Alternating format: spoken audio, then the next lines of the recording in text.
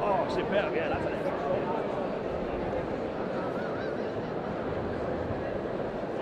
How very cynical of you.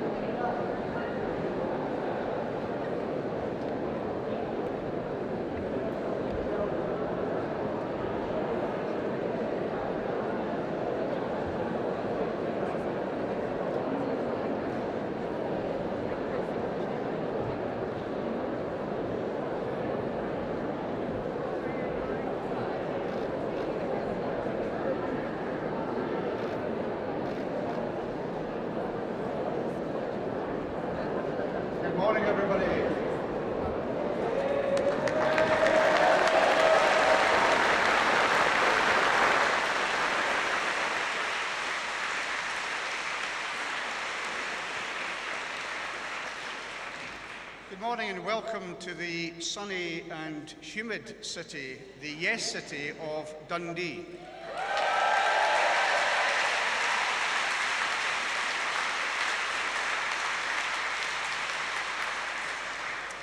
Friends, I first stood on this stage 35 years ago to receive a degree from the best university in Scotland, the University of Dundee. But friends, 2 years before that, I made a trip with my fellow students to Brussels in 1986. And whilst there, we met all the MEPs that Scotland had elected at that time, one of which, of course, was Winnie Ewing. Now, I can tell you that all the students that were there, and nobody knew their politics. I had joined the party 2 years prior to that. Nobody knew their politics, but of all the MEPs that were there, I think it was 8 at the time, there was one that took the time to speak to every single student. There was one that invited her back to her apartment, gave us drink, music. Well, as you know, there was always drink around in those days with Winnie. Really good company, and she went round and spoke to every single student. She spoke to me. I just come from the Falklands War. She wanted to know how my mum had coped with that. But I make the point to say that the work that Winnie Ewing did is not the things just that we all know about, the elections that she won, the critical elections that she won, but it was the hearts and minds that she won every day that she worked for independence. And to try and highlight that, the first person we're going to hear from briefly is the Minister for Culture, Europe and International Development, my partner as it happens, Christina McKelvey, but crucially, the person that now represents the Hamilton constituency, Christina McKelvey.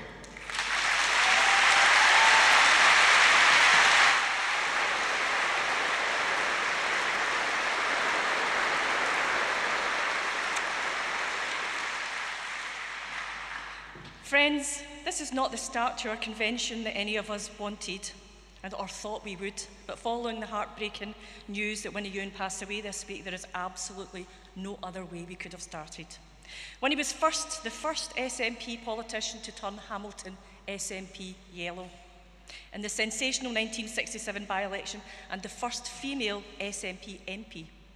This by-election result propelled the SNP to frontline politics and boosted the independence movement for many decades to come. I know people in Hamilton who still remember Winnie and her winning team very fondly, and they always will. With Stop the World, Scotland Wants to Get On echoing from Hamilton 1967 to this hall today, they always will. Her amazing win in Hamilton speaks to the dedication, intellect, wit and talent that Winnie possessed in abundance.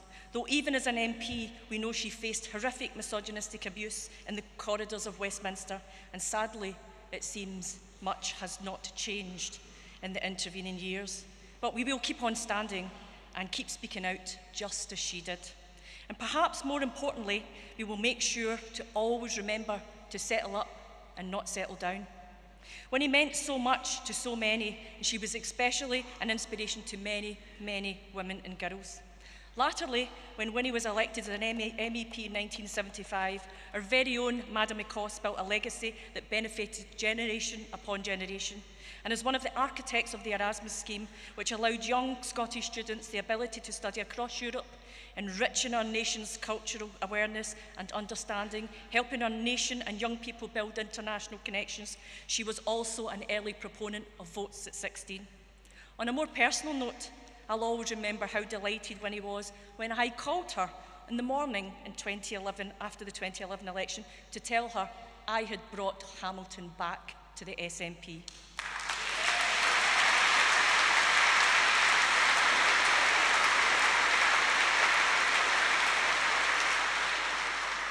I dedicated that win and all my wins since then to her.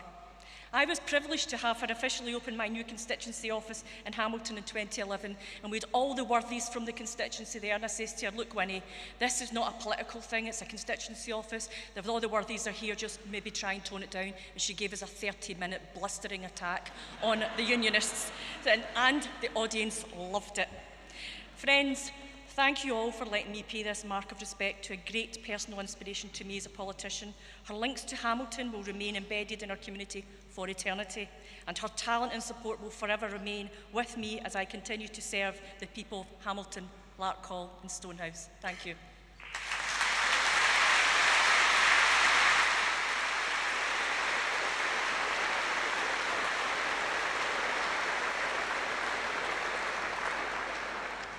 Thank you, Christina. If Christina was the person that was able to build on the foundations that Winnie had laid in Hamilton, then the next person is the person that provided the foundations for me to win Ochil in 2007.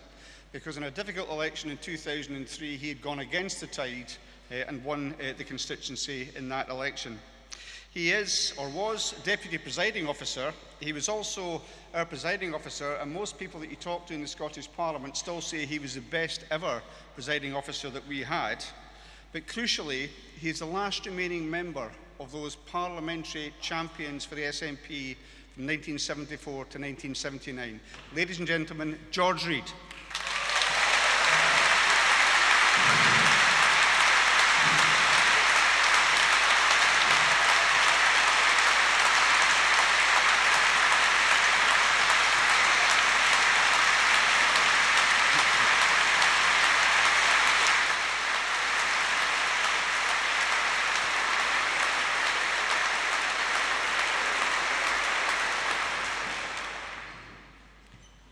Yes, with the passing of Winnie and with a deep sense of loss, I speak as the last remaining member of the 7, then the 11 SNP MPs sent to Westminster in 1974. After the first group meeting in the Commons, there was a reception, a ceilidh, a hoolie. Winnie, in her sweet voice, sang, "Dirramadua, Dirramaday, the day we went to Rothschild." A day trip down the water as a girl, she said, had opened her eyes. The magnificence of Scottish sea, sky, land. Next step, the world. The glens where people had been evicted, the coastal towns plagued by poverty, a nation with vast potential which had lost its confidence, a nation with a democratic deficit. Occasionally, just very occasionally, a person emerges from the murk of daily life with the vision and determination to change things for good, to set a country on a different path. That was Winnie. I was the reporter covering the 1967 Hamilton by-election for ITV. When she overturned a 16,000 majority, I shouted, "She's done it!" to the cameras. That was my public reaction. But privately, she liberated me and thousands of others in a realization that change in Scotland was actually possible. And every election thereafter has been viewed through a Scottish lens. Winnie was a bonny fechter who never particularly bothered about risk. Hamilton, here we go. Murray and Nairn, the seat of the Secretary of State, will take him on. And a month after the decimation of the party in the 1979 election, a light in the darkness, her election to the European Parliament. I talked to Winnie once about her record at Milton Duff. Sometimes you just have to blast on, she said. Just get through it. I've never known a campaigner with such charisma. Dreich days on doorsteps, drizzly days on the high streets, damp days in village halls, lit up by our sheer presence. Politics for Winnie was not a career, it was a vocation. Remember that. "How are you settling in?" said Harold Wilson in 1974. "I'm not here to settle in," said Winnie. "I'm here to settle up."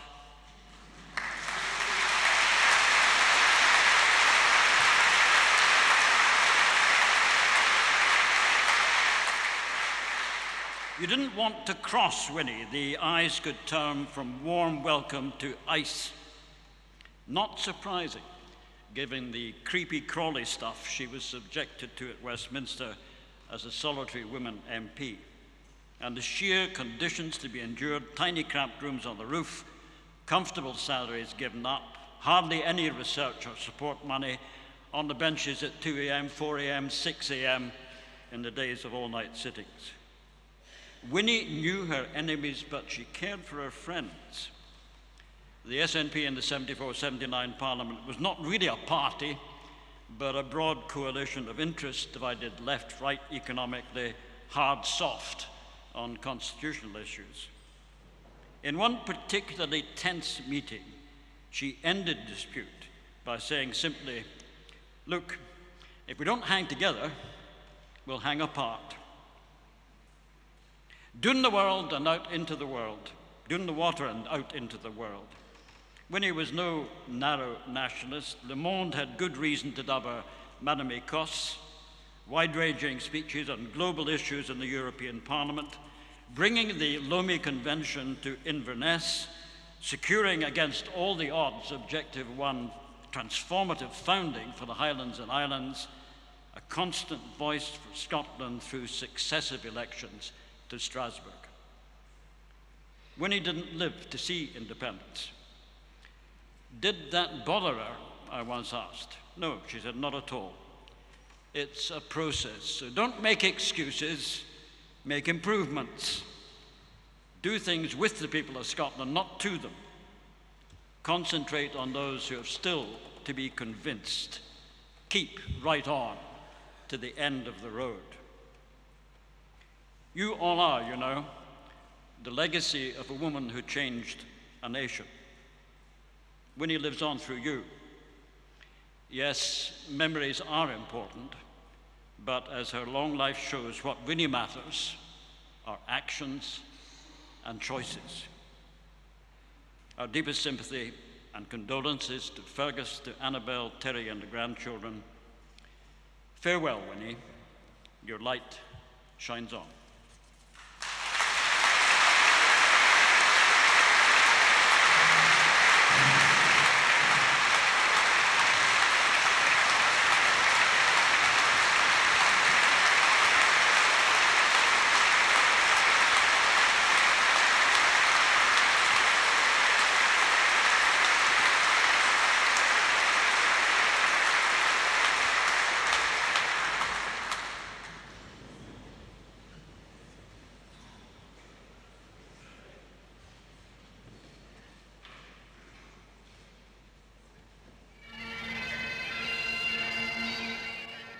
Winnie Ewing was a remarkable woman whose achievements left an indelible mark on the history of Scotland. Born Winifred Margaret Ewing in 1929, she dedicated her life to the cause of Scottish independence, playing a trailblazing role in the Scottish National Party. In November 1967, her sensational victory in the Hamilton by-election sent shockwaves through the political landscape. Winifred Margaret Ewing, Scottish nationalist. 18,397.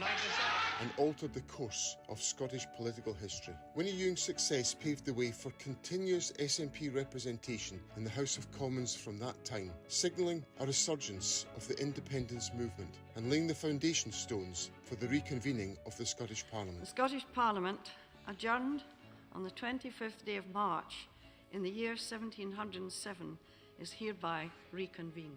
Her famous declaration, "Stop the world, Scotland wants to get on," echoed her vision for an independent Scotland and captivated the nation.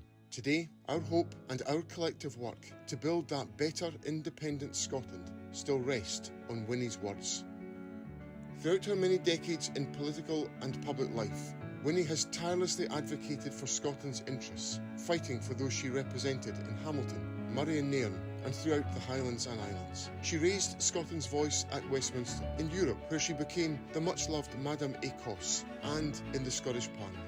And Winnie Ewing's legacy extends far beyond her political achievements. She was a trailblazer for women in politics, breaking barriers and paving the way for future female leaders. Her dedication, her energising charisma, and her love for Scotland continue to inspire and shape the pursuit of Scottish independence. Today, we remember and celebrate Winnie Ewing, a true pioneer and champion of a free, independent Scotland.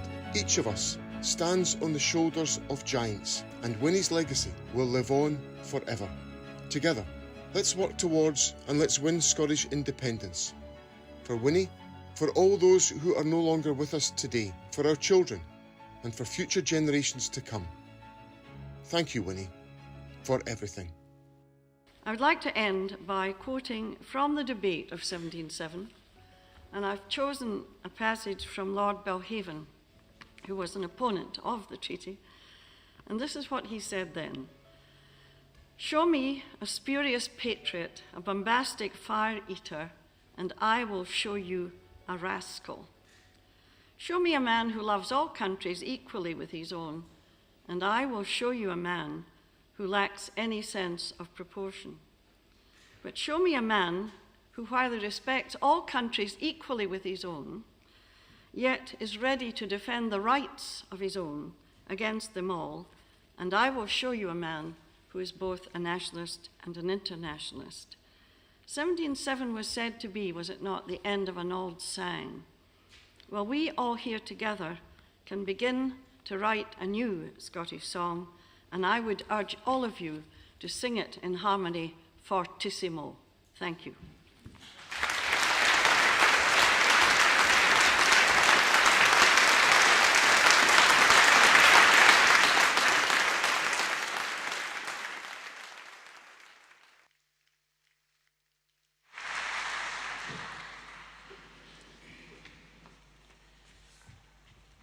Good morning, colleagues. My name is John Alexander. I'm the leader of the SNP Majority Council here in the City of Dundee. Thank you very much.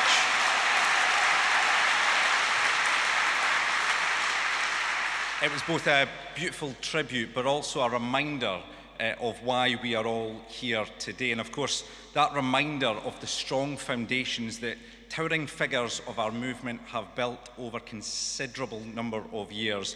And we shouldn't be sombre on this occasion. We should absolutely be inspired to deliver the vision that Winnie and so many others have had. It's my absolute pleasure to welcome you to the City of Dundee, and obviously there is no better location than Yes City for the coming together of our party as we chart our journey to Scotland's independence. I'm desperately proud of the fact that a majority of people in this city, a majority of Dundonians, voted for independence, and I intend, alongside each and every one of you, to deliver their wish. We gather here to engage in a vital conversation about our future, to share our thoughts, our hopes, and our dreams for an independent Scotland. And I think it's also quite important that Dundee is that backdrop for this conversation, a city steeped in history and in culture. And it serves as the perfect backdrop, not least because of the return of the vote in 2014, but also because of its credentials as a city of discovery, which, as I'm sure many of you will know, has long been the slogan for our city. Because Dundee embodies that spirit of exploration, of innovation and of ambition. And just as our forebearers set sail from these shores to explore the world, we too embark on a journey of discovery, seeking to shape our destiny as a sovereign nation. With the powers we have, we've made a real intangible difference to both this city and to Scotland. And Dundee in particularly has been transformed over the last decade as a result of a dynamic, energising and ambitious SNP Council, obviously I'm slightly biased, and government. And just think what more we could deliver and achieve without Westminster dragging us backwards at every opportunity. These last few years in particular, since the referendum, serve as a reminder of the failure of the UK and the opportunity that comes with independence. Austerity, cuts to society's most vulnerable, the bedroom tax, the rape clause, Brexit, £15 billion of PPP write-off, COVID parties, jingle and a mingle, a strong and stable lettuce and economic chaos. Scotland can and must do so much better, and friends, we absolutely will.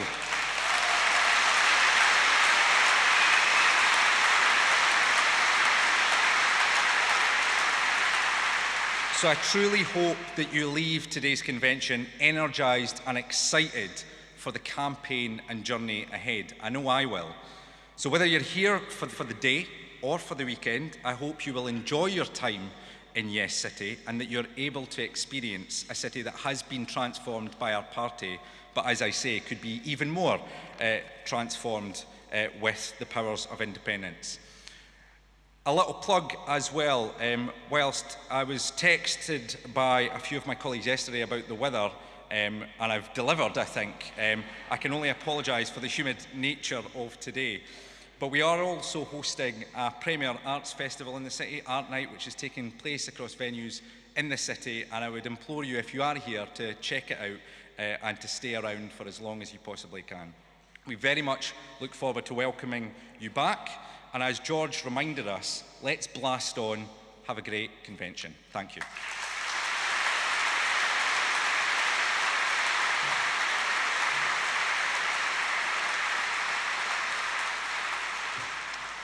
Thank you very much, Councillor John Alexander. For those that were here last night, the weather is reserved. For those that are here today, the weather is devolved, just to make that clear.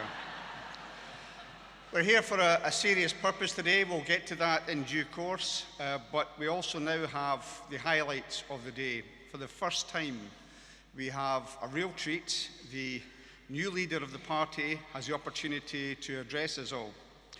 Now, the vast majority of people in the hall will know, and many will have met Humza. If you haven't met him yet, knowing his attitude to these things, you will meet him shortly. As the first activist, he is an incredibly engaging and competent and likeable individual.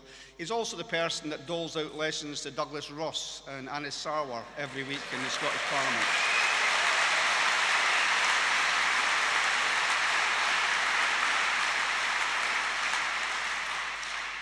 He is our newly elected party leader.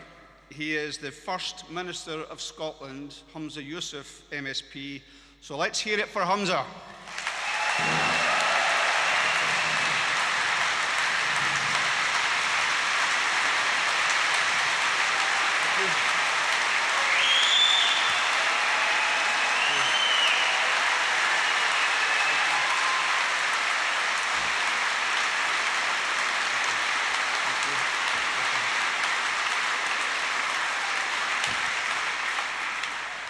Wow, what an incredible, warm welcome from you all. And can I tell you that it is the honour of my life to be here as the new leader of the SNP. And you may have picked up, there's been a few challenges in the first 12 weeks. And through some of those difficult days, it is you, our incredible members, that have lifted me up. You have given me heart. You have given me energy. So from the bottom of my heart, thank you for all the support that you have given me, our party, and our cause.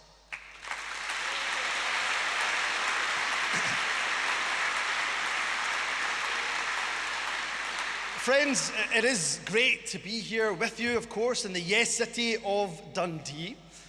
Famously, as you will know, it's the city of the three J's, Jute, Jam, and Joe Fitzpatrick, of course, as well. This is a city which, in many ways, represents the very best of Scotland. Rightly proud of its industrial heritage, but also constantly reinventing itself to stay at the cutting edge. And today, it's home of some of the key industries that will power Scotland's future. Today, as we gather to discuss that future, I cannot tell you how much of an honour it is to be addressing you as the new SNP leader. The SNP is a party that has often made history. And I stand here today as the first ever Muslim and first ever ethnic minority First Minister.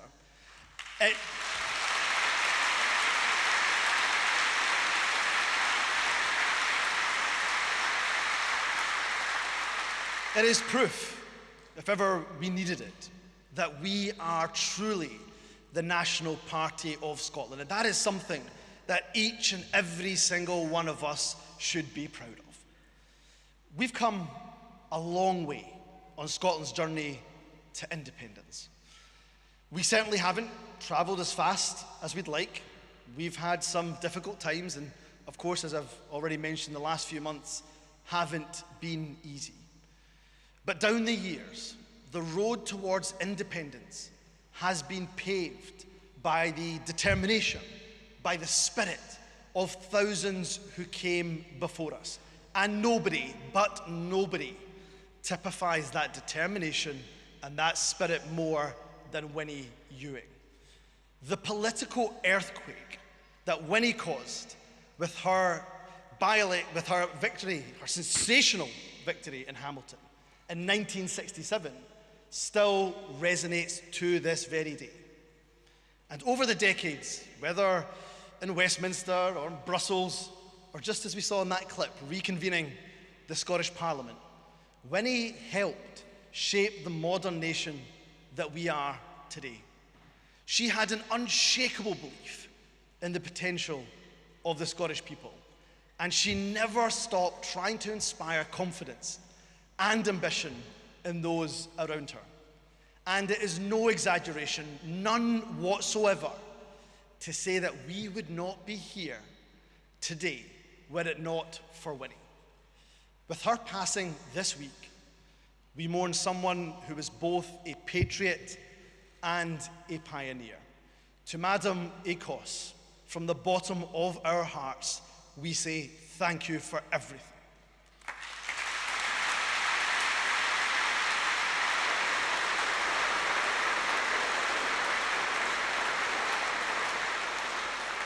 Friends, the success of the SNP in winning elections over the years has allowed us to make a real difference for the people of Scotland. And what a difference we have made. An estimated 90,000 children in Scotland being lifted out of poverty by our actions. Record levels of foreign investment in our economy. Unemployment at near record low levels. That's the difference that the SNP makes. The best paid nurses in the whole of the UK, a global leader in climate justice, an education system based on the ability to learn, not on the ability to pay. That's the difference that the SNP makes.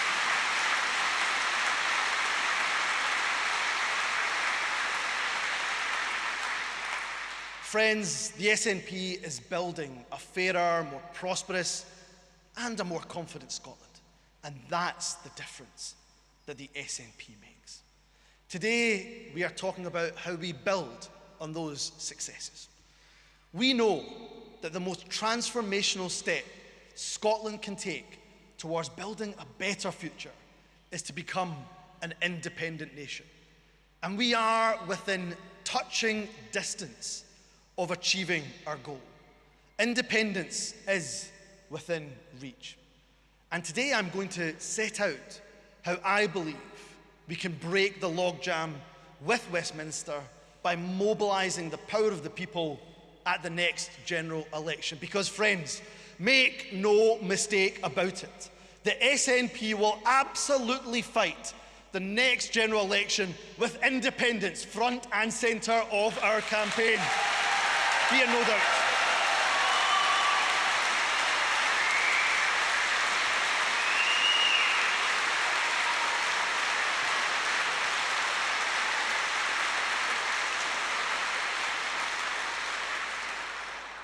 And that's because choosing between Tories or Tory light, well, that's no real choice at all.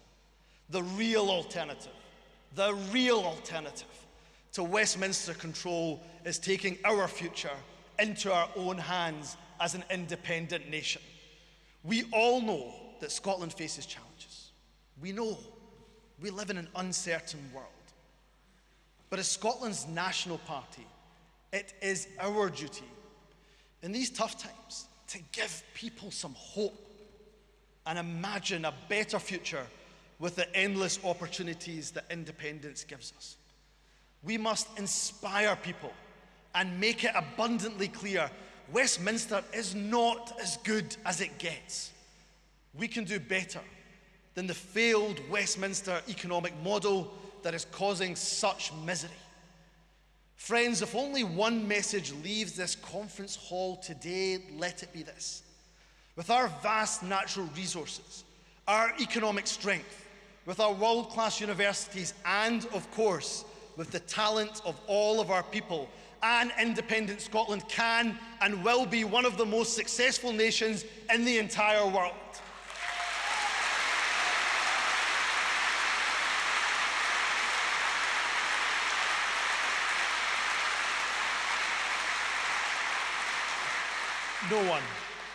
No one, absolutely no one, will take better decisions for Scotland than you, the people who live here. After all, it's the people who live here who have the biggest stake in Scotland's future. No one can better steward our resources. No one can better nurture our talent. The evidence of why independence works is quite literally all around us. All we have to do is look to our European neighbours, and we get a glimpse of what Scotland's future can be. Whether we're talking about Norway, whether we're talking about Ireland, whether we're talking about... That's okay. That's okay, folks. Folks, let's not boo. I'll tell you what, folks. Let's not boo. I'm going to take a minute to talk to that person, everybody, because we are a party that listens to people.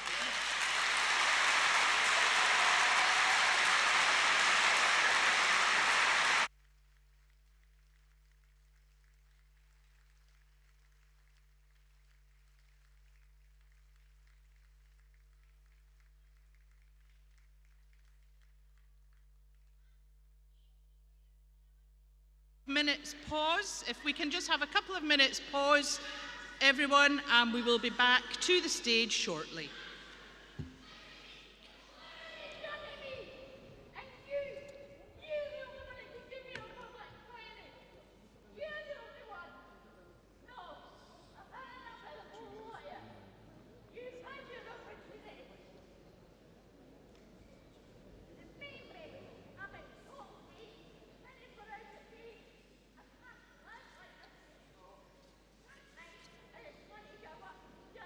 Yeah.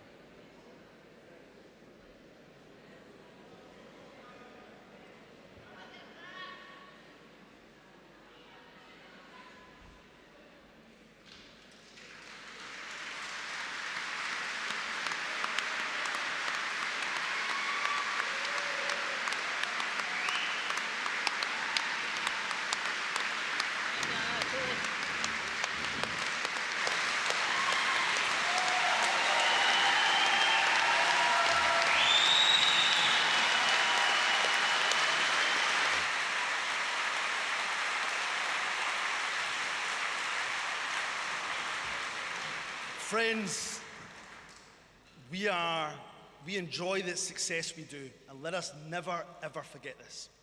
We enjoy the success we do because we care for each and every single person in Scotland. And we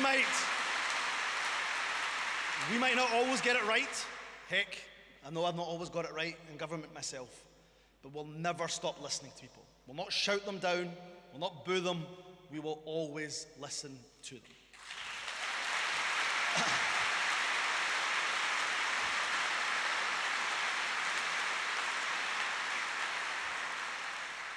Now, where was I? Right.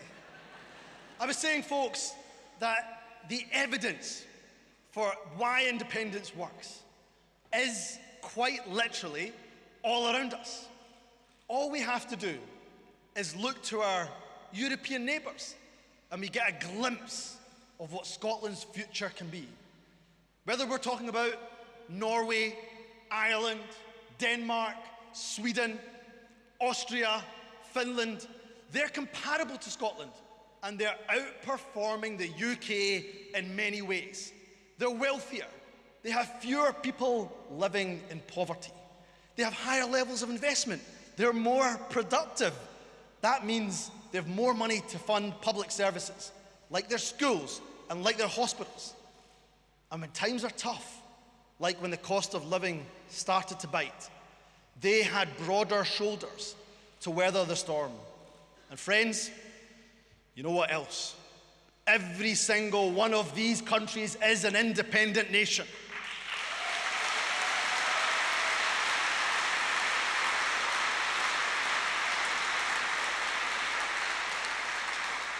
Each country had their own path to success, but in every case, success is exactly what independence has led to.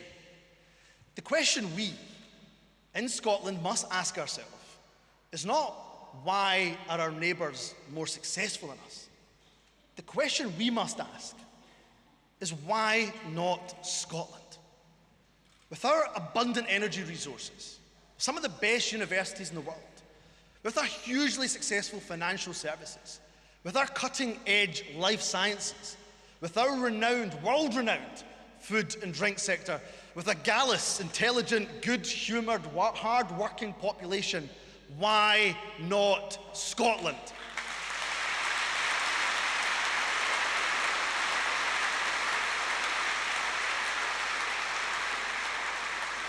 Friends, independence works.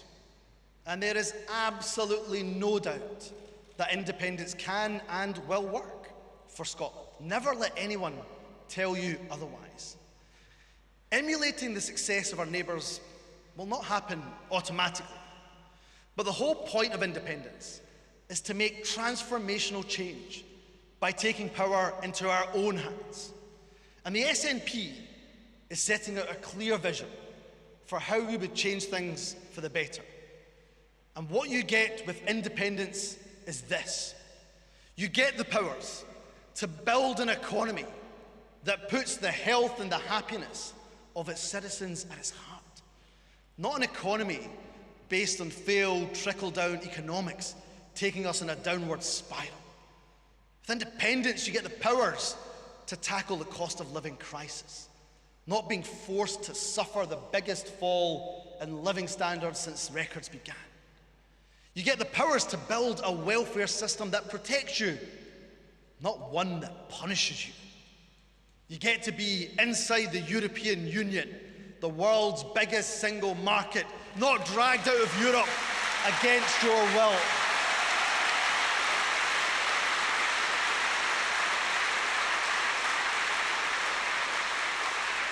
You get an energy policy that works for Scotland's people and works for the planet, not an energy market designed to work for Westminster and corporate shareholders.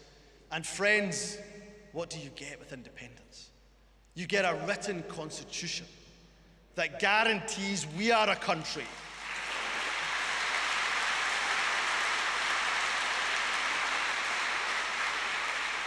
Hey, I've not even got to the good bit. We get a constitution, a written constitution, that guarantees that we are a country which enshrines and protects the rights of every single citizen. Not a country where populist politicians strip people of their fundamental rights, particularly from our most marginalised communities. You get a constitutional right that protects the NHS at the point of use.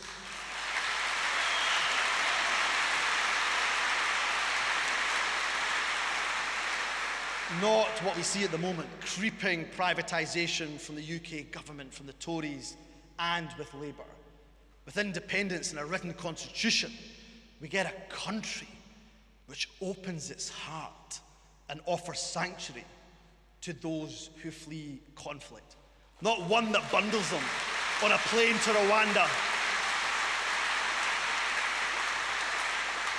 And friends, with that written constitution, we get a country that bans nuclear weapons from our soil for good.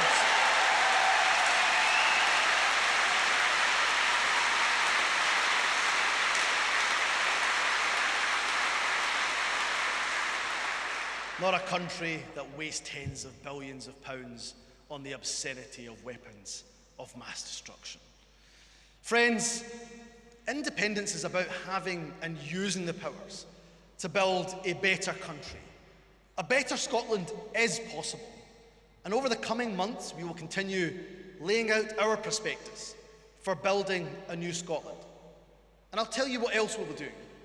We'll be defending our national parliament from being constantly undermined, overruled, sabotaged by an increasingly erratic Westminster government.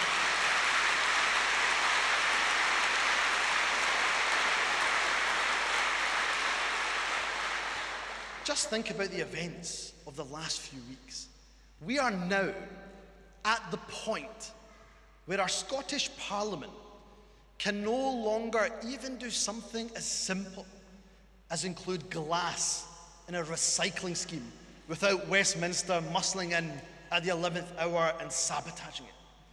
And while we promote Scotland as a place to invest and do business in capital cities right around the world, Westminster tries to stop us because they claim that we're stepping above our station.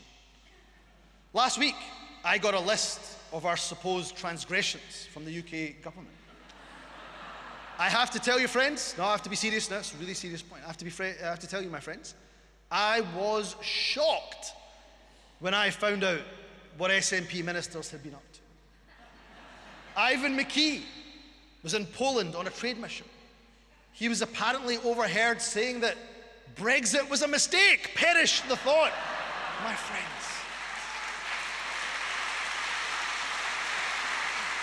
Angus Robertson was promoting Scottish culture at a St Andrew's Day reception, and he dared to say that leaving the EU had negatively impacted on student exchange programmes to Scotland. An absolute shocker, ladies and gentlemen. You see, for the Tories, bringing jobs and investment to Scotland is apparently a transgression. For the SNP, bringing jobs and investment into Scotland is our national mission.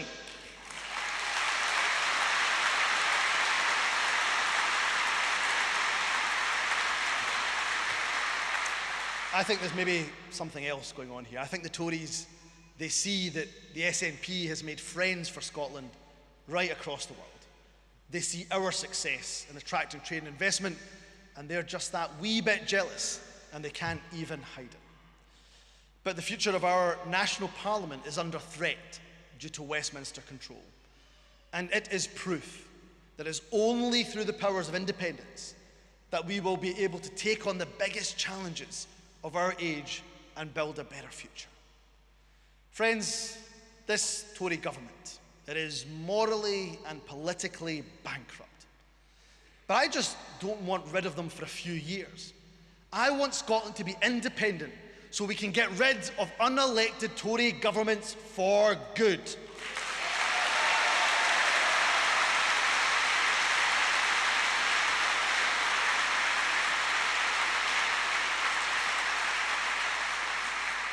Especially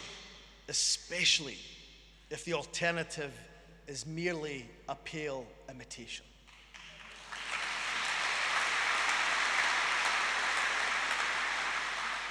We don't need a Labour leader who says he doesn't care if he sounds conservative.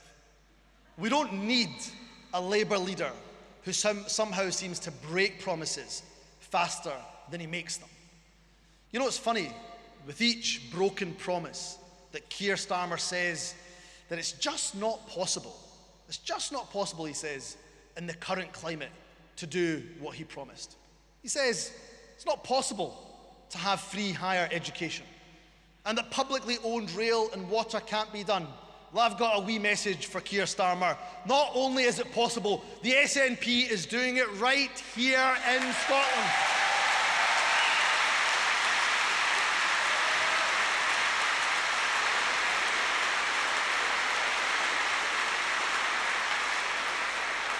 And I'll tell you why it's possible. It's because the SNP stand by what we believe in. And that is the difference the SNP makes. And many years ago, President Kennedy very famously said that the question in politics is not what your country can do for you, but what you can do for your country. The thing about Keir Starmer is that when he comes north of the border, he doesn't ask what he can do for Scotland. He's only interested in what Scotland can do for Keir Starmer.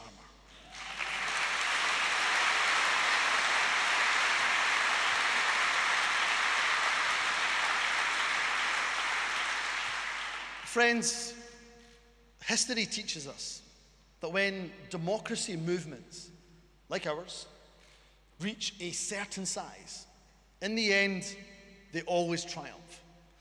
And that's why we're gathered here today, about how we can ensure independence becomes the settled will of the Scottish people.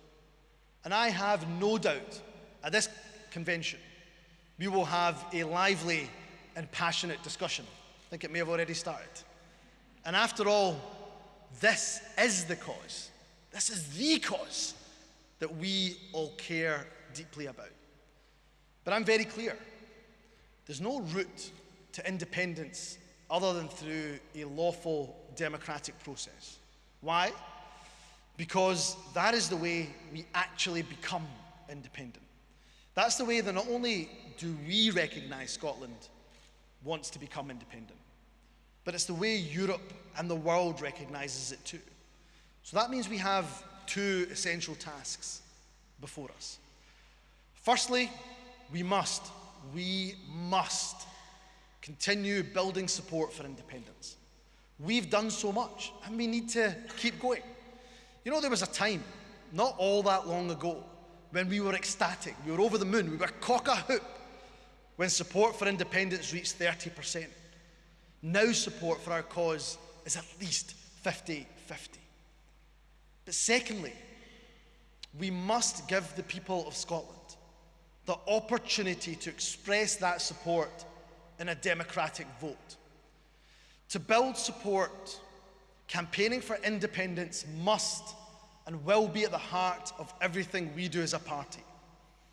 That's why SNP activists, that's why you will be engaged in a summer campaign on the opportunities of independence, taking our message to homes the length and breadth of Scotland. I'm out every week speaking to people. I've been hugely inspired to meet SNP activists across the country.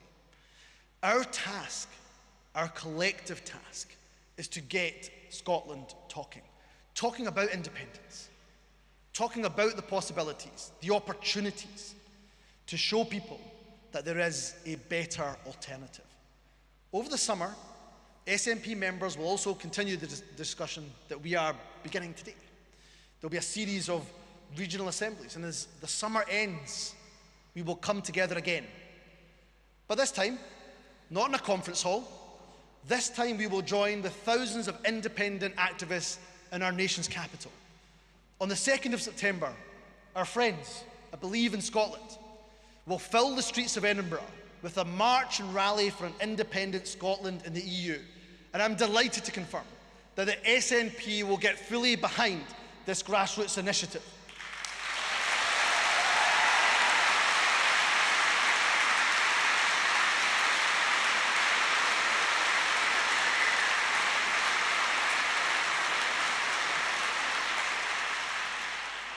I will certainly be there, and today I'm calling on every single independent supporter to come together to show our opponents that the cause of independence is truly the people's movement. Because the people of Scotland have always marched and rallied for democracy. And on the 2nd of September, we must do so again. So friends, let's make this rally the biggest our cause has ever seen.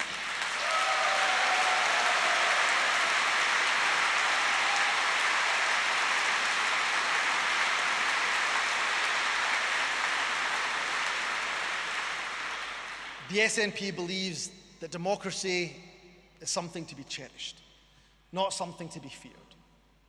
Westminster are clearly running scared, but there's one vote that they cannot hide from whenever it comes, and that is the next Westminster election. That election offers us the opportunity to break the logjam. Of course, we will set out how we will stand up for Scotland's interest and how we'll mitigate the damage of Westminster control, as we always do. But friends, I didn't get into politics to simply mitigate Westminster damage. I believe that the SNP should do much more than that. I believe that in this election, the SNP should offer the people of Scotland a manifesto for an independent Scotland. A manifesto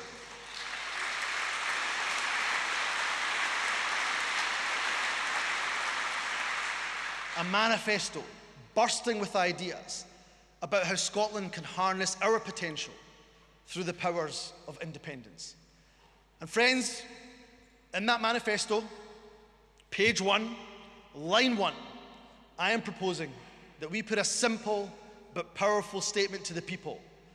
Vote SNP for Scotland to become an independent country.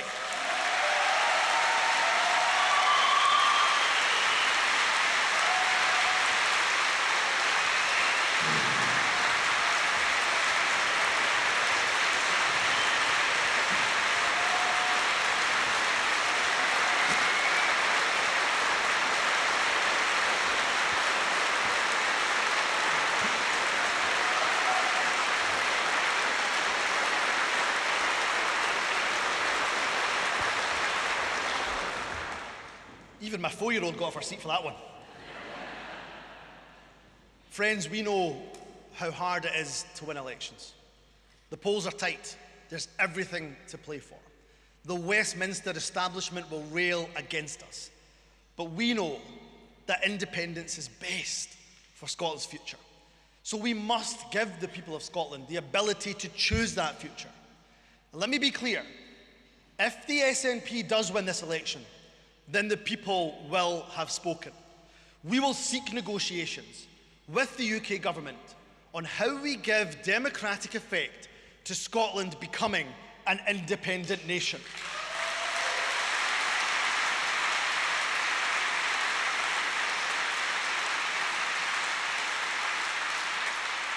Remember, we are not the bloc on a referendum. A referendum has been our plan A. Westminster are the ones who are blocking it. So whether that democratic effect is a referendum or simply the general election, that is for them to answer. They told Scotland, this is a voluntary union. Prove it.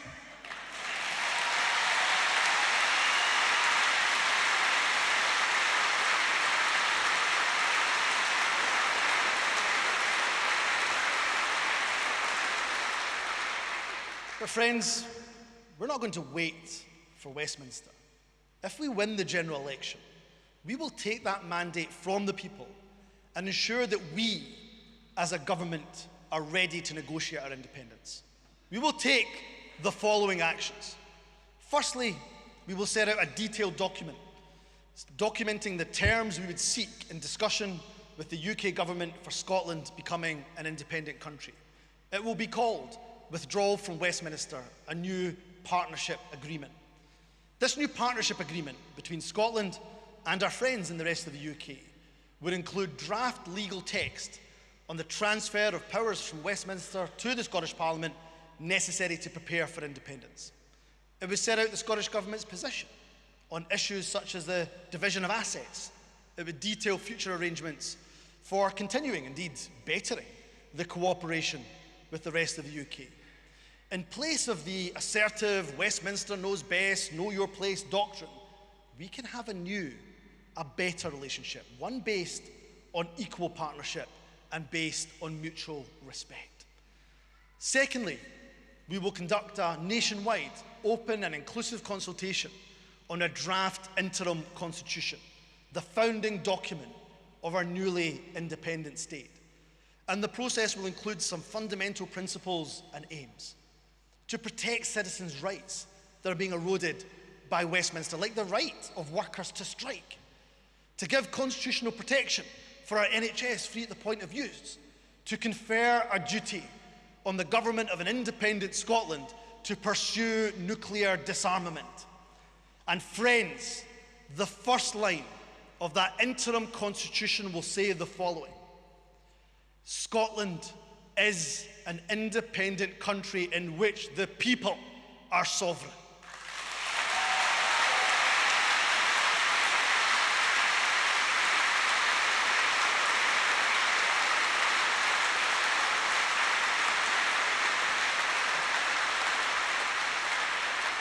Friends, with independence, we will transfer sovereignty from Westminster to the people of Scotland.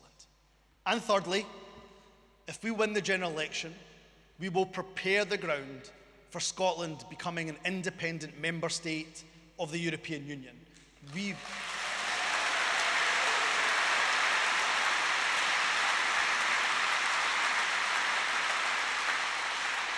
will do that by establishing an envoy position, a representative of the Scottish Government in Brussels.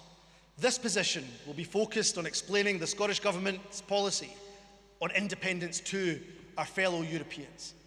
We will reinforce to our European partners our commitment to a legal, constitutional, democratic process. But we will also seek to enhance understanding that Scotland is an ancient nation committed to the founding values of the European Union.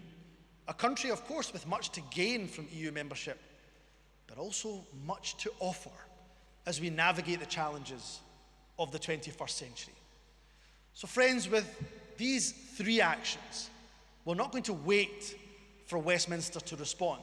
We are going to take our destiny into our own hands. We will begin laying the foundations of a newly independent nation. It's a vote to deliver the powers of a country which can build a better economy, stronger public services, a fairer, greener society, and a Scotland free from the abomination of weapons of mass destruction.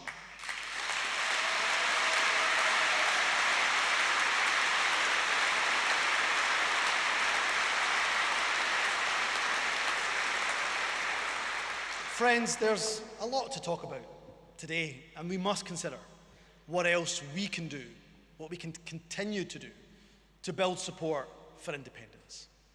What we are discussing today, what we discuss over the summer in our regional assemblies and in our branches, and ultimately what we agree at our national conference in October, will be the springboard that delivers independence for Scotland. Friends, Winnie Ewing's passing has, for all of us, brought to the fore many memories and indeed emotions over the last couple of days. As well as the sense of loss, I've been thinking of many people over the years who fought their whole lives for an independent Scotland, but sadly haven't lived to see the day. People like Winnie, people like George Leslie, people like my mentor and friend, the late and great Bashir Ahmed. But friends, let me tell you this. When we are so close to achieving our goal, we must take strength from them and their legacy to push on until we win. For our families, for our friends, for our communities, for our country. That's who we are doing this for. And for our children, our future generations, those yet to be born, who will live in an independent Scotland and decide how they want it to be run. In the final days of the 2014 referendum campaign, Winnie gave what I think was her last filmed interview. She spoke of her pride at being able to cast her vote for an independent Scotland. And she said this: "I've waited all my life for a meaningful vote. I'm old enough to appreciate having grandchildren, so I'm in a position to realize that it's vital for them to grow up in a fair society where their aspirations are listened to and when they're afforded the chances they need." Madam Acos, thank you for absolutely nailing it. Because I think about independence. And when I think about independence, I see my two girls, Maya and Amal, who are in the front row. I won't lie, it's hard for this dad to think of his girls one day leaving our home and making a life for themselves. I'll be a greeting mess, trust me, when it happens. But as parents, that's all we want. We want our children to be happy. We want our children to be healthy. We want them to make decisions over their own lives, to make decisions as strong, independent people. And that's what I want for my country too. We don't just have to imagine a better country. We can build it. We can build that better country by becoming independent. Friends, I want you to think, just think for a moment about that moment that Scotland's independence is declared. I want you to think of all the pavements you've pounded, the doors you've champed, the leaflets you've delivered. Capture how you will feel at that very moment. When you hear the results filtering through the news channels, that it has been confirmed that the people of Scotland have voted to become independent. Now let that feeling motivate you. Let it be the driving force that propels us to campaign harder than we ever have before. The SNP has a positive vision for an independent Scotland. And when we leave here today, we will do so united in making that vision a reality. As we return to our homes, to the cities, to the towns, to the villages, to the highlands, to the lowlands, to the islands, to every community, to every street, and to every home, the SNP will take that case for a better nation to the people. We will show them the nation we can be, and friends, together we will lead Scotland to independence. Thank you very much.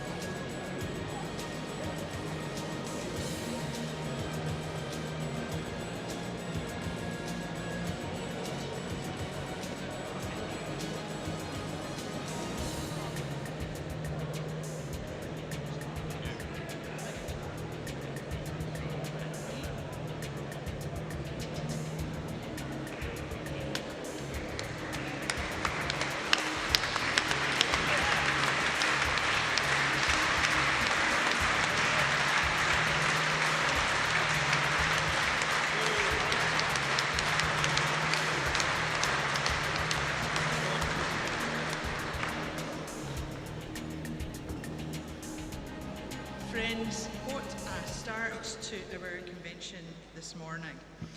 Now, we're very keen to hear from all of you as well.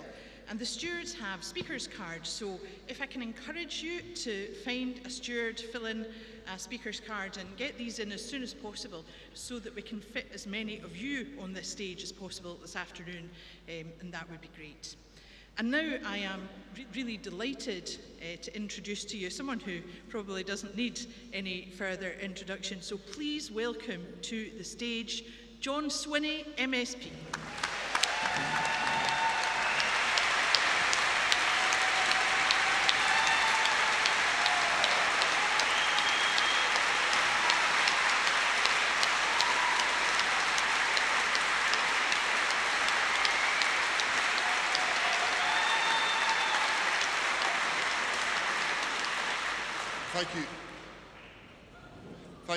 Thank you very much, everybody. I'm one of these first-time speakers at conference that's just put a card in. I find myself in a very different position to the one I've occupied for so many years. 3 months ago, I stood down after 16 years in senior office in the Scottish Government, a privilege I never thought I would ever have when I came through the doors of my first party conference in 1980. I was only able to undertake those senior roles in Cabinet and ultimately as Deputy First Minister because of one thing, and that was the electoral support that you achieved for the Scottish National Party. So from me to you, thank you for giving me the privilege of my life.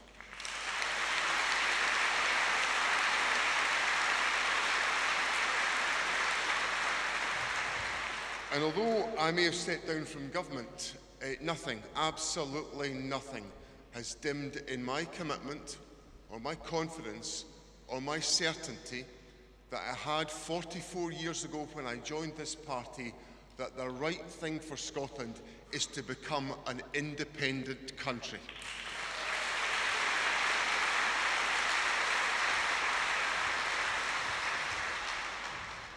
Our new First Minister has started his work in leading the country, and it's been a difficult time and a difficult context in which he has had to do that. But he set out a clear agenda for Scotland, which is focused on eradicating child poverty, on making sure the transition to net zero takes place in a just fashion, and that we rebuild our public services after COVID. He's done it with grace, with empathy, with absolute devotion, and I congratulate him on all that he is doing to lead Scotland today.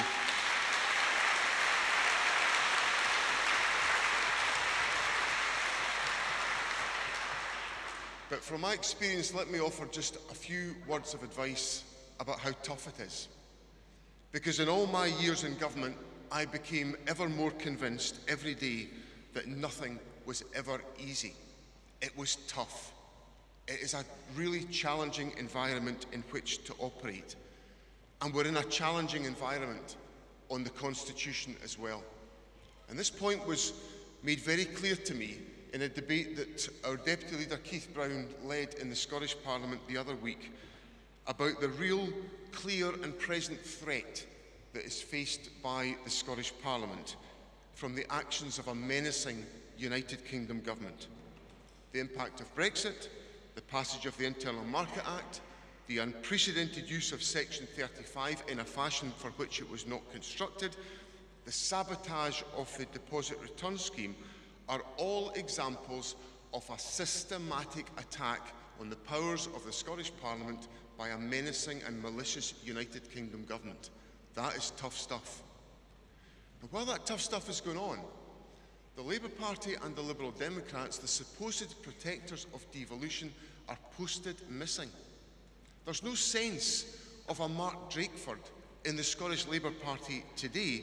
The supposed advocates of devolution are sleepwalking into the erosion of the Scottish Parliament's powers.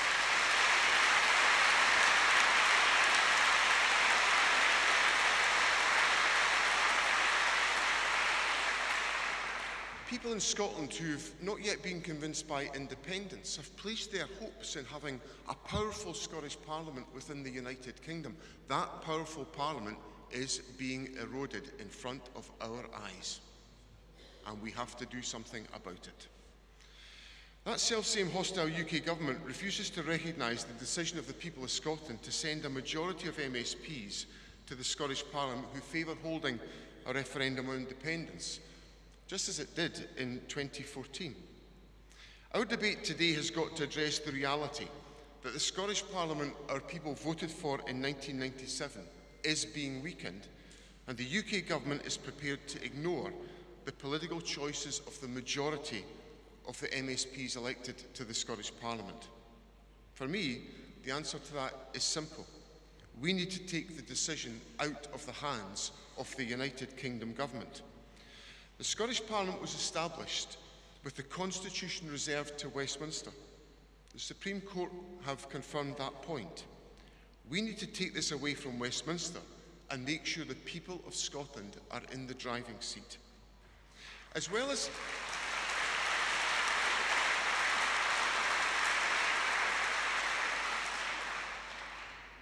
recognising the reality of the situation, we have to recognise the urgency of the situation. The UK is bust.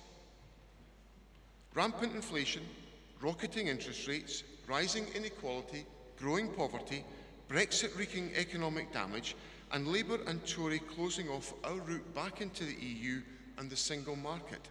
Scotland needs independence urgently to recover prosperity.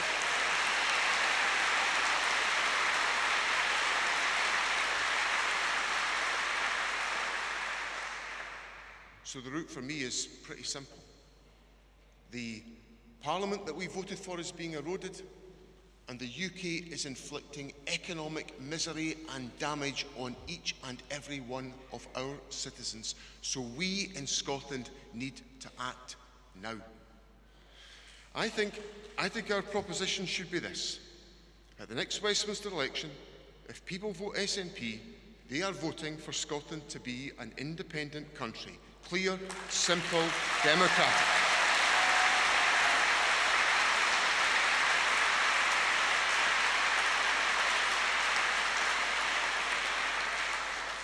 By seeking a clear and unequivocal instruction from the people of Scotland to act, to deliver independence, in an election to the Parliament that has deliberately kept to itself control of the Constitution.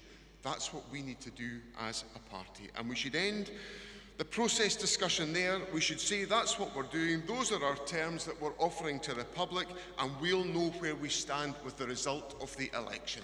So, friends,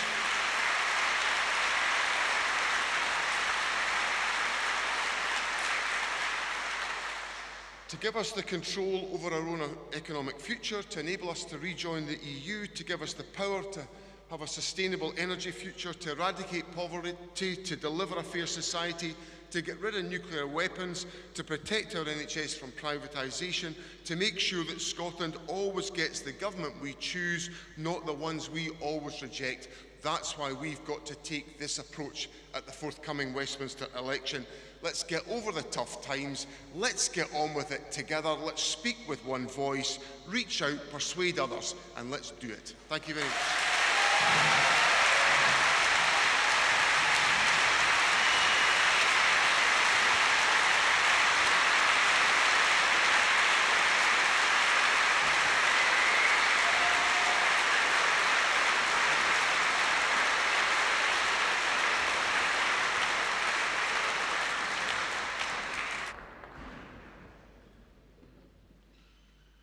Thank you very much, John.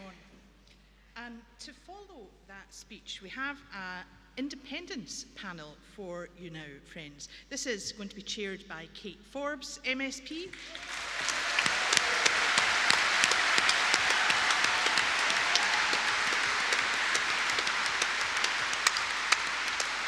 So, welcome to Kate and to panellists, Gordon McIntyre-Kemp,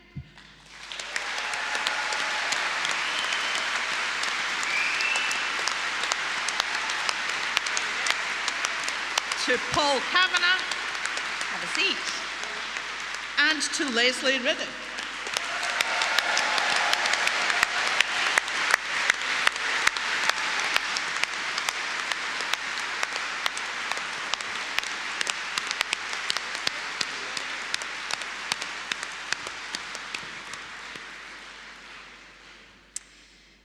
Well, good afternoon. It's wonderful to see your faces, and I'm absolutely delighted to be joined by some of the most influential and insightful thinkers in the independence movement. And the SNP, we know, is a key and critical part of the independence movement. But the cause of independence is bigger than the SNP, and that's why we're particularly grateful to our panelists for joining us here today. Now, we've already had introductions, and I think most of the people here need no introduction. So we're going to get straight into the substance of our panel discussion. Now, Leslie Riddoch has very kindly offered to stay a bit later because she has to be away at 12 sharp, and you'll notice it was 12 sharp about 5 minutes ago.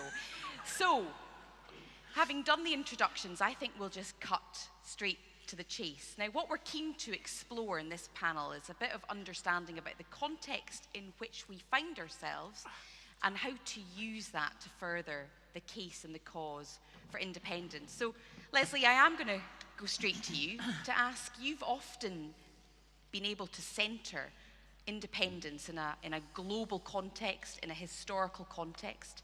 And where do you see the cause of independence right now in that context? And secondly, what's your advice to us?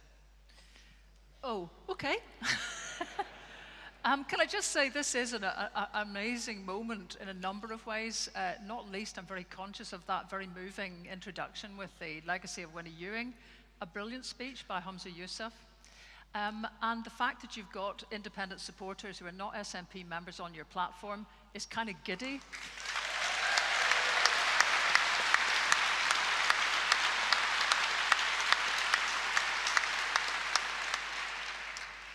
However, I am a critical friend, so, you know, it's giddy because there's been a long time where the movement has been priced out of your conferences. And it's great to be able to get back in. I hope it continues this way because we all need one another now with no shades of difference.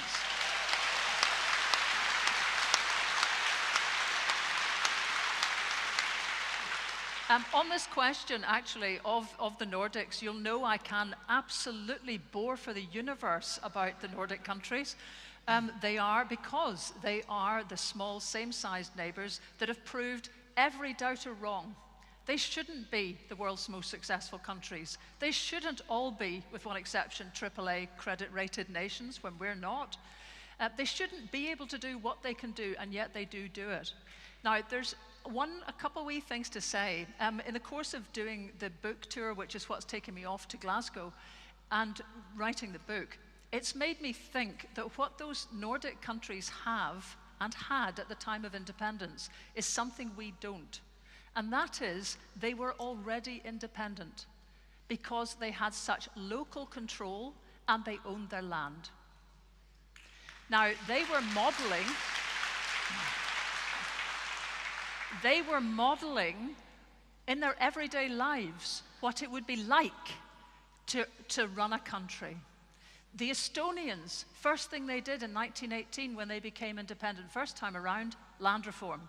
The Finns, 1917, land reform. The reason that these countries got through, in Estonia's case, the most horrific experience of Russian occupation for 50 years. The reason they got through is literally every citizen had skin in the game.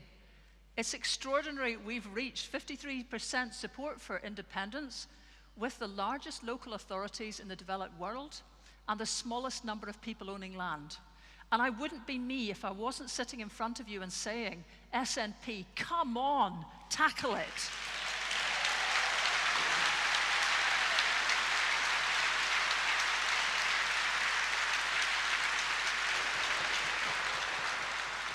But having said all of that, what's apparent to me, for example, there was mention of Denmark there by Humza. I'm pleased to say I'll be going to make a film about Denmark in August. It's already been funded by the Scottish Independence Foundation and a donor who wants to remain anonymous and is not George Fawkes. So the thing is, we could do with knowing more about those neighbouring countries. And the great experience I have of going to them all is they are so ready to help. They're ready to help because there is no experience we'll have on the path to independence. And the next important bit, actually running the country, there is no experience we'll face they haven't already faced. And they're very, very willing to share their expertise. So we are lucky. Some might say we're not so lucky with some of our neighbours. We're very lucky with our Eastern neighbours. We're very lucky with our Irish neighbours.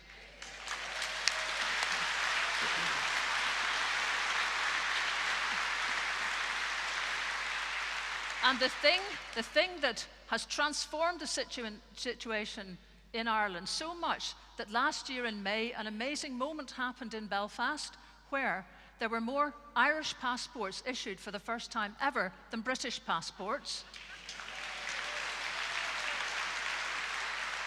But the amazing thing that happened there is something that didn't get so much publicity. It's the fact that the Irish trusted their citizens to deliver the change to the Constitution that produced the referendums on abortion and on equal marriage. Key things for Ireland to become a secular nation into which people in Northern Ireland could feel they might fit.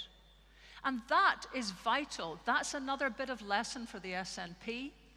You need to trust your party members. You need to get the structures so that even well-meaning folk like us are not standing between your leadership and you as a party being able to have the old-fashioned, robust, carnaptious debates that every journalist who's here and of an age remembers seeing. That's got to be the future.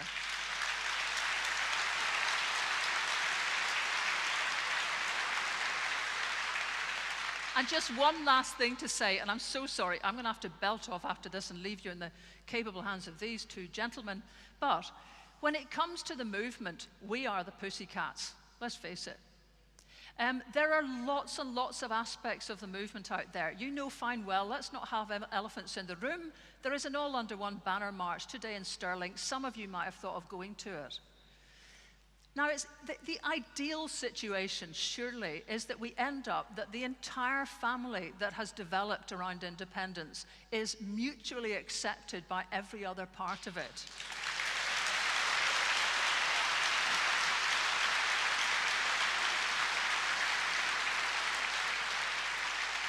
And that means two things. One is, Humza, please go to an all-under-one banner march and rally sometime soon.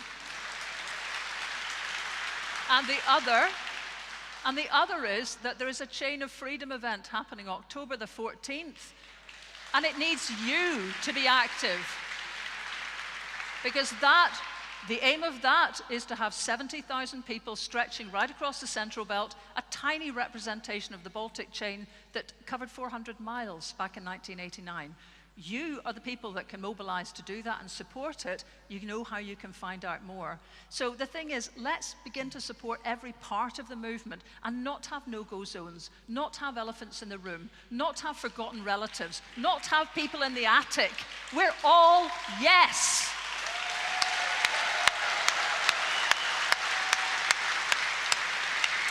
Thank you very much, Leslie Riddle.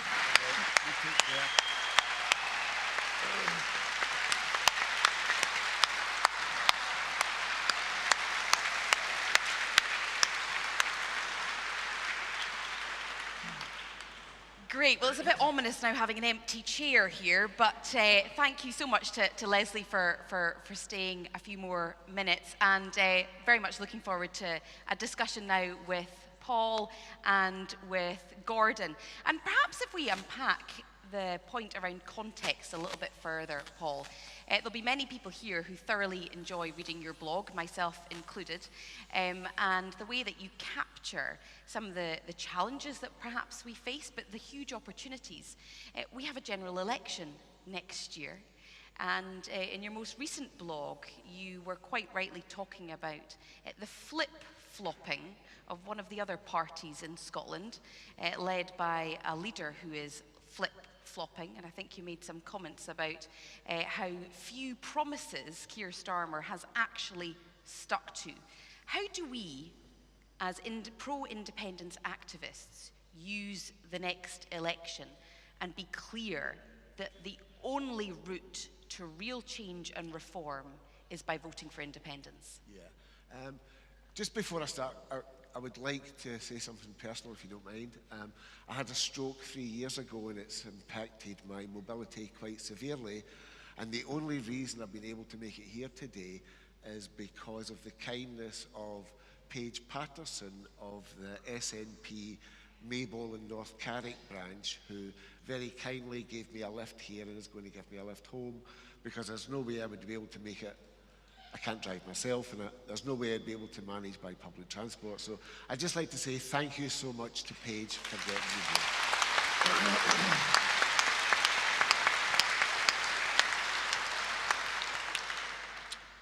So to get back to the topic at hand, one of the things that struck me, I mean, I've always been really cynical, and that's maybe what that comes across in my blog, I think. But one of the things that struck me about the 2014 referendum campaign was how happy-clappy it was.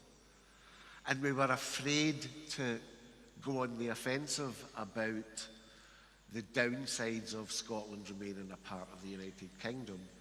And I really think now more than ever, it is vital that, as well as the crucial task of building and presenting a positive case for an independent Scotland, we also need to talk about the damage that's done to Scotland by remaining a part of this dysfunctional so-called United Kingdom.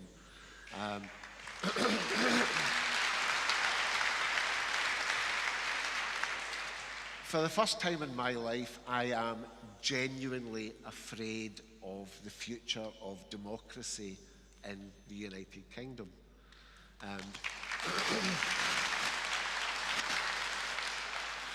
The Conservative Party has sold its soul to authoritarian English nationalism, and I think even if they do lose the next general election, those tendencies will only be exacerbated in the Tory party, and they will inevitably get back into power one day, because the electoral pendulum in the United Kingdom will swing between Labour and the Tories, as it always has done, and at some point in the not too distant future, England will vote back in a Conservative government.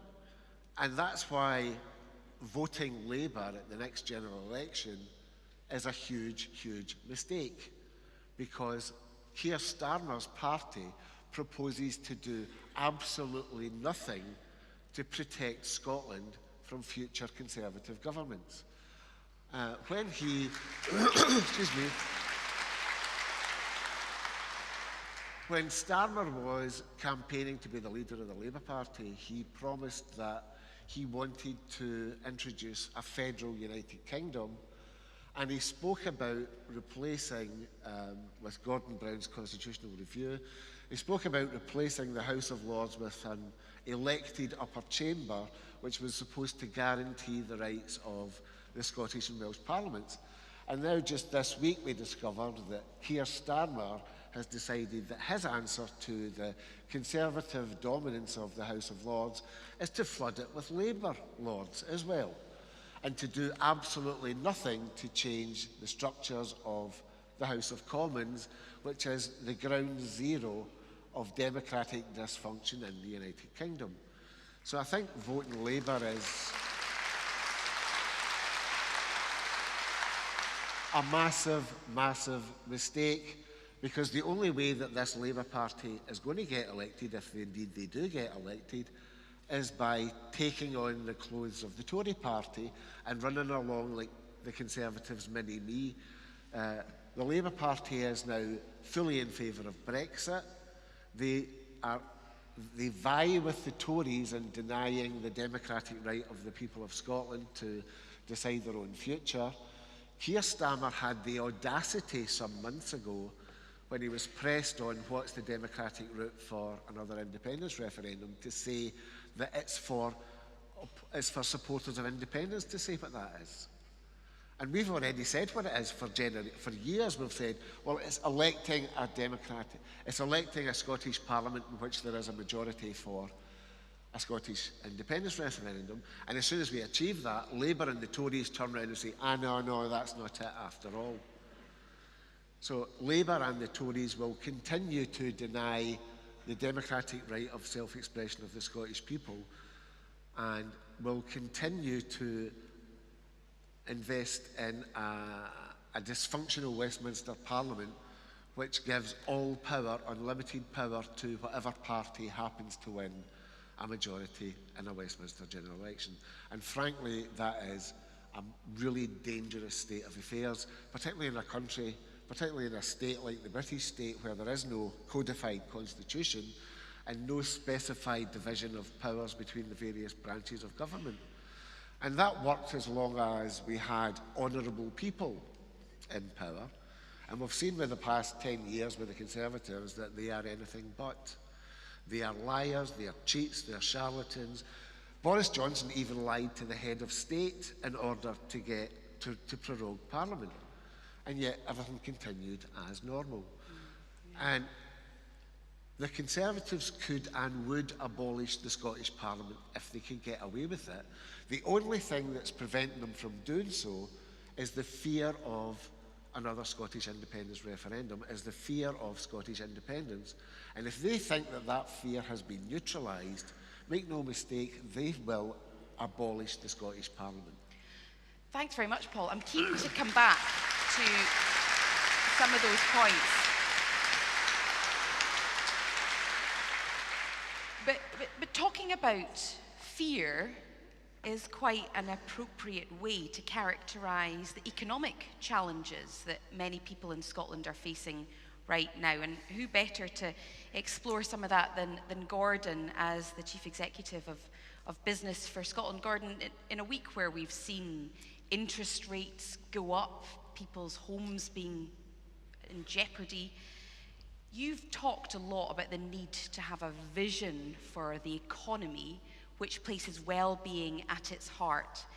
And can you unpack a little bit how we make those arguments relevant to people when it comes to building support for independence in the context of the cost of living crisis?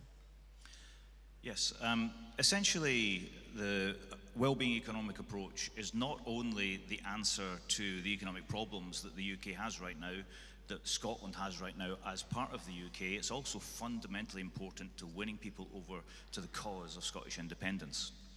In 2014, we were always on the back foot. We were not being negative enough, certainly how it actually turned out after Scotland voted no, but we were often talking about the process of independence and not the vision of independence.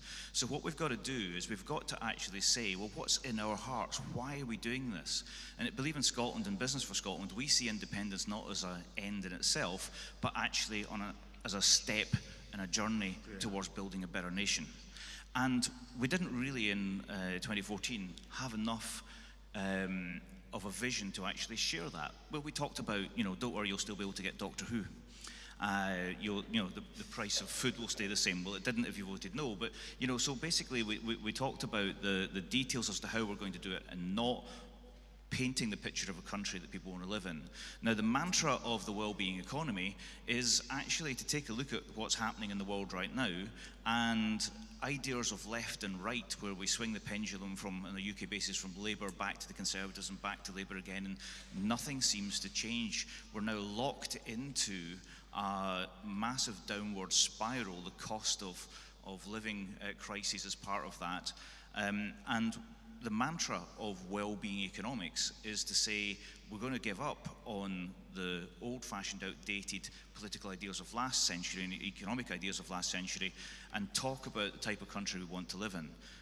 If you want to understand it in one sentence, it's that you can't have a strong economy without a strong society, and you can't have a strong society without a strong economy. So basically, the idea of well-being economics comes from the heart, the core values of the Scottish people. If you actually say to people, how will you vote in an independence referendum? It's kind of rock solid, wired in at 48 to 50% yes. If you say to them, if the Scottish Government were to put at the heart of its case for independence a well-being economic approach which gives equal credibility to health and happiness and equality and environmental outcomes as it does to just simple economic growth, how would you vote? And it jumps to 58% yes from 48% in the exact same poll. If you then say, we think that there should be a wellbeing pension and we'll pay that in independent Scotland, which is the pension that will allow people to actually, in their old age, if they're dependent only on the state pension, to live with dignity, not to go out on spending sprees, but just to live with dignity, it jumps to 60% yes. And what's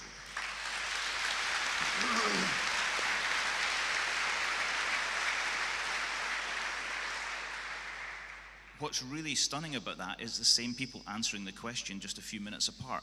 And when we ask them, we say, what is it that moved you? They say, well, we didn't understand that's what independence was all about. Why aren't you saying that? So I am absolutely delighted that the SNP more and more and more is committed to the wellbeing economic approach. It already delivers the wellbeing social side of things. If we can really get the business and economic side of the wellbeing economy correct, we will become an independent nation. But not only will we become independent, we will become one of the wealthiest and fairest, most equal societies in the world. Thanks. Thanks, Gordon.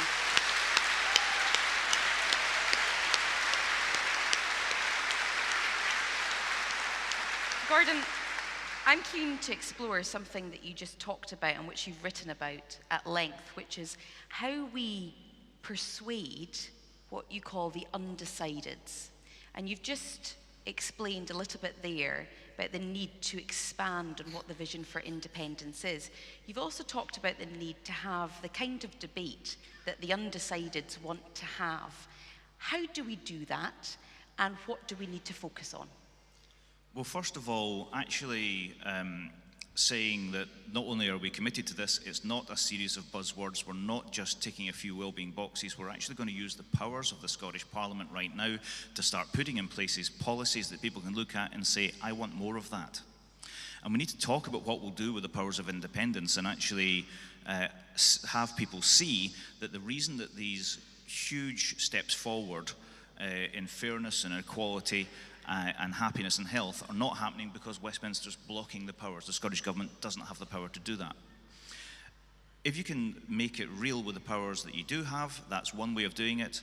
The other thing is to start a campaign. If we look at Westminster, it's the next opportunity. Westminster 24 is the next opportunity to put the independence case. I'm pleased to hear what I've been hearing today. But if we say we're going to put the independence case to the people at the next general election, and that a majority of seats and a majority of votes mean these particular outcomes, that we're going to become an independent nation, but share with people the purpose of that, which is to create a fairer, healthier, happier nation through a wellbeing economic approach, then we win. So we've got to take it to them at Westminster, and we've got to start the campaign right now. We can't wait any longer. And so basically,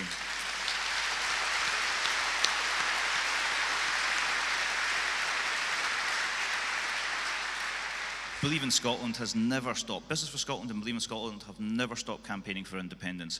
We've got 141 local and national yes groups working with us, and we're campaigning all summer. We've got days of action on the 2nd of July and on the 12th of August. We've got the rally that Humza has just confirmed he's going to be speaking at on the 2nd of September. We've got the Business for Scotland annual dinner on the 15th of September, and then on the 28th of October we're holding the 2nd Scottish Independence Congress, bringing together the leaders of all the yes groups in Scotland to talk about how we deliver independence. And basically, we're kicking off the campaign right now, and the SNP today, hopefully, you will all come to the conclusion that you need to join us, and you'll be more than welcome, as will every other party.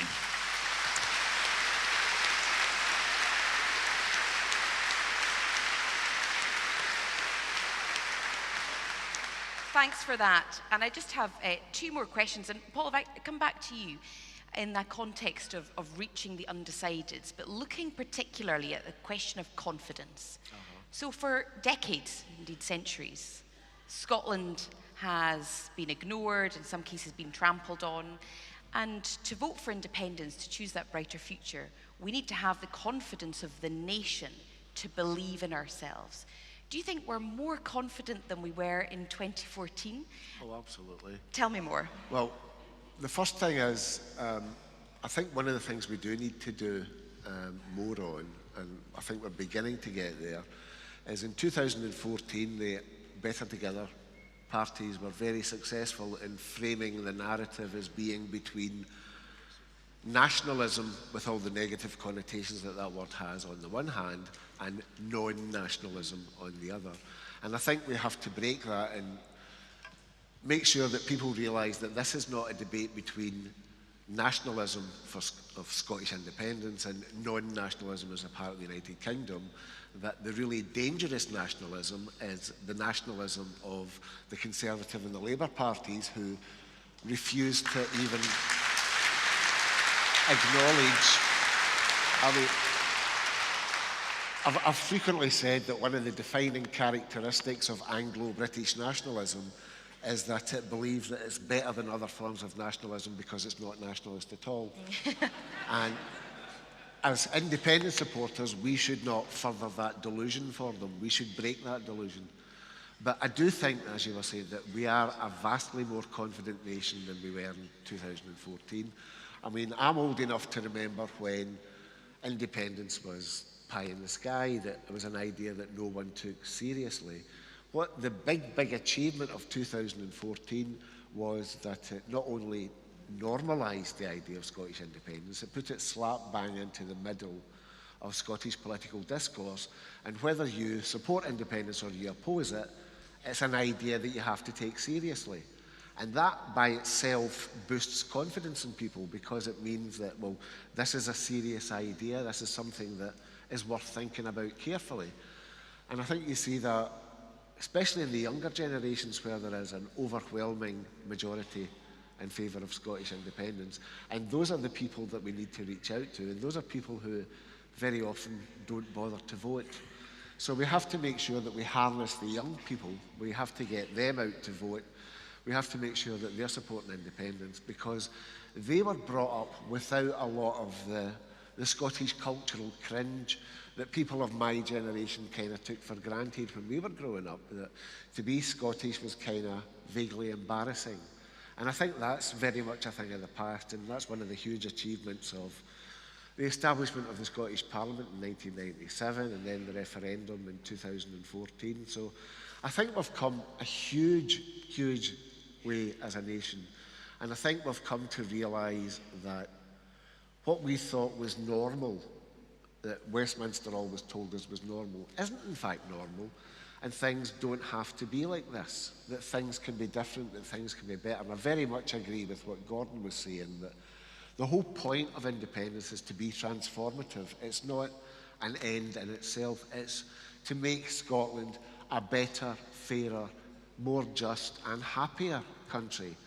And I think we're a long way along the way to achieving that. I think that there's a very interesting division in opinion polls between companies who weight their polling by the 2014 referendum and those who don't. And those who don't weight by 2014 consistently show majorities in favour of Scottish independence. And I think an awful lot of the opinion polls at the moment are artificially deflating the true level of support for Scottish independence.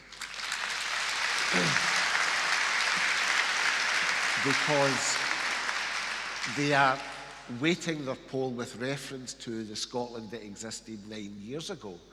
I had a look, as someone who had a near-death experience, I was quite interested in how many people pass away in Scotland every year, and it's close to 60,000 people die in Scotland every year, which means that approximately 500,000 people in Scotland have died of natural causes since the 2014 referendum, and as consistently has been seen in opinion polls, older people are less likely to support independence, and sadly the people who have passed away have been more likely to have been from the older generation. So the opinion polling companies are weighting their results according to a demographic, a Scotland which no longer exists, and not to the more pro-independent Scotland of 2023. Thanks. And part of the focus of being a confident nation is that we don't just look at how to become independent, but we actually start building the country that we want to see as an independent state. And I wanted to come back to Gordon for perhaps the last question I'll put to you. You've talked about the need to re-engineer the economy, but you've also talked about the limits, perhaps. How do we start building now the infrastructure that we would need for independence as a sign of our confidence that we will one day truly be an independent nation? Well, I just wanted to touch on something Paul just said there about the older generations and groups that don't necessarily vote or support independence. That poll I was telling you about, where with the right economic and pension offer, actually gets females over 55 to about 50 on the independence question. It also gets non-Scottish born to about 56% yes. And those are the groups that we need to get to. Yes. So there are ways. We don't just need to assume that older folks aren't supportive of independence, because they are if you actually explain it to them properly. And we didn't really have the opportunity to do that last time round. Well, yeah, I have to say that if you say that older people don't support independence, my 83-year-old mother is immediately saying, but I supported independence for years and years. So I'm certainly not ruling out all older people. And our sister is sitting in the audience, so I have to be careful. Without losing the audience, there might be some representatives from that demographic in the audience as well. So in terms of actually the infrastructure, how do we actually, the path towards independence? Well, what I would suggest is that General Election 24 is an independence referendum general election. That we then, having seen pro-independence parties gain a majority of seats, say, right, we're going to begin the process. And the mandate shouldn't be for another Section 30 referendum or anything like that. The mandate should be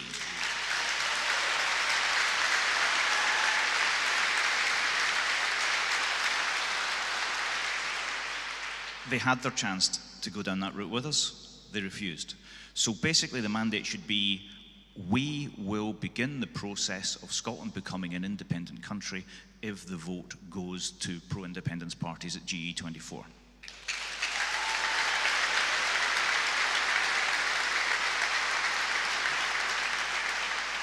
And the way that I would actually work that is to say, right, we've now got the settled will of the Scottish people. Let's reform the Scottish Constitutional Convention. Let's bring together all the political parties that support independence and anyone else that's willing to join in, because of that is the democratic will. And charities, the churches, the unions, just like last time, and let the Constitutional Convention represent the settled will of the Scottish people for independence and plot the way to independence and plot the way for what functions we need, what institutions we need.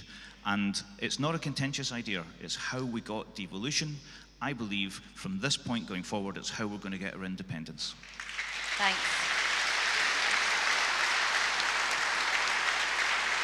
So, in one sentence, to a push, what's your advice to those of us who are just kicking off this summer of campaigning? What's your advice to activists in the room, Paul?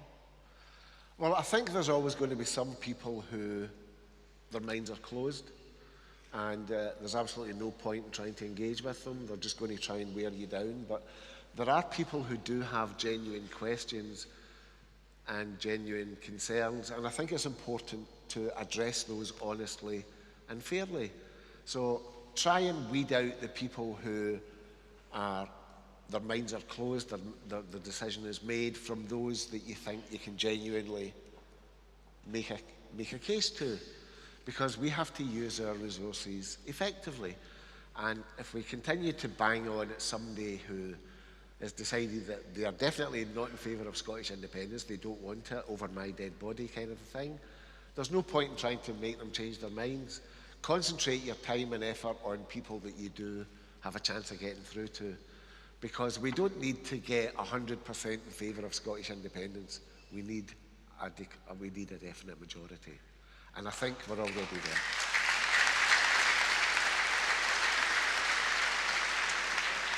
Thanks so much for your time, and of course we can continue to read that advice and analysis on your blog and in the National as well. And Gordon, same question to you. What's your advice? Well, this will sound strange given that I'm sitting in front of an audience of several thousand independent supporters, but the first thing we've got to do is stop talking to ourselves. We've got to take to the streets. We've got to get involved in all different sorts of campaigns. There is no such thing as SNP, Greens, ALBA, Believe in Scotland, all under one banner. We are all the Yes movement, and we have to remember that. It is the Yes family that's going to deliver independence, and the SNP is the lead political group, obviously. But what I would say is that we're arguing amongst ourselves, we're talking about putting ourselves on the back foot, talking about policies on Facebook and social media, etc. We need to get out on the streets, deliver leaflets, knock doors, talk to people, organise coffee mornings, do litter pickups, wave flags from bridges, do whatever you can do personally. Take the message to the streets and tell the people of Scotland that independence isn't struggling, that independence is about to have a new wave, and that we are going to declare independence having won a majority in General Election 24.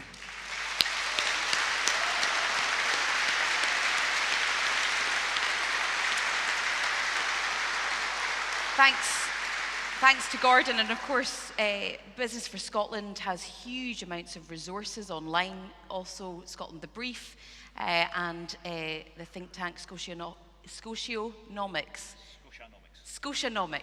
which has brilliant resources for informing the arguments that we make. So, conference, let's put our hands together to thank Paul Kavanagh and Gordon McIntyre-Kemp.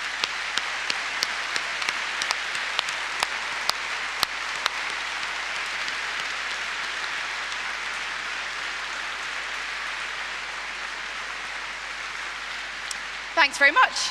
Thank you. So a big thanks to Kate and to Gordon, Paul and Leslie for that. That was a fantastic conversation. And I'm now very pleased to welcome to the podium to take us up to lunchtime and the workshops the Deputy Leader of the SNP, Keith Brown, MSP.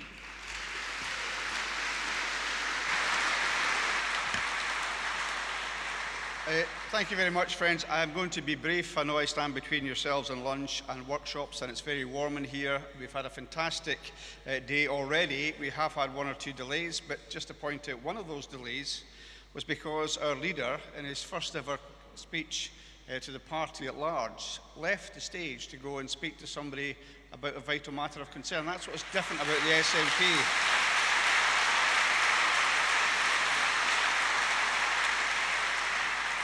And in my mind, that's a mark of leadership itself.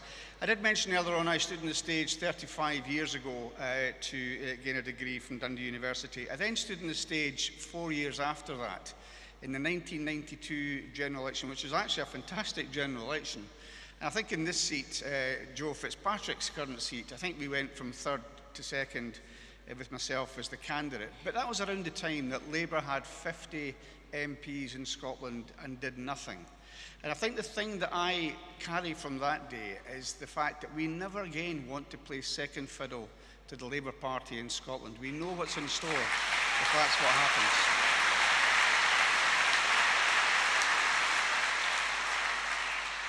We've also heard we want to remember two of our dearest friends, George Leslie, who we've not said as much about today, but a real blow to find George had died through the week, and of course Winnie Ewing, two giants of our movement.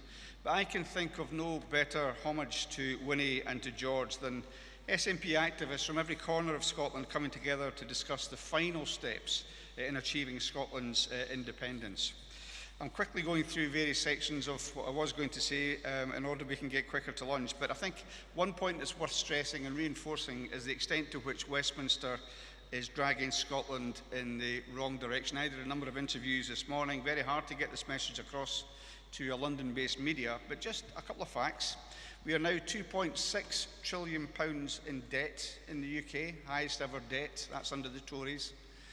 We have the highest tax burden in the UK for 70 years, the highest food inflation for a generation, rocketing energy prices.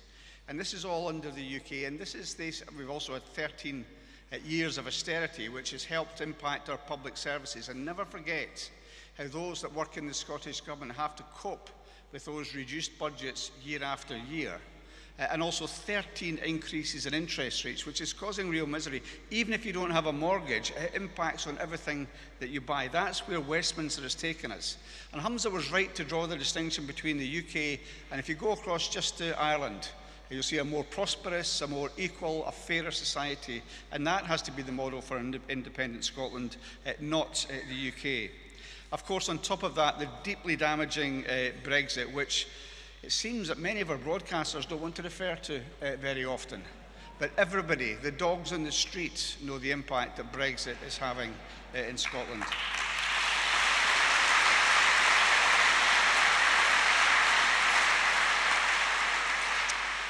I have two sons, and the eldest one was very active during the independence referendum and burst into tears. We were the first to declare on the night, as you may recall, burst into tears when it was a no. My younger son, though, was even more scarred by the Brexit referendum. And if I mentioned earlier on how we went across to Europe, to Brussels in 1986, that doesn't happen anymore. You know, young people getting the chance to be exposed to different cultures, to talk to different people, that doesn't happen. And I think my younger son was most upset, even though he's not taking many of those opportunities, because he knew his world had just grown a bit smaller. And that's what Brexit has done to Scotland. In the Westminster government, Tory MPs have sat on their hands recently to protect, and let's be very blunt about this, the liar and charlatan that is Boris Johnson.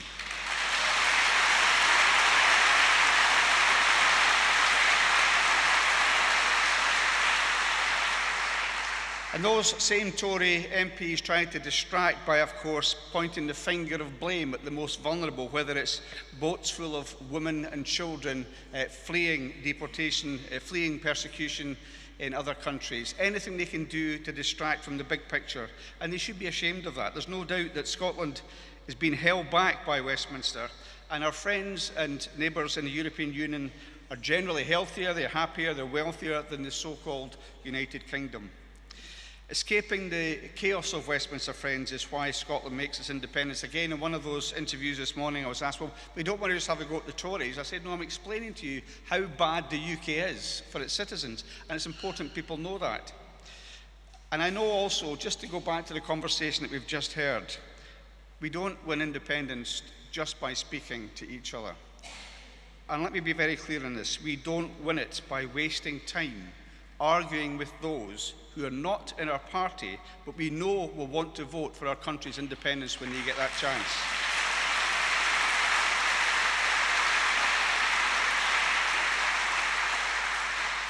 As the party's deputy leader, I want us to be fighting fit and ready to face an election whenever that comes, because unlike the democracy deniers at Westminster, we are not running scared of democracy.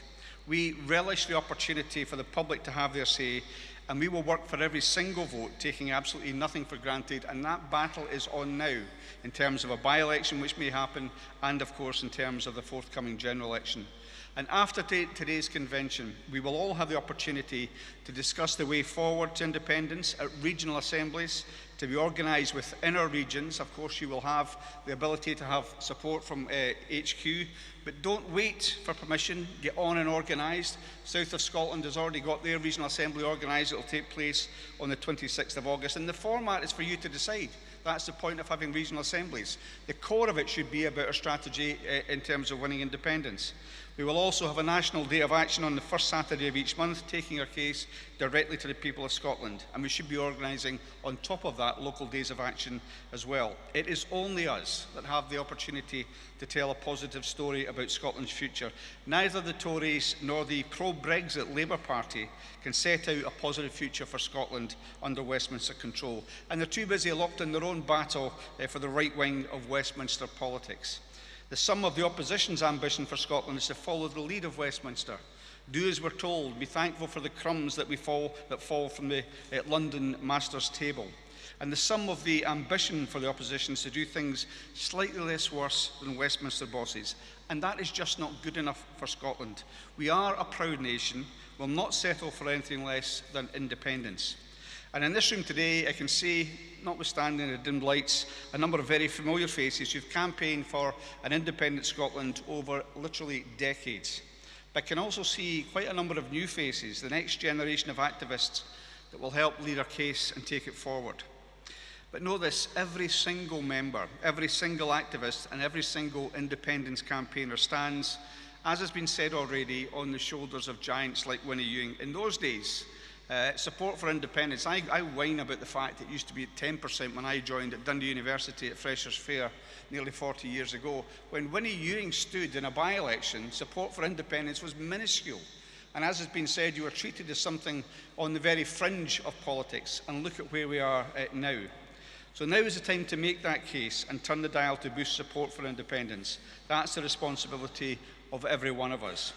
We have seen in our party, and I do not discount the importance of the SNP in this. I joined the SNP 40 years ago. It said two things on my membership card. One, to achieve independence for Scotland, and the other, to further the interests of the people of Scotland. I hold true to both of these things. I see no division between holding true to those things, seeing the leadership role of the SNP who are currently in government, and also working with the wider Yes movement. Those two things can very happily coexist.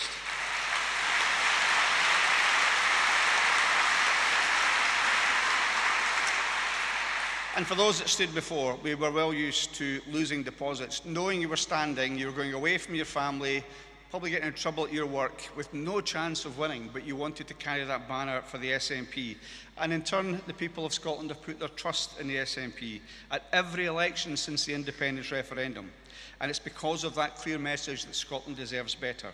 And we are delivering, and I think this is one of the unfortunate things. We do these things as a government and as a party, and we forget to remind the people of Scotland how much we have done, and we should keep doing that. So, for example, they say we're not doing the day job. Again, something I was asked this morning. Well, what about free tuition fees? Why should we stop talking about free tuition fees? They are hugely important to people. The baby box, the game-changing Scottish child payment. And there may be people in this hall, but there are certainly people in this city whose lives are transformed. I'm not saying they're made to live a life of luxury, but their lives are transformed by that Scottish child payment. Free school meals for primary school children from primary 1 to 5, expanded free childcare, free prescriptions, free bus travel for almost 2 million Scots. When my family come up from down south, they're all agog at the fact of the various benefits that they have in Scotland they don't have back home. And that's why the people of Scotland have put their trust in the SNP to deliver for them and their families. So I'm immensely proud of the very strong record the SNP has in government. But today I want to put the party on a campaign footing. I've outlined why our campaign machine needs to be ready, but the public need to be ready for that election as well. And that starts with a drive to increase the number of registered voters and the number of people getting a postal vote. And you know why registered voters have got to be increased. And that's because of a Tory party that wants to suppress people voting at elections, and we can't stand for that. If recent polls are anything to go by, every single vote will count at this election. To maximise our vote, that means making it as easy as possible for the public to have their say. And if anyone's a bit despondent because one poll showed us neck and neck with the Labour Party, what do we have to do for the Labour Party to start to catch the SNP? I remember in March 2011, just before the election, Labour were 15 points ahead in the opinion polls, and we won 69 seats at that election. That's what's possible, and that's what the other parties are very scared of.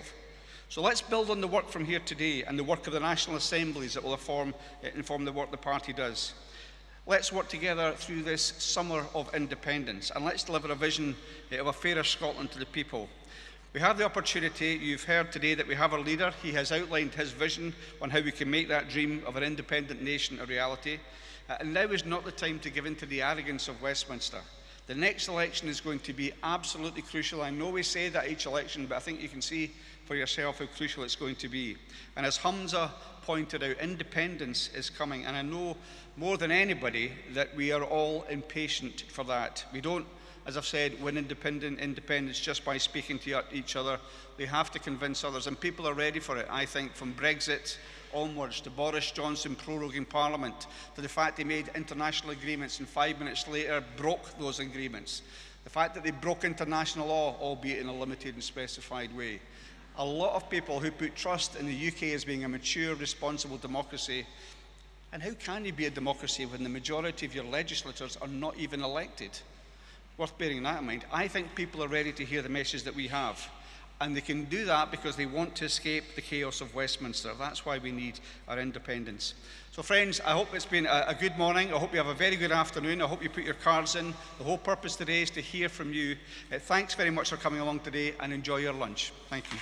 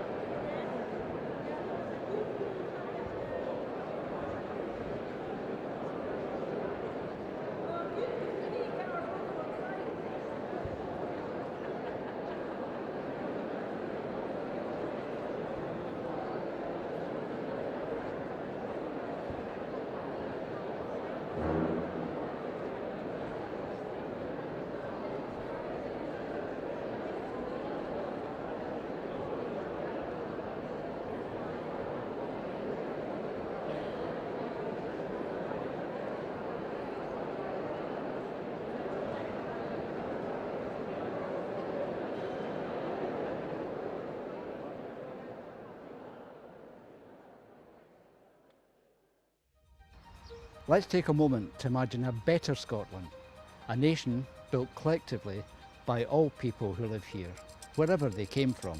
A new democracy serving the hopes and ambitions of its people, not the whims and self-interests of Westminster politicians. The fact is, Scotland stands at a crossroads between two futures. One route, under Westminster control, results in more attacks on our Scottish Parliament and further economic decline. The other route, with independence, empowers the people of Scotland to take decisions that are in the best interests of the people who live here. Independence is about the politics of the possible. Should we keep paying the price for a disastrous Brexit, or look out into the world and rejoin the EU as an independent nation? Should we accept poverty as a default of the Westminster system, or pursue bold action to lift people out of poverty for good? Should we let our NHS be privatised by Tories and Labour, or protect it and invest in an NHS that's truly free at the point of need? Should we keep wasting billions on weapons of mass destruction, or invest in our children's future instead?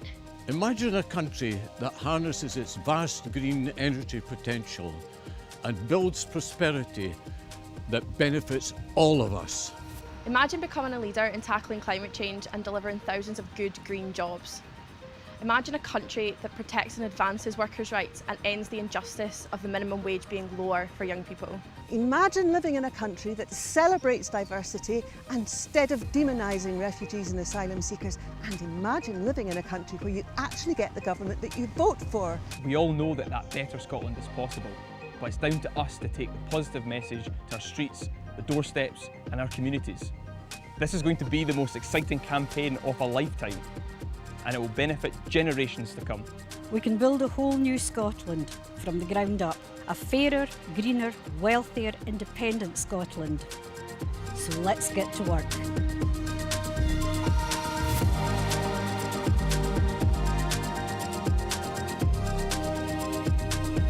Pledge your support for Scottish independence at yes.scot.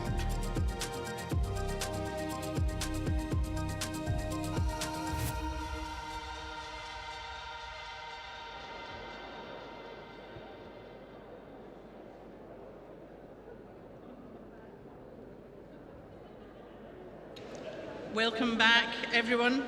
It's good to see that you've all made it back so swiftly, and we have had a really busy morning and we have a really busy afternoon to look forward to as well.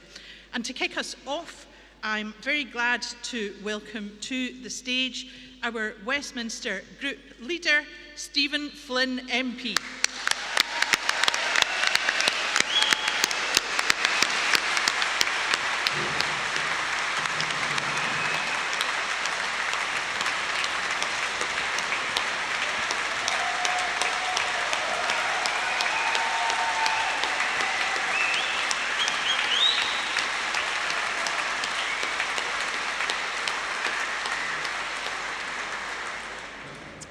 Well, I'm not used to getting applauded.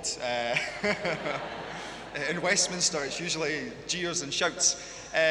Look, folks, as a lad from Dundee, I can't begin to describe how proud I am to be standing on the stage at the Caird Hall addressing the convention of Scotland's National Party. And you know, behind the stage, I was having a wee think about when I was last here. And I think it was about 2010, I'd just graduated from university and we were having the ceremony. And a lot's happened in that time. There's been a lot of change. There's been a lot of change in society. There's been a lot of change in politics. There's been a wee bit of change in the party. I don't think any of the change has been quite as draconian as what's happened to my hairline since then. I think it ran off quicker than Boris Johnson from The Truth.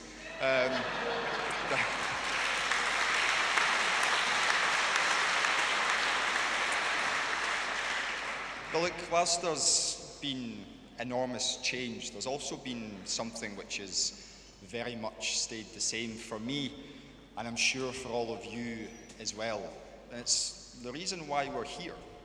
It's hope. Hope for a better future. Hope for an independent future. Hope for an independent future in the heart of Europe. And friends, it's on that European point that I wish to start.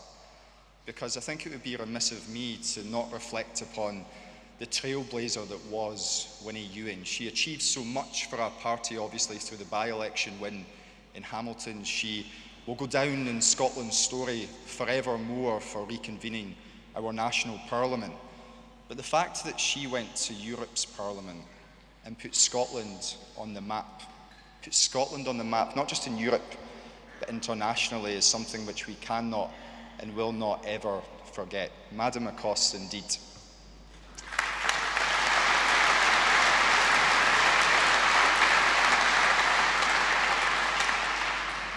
But just as we should reflect upon the legacy of Winnie, we should also reflect upon another legacy, one which is perhaps definitely not quite so good. Because yesterday marked 7 years since the referendum on the European Union. And what we've seen over the course of the last 7 years is nothing but disaster. Our living standards are lower. Our economy has grown much slower than anyone ever thought. We've got staff shortages across our public sector and across our private sector. Our universities and local authorities have been starved of European money. And of course, perhaps most poignantly of all, the broad horizons of our young people have been narrowed by a parliament which is out of touch and very much out of time. And we need to be the ones to talk about that, to put that front and centre, because the reality is that the Labour Party, they're too scared to talk about it, and the Tories, they want to pretend like it hasn't happened. Well, it has happened, and it's had a destructive influence upon so many aspects of our daily life. And the reality is that Brexit couldn't have happened at a worse time, because as we are in a cost of living crisis, the last thing we need is something that makes it worse, and Brexit is making it so much worse. And when I say cost of living crisis, I really do mean a crisis. People who can't afford to put shoes on their weans in the snow over winter. People who can't afford to put food on the kitchen counter at night. People who can't afford to pay the rent, to pay their mortgages, to pay their insurance, to pay their PCP deal. Every single which way they turn, the public are being squeezed as a result of policies coming from Westminster. It is appalling. And just as Brexit and the cost of living crisis need to, and rightly so, dominate our discourse, how can we ever forget something which has caused almost as much damage as Brexit, which of course was Liz Truss. Not so easily forgotten in Westminster, I can assure you of that. And when she crashed the economy, what she did was take money out of each and every one of your pockets, not just now, but for years to come. And we have Rishi Sunak at the moment who's pretending that he cares, who's trying to fix it, but he won't fix it, because Brexit broke Britain.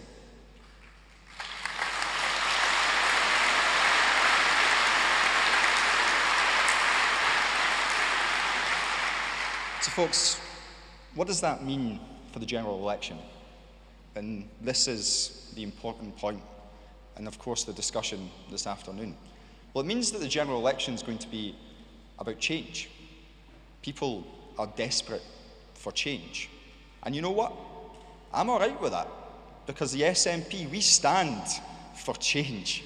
We stand for independence, and that is why independence will be the change that we demand at the next general election.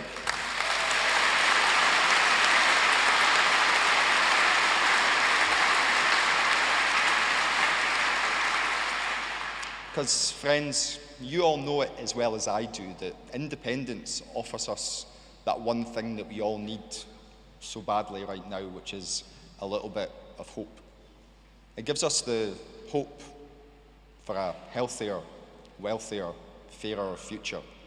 It gives us hope that we will never again have to be under the thumb of Conservative governments that the people of Scotland did not elect and have not elected since 1955. It gives us hope that we can harness Scotland's energy resources for the benefit of the people who live and work here, that we can utilise the onshore wind, the offshore winds, the storage pump hydro, the wave energy, the tidal energy, blue hydrogen, green hydrogen, to carve out a better future for all of us, to create jobs, to create opportunities, to create prosperity, to create a country where people are able to thrive, not just survive. That's what independence offers us.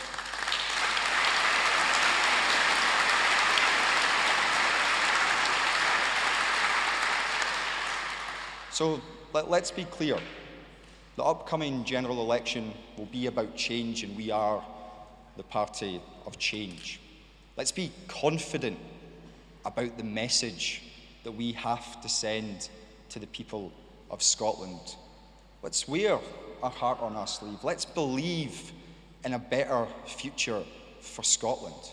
Friends, the best way to protect your future is to create it. So let's all come together as a party and as a movement and create that independent future for Scotland. Thank you very much.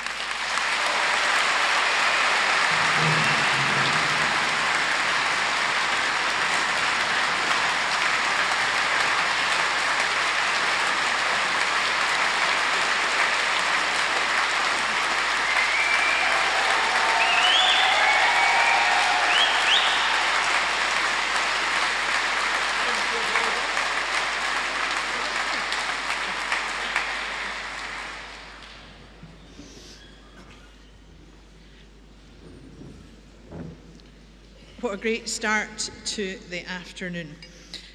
Now, we want to get as many of your voices onto the stage as possible too. We have had a huge number of speaking cards put in, so thank you very much to everyone who has submitted one. If you still want to, by all means, do go ahead. We're never going to get everybody in, but we will do our absolute best to get as many people as possible up here. And we'll also try and make sure that we balance that in terms of geography, in terms of the views that you have said you want to come up and speak about, and so on. And for that reason, there will be a strict 3-minute time limit. So speakers, please be aware that there is a wee light that you will see in front of you. When you start, that light will be green. If it goes amber, you need to wrap up. If it goes red, I'm going to be having words to you from here, and eventually your microphone will stop working. So let's try and keep to our strict 3-minute time limit so that we can hear from all of you. And the first person that we're going to call to the stage is Amanda Spooner from Vale of Leven, who'll be followed by Gordon Guthrie from Edinburgh Central. So welcome, Amanda.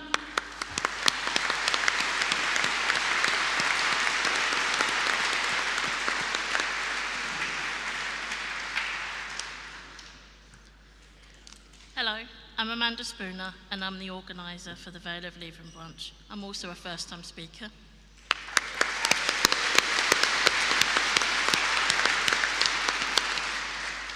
As you can see and hear, I am English and disabled. This gives me a privileged position of knowing that though there are issues in the Scottish NHS, nobody would deny that, they are nothing compared to England. I could go on all day listing the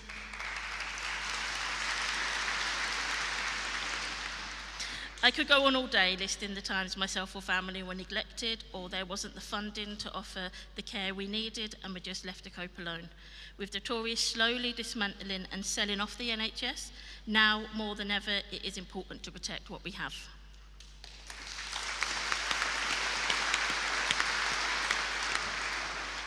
Since living in Scotland, I have had my needs taken seriously and my life is considerably better for it.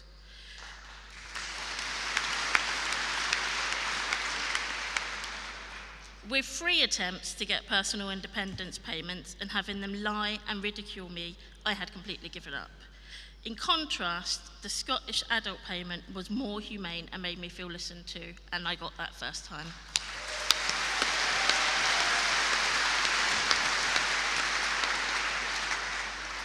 Speaking as a disabled member, I want to emphasise the opportunity we have to articulate a positive message to those like me that need a bit more help from the state. about the real change for the better that independence can bring. So our question to the people of Scotland must be, how much better can it be with independence?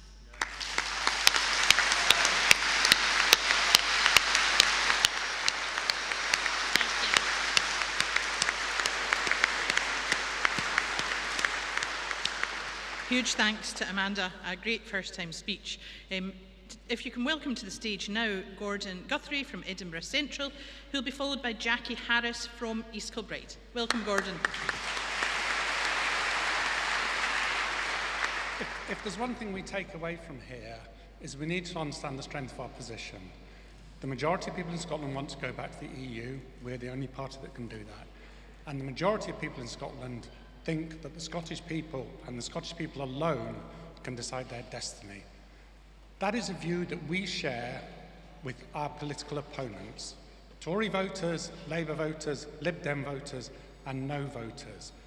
That is the strength, and that is the basis on which we can win not just a majority for independence, but a plurality. We need to get more people. We need to go out here and recognise that our political opponents are our fellow citizens. We need to engage with them, and we need to recognise that is the basis on which we're fighting this election.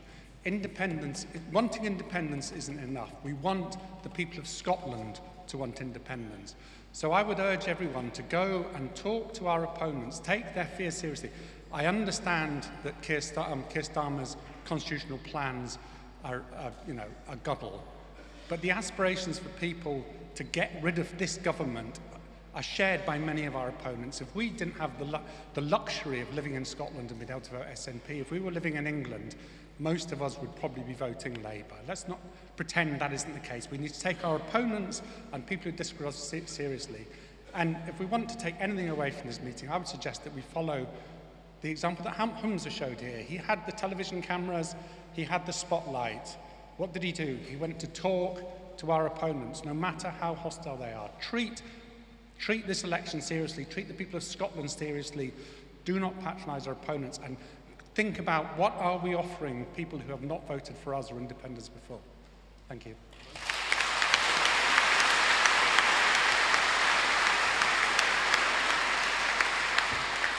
Thank you very much, Gordon. Our next speaker will be Jackie Harris from East Kilbride branch, and Jackie will be followed by Airlie Robertson from Aberdeen South and North Kincardine. Welcome, Jackie.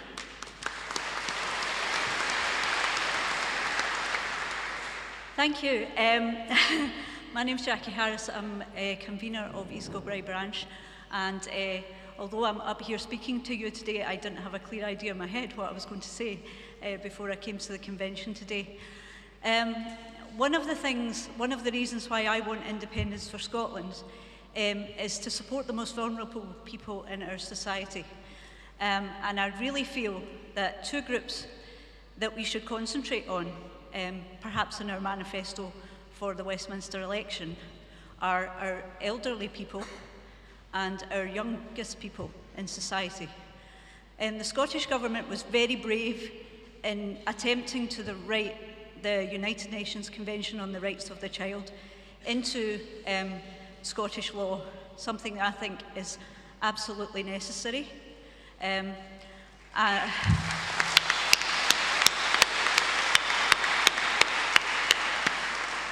As we know, that was struck down by Westminster, and I think we should fight tooth and nail to bring as much of the UNCRC to Scottish law as possible, and I'm sure our Scottish Parliament will do that.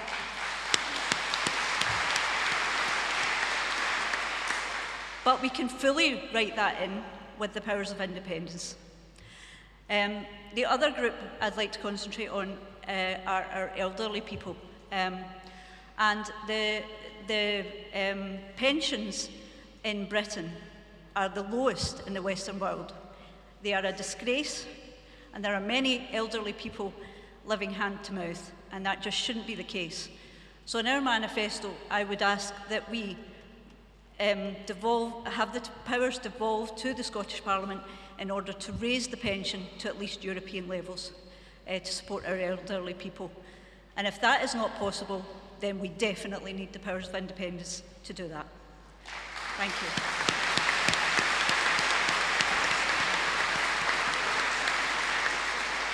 Thank you very much to Jackie.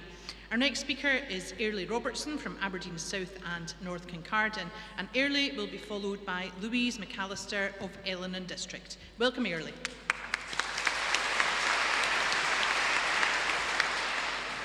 Good afternoon. This is my first time attending a conference and speaking at a conference.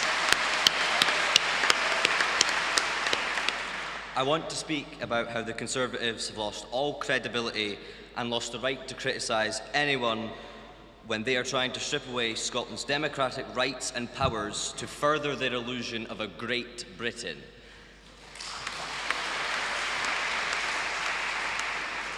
People in Scotland do not want a Conservative government. Scotland has not voted for a Conservative government in over 50 years. And no one can blame them, because who would want a government who cares more about their rich friends than hard-working families in Scotland who have to suffer every day due to the austerity of the unelected Conservative government, who clearly don't even have faith in themselves after having 3 Prime Ministers in less than 3 months.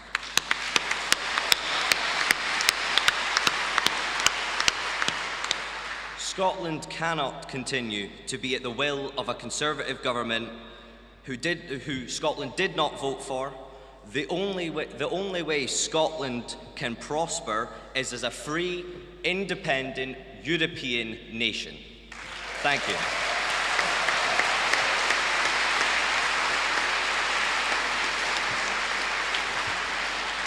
Thank you, Airlie. Our next speaker is Louise McAllister of Ellenland District Branch, and Louise will be followed by Rafiq Mahmood of London Branch. Welcome, Louise. Wow. Thank you very much, everyone, and thank you for this opportunity to speak to the convention this afternoon.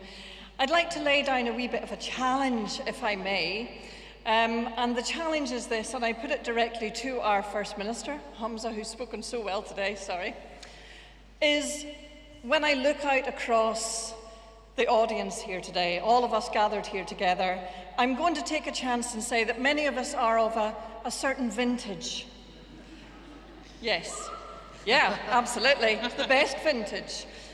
So my challenge is always, always, how do we get the young people of our nation who we know support independence, we know that that's what they want, but how do we get them from that time of wanting into a time of going into a ballot box and casting their vote? Now, this is a problem. I have a son who's 22. He votes, of course he does, because I registered him to vote, and I remind him to vote, and I sometimes take him to the polling station in order that he can vote. But what he does, again at my behest, is he rounds up his friends so that they can also go and vote. Now, what happened in the last election was that he went along with his friends who had not realised that they needed to register to vote. Now, they're not stupid, but they don't understand the system. For that generation, the thought of going into a little box with a little stubby pencil and making a mark on a piece of paper is archaic. They don't understand. So I have asked my son, how do we get you and how do we get all of your chums to go along and vote? And he had, well, possibly 2 words to say to me, and that is QR code. On the back of every leaflet that we produce that go around all the doors and go to all the people, we need something that's instant, accessible, and takes them straight to a point where they can register to vote, because that is the only way that we will get them on board. Now, we know already that the UK government... Oh, thank you.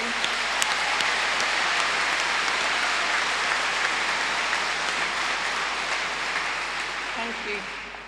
So we know already the UK government are, quite frankly, putting in more barriers to voting, although it came back and bit them on the bahookie, but that's another story. But we need to get our young people out there, and we need them to understand the importance of their vote. Now, I recently attended an event with Gordon McIntyre Kemp, and I spoke with one of our young activists there, Luke, and I know he's here today because I've seen him. And I said, look, how do we get the young people out to vote? And he actually, his words to me, and they will stay with me forever because they were very valued, his words were, call a referendum.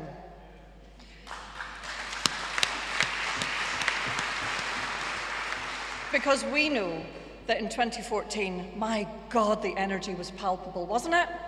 We felt it. We felt it as we walked down the street. We felt it when we were campaigning. Now, we're not going to go down that route directly, perhaps, but we need to get that energy back, and we need the energy of our young people, I'm afraid, to get us over the line and win independence for our incredible nation and our wonderful country and all of the people who come and choose to make their home here in Scotland, because that is what we are all about. Thank you very much.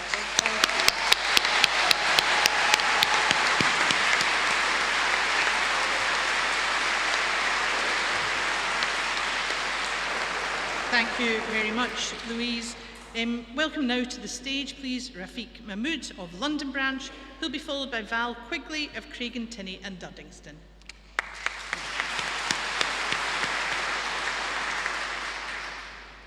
It's incredible because of the lights. I can't see anybody, which is terrible.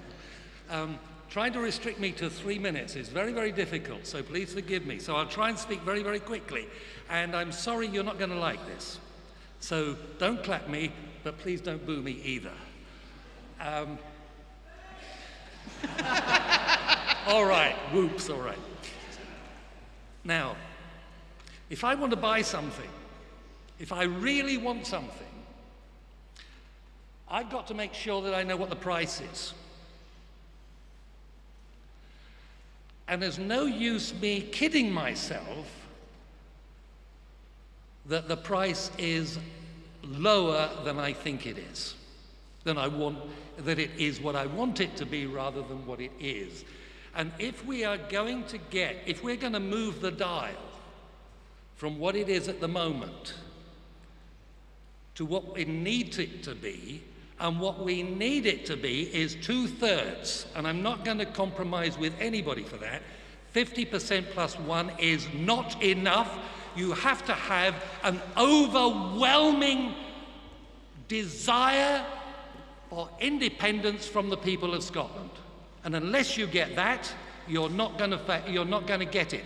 And in fact, what you would do is, if you are premature, you're going to fall down. Now, how do we get that? Why is the dial staying where it is? It's staying where it is because there is insufficient vision. There isn't a vision of what an independence can offer. What are the opportunities of independence? It's not that the SNP can do better than the others, because once the SNP has attained independence, its entire raison d'etre is finished. It's achieved its aim. What happens next? What we need is a new style of politics. We need to look at what politics is. And in order to do that, we need to ask the people, all the people, including our opponents, because this is why we need 67%. Because we need the people to say, all right, the overwhelming majority has spoken, it's a democracy, I accept it. If it's just over the dial, 50 plus 1 or 53%, whatever it is, it's not going to be enough, because you're going to have a lot of people who resent that. So you've got to ask the people, and what I would suggest to Hamza is he creates a ministry, a minister for democracy and empowerment, because that's what an independent Scotland is all about. It's what independence is about. And go round the country, starting from the furthest islands, and then finishing at the central belt, and then going back again, and finding out continuously what people want, and building. So don't write your constitution now, it's too early. We haven't heard what the people say. Thank you.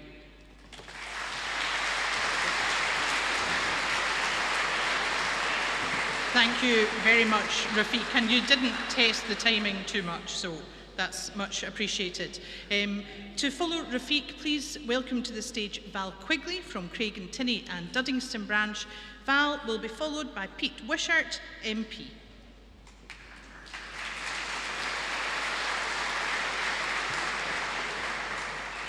Hello there. It's not my first time, but I'm still not very good at it. What I wrote down that got picked out was we must move to localism in smaller local authorities, more local energy systems. We must protect our land, air and coastal energy resources, and GB Energy, which we could have, could make that difficult. We must expose Labour lies on these things. We must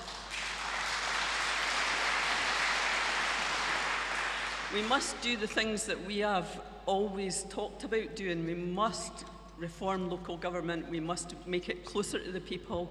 We must think about how we can have community ownership of our resources so that nobody can then come and privatise something that either we've set up or that, God forbid, the Labour Party sets up because they might or might not do anything that's in their manifesto. So that's just my plea. I feel that we need to democratise the country and be more local, starting now, so that when we come to the referendum, we've already got some of these things and structures in place. But not necessarily a referendum. Thank you very much, Val. If you could now welcome to the stage Pete Wishart, MSP.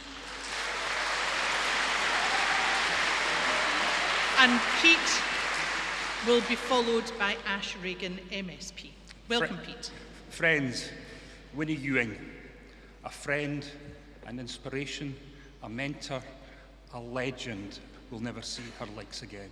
Winnie, we owe you so much in this party, and we thank you for everything that you've given us.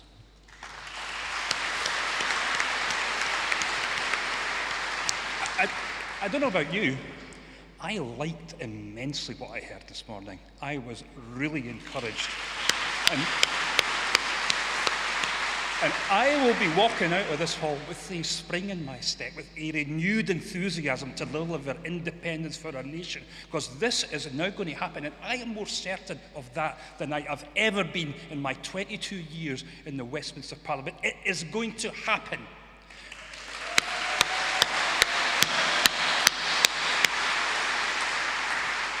I've got a couple of little things I want to say.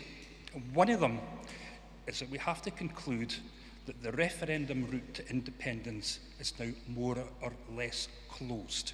It may come back in the future. There may be an opportunity to revive it, but as we currently observe the current conditions, we have to conclude that's the case. Now, we know that because the UK government have been telling us that for the past God knows how number of years. They've said they will not engage in the process, and they've told us quite clearly they will not give us the necessary powers in order for us to have that referendum. It is time to start listening to what the UK government are saying and conclude that that route is closed. Now, what we've got to do, and what I like about what I heard this morning, we have got to take the matter into our own hands.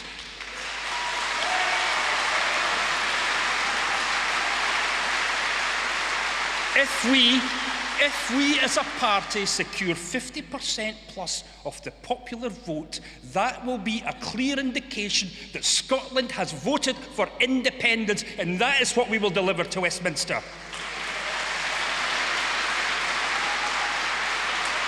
Now, what will Westminster do? Well, they haven't proven to be the greatest Democrats in the world, have they? You can see what they're doing, but it doesn't really matter. We're not responsible for what Westminster says. The only thing that we can do is to deliver the verdict of the Scottish people, and that is something they will never take away from us. Because the minute that we as a nation have said that we desire to be an independent nation, we will have changed everything. We will have moved the dial forward, and we will progress this cause, and we will make sure that we'll get there. Colleagues, I think that we are at a key position in the way forward for this movement. We can continue to ask Westminster for certain things, or we take matters into our own hands and we tell them exactly what is happening. I think, and I am sensing from the mood today and the conversations I've had with people, that we are now ready to take that into our own hands, and we will get independence on that basis. Thank you ever so much.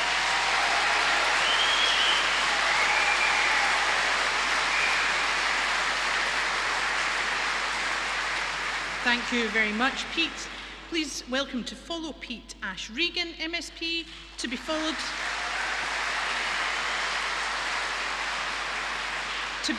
by Jim Cole. Welcome, Ash.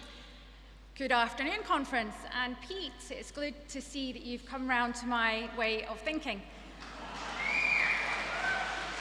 Conference, I want to talk to you today about our independence strategy.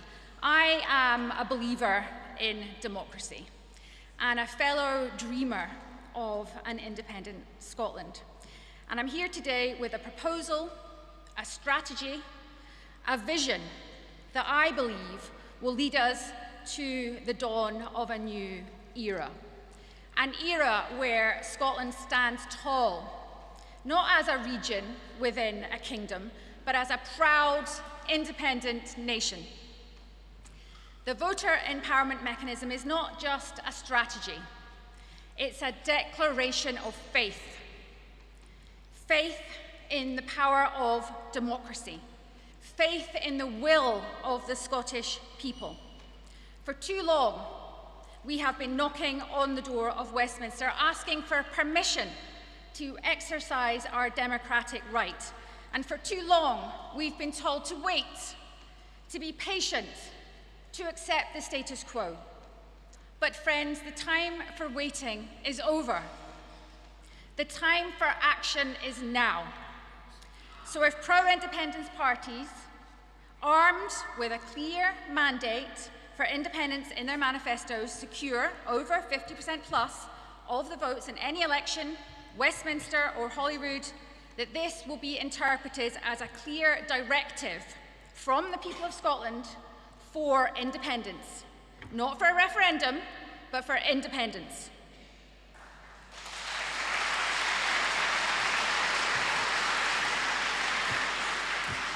Now, this is not, I don't think, a radical idea. It's the very essence of democracy. It is the principle that the will of the people should be the supreme authority. And this principle that we must uphold now more than ever. Now, some people will question this approach. They might say it's too bold. They might say it's too ambitious. They might say it's too risky. But to them, I say this. The greatest risk that we face is not the risk of action. It's the risk of inaction.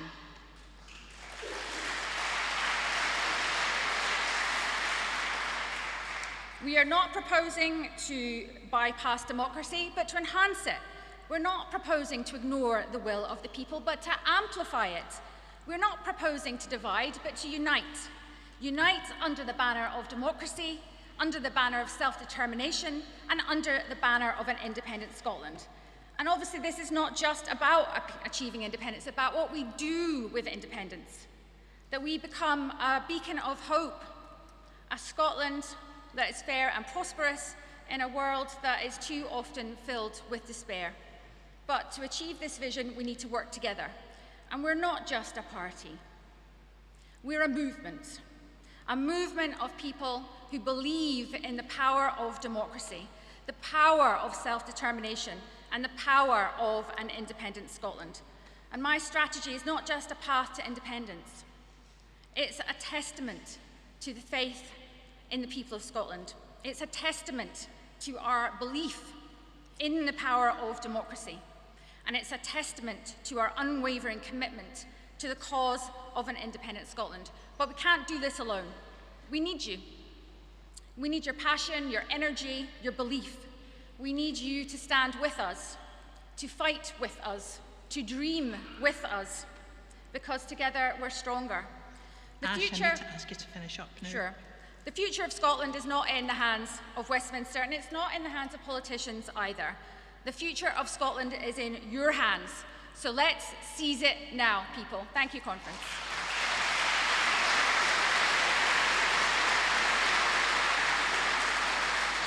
Thank you very much, Ash. Ash will be followed by Jim Call of Thurso and District, who will be followed by Kim Marshall of Mid and Upper Nithsdale. So welcome to Jim.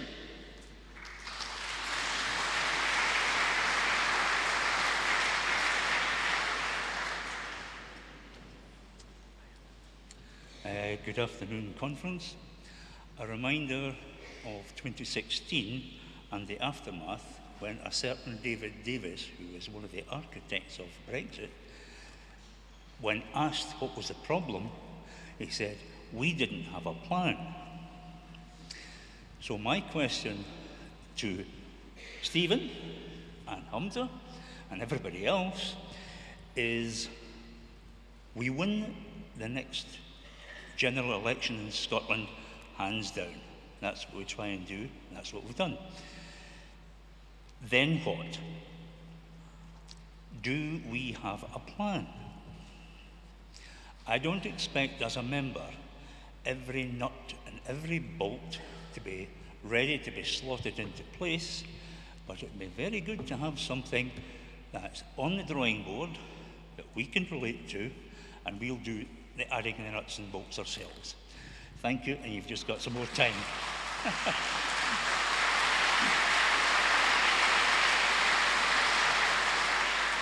Thank you very much, Jim, for that very nice, crisp speech. To follow Jim, please welcome to the stage Kim Marshall from Mid and Upper Nithsdale, and Kim will be followed by Stuart Stevenson from Edinburgh Central. Welcome, Kim.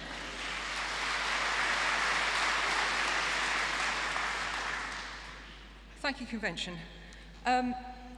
The title of the session is Winning the General Election, so I've got 3 suggestions as to what we could do to talk to our voters, to get our message across, and to talk to voters who are uncommitted.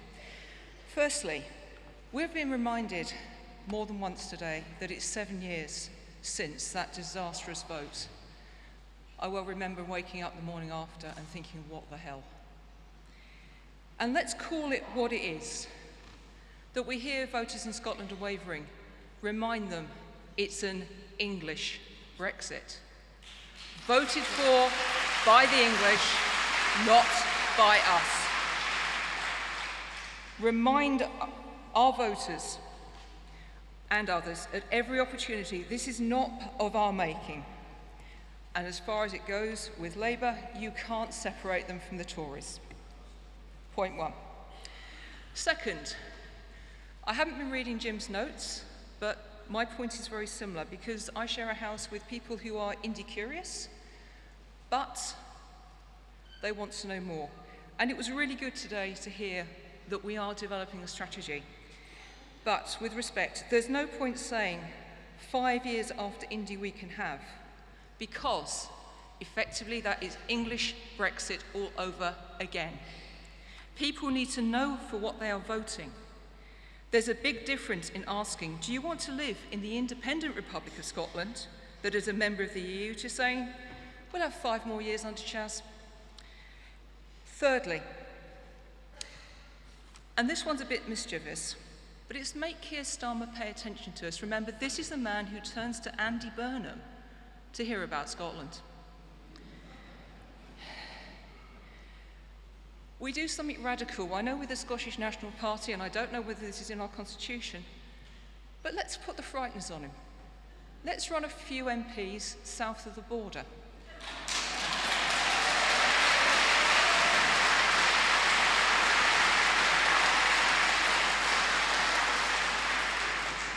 And tell the voters that we are the only major party that supports a return to the EU. We'll put the wind up the them as well. Thank you, Convention.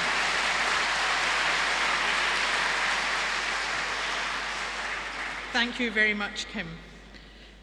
Now please welcome to the stage Stuart Stevenson from Edinburgh Central Branch, and Stuart will be followed by Caroline Campbell from East Kilbride Branch. Welcome, Stuart.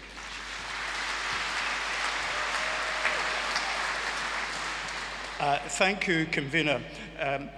I joined the party in 1961, so I've been at it a while,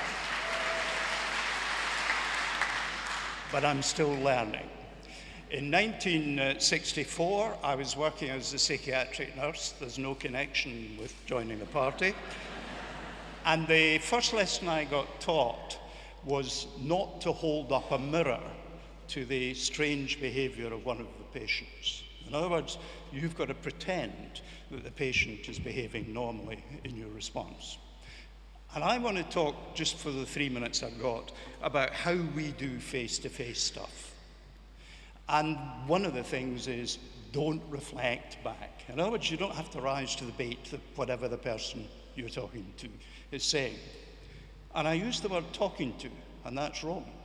Because what's going to win the whole debate we have is listening to people and being seen by those people to listen to them. Because people love to be listened to.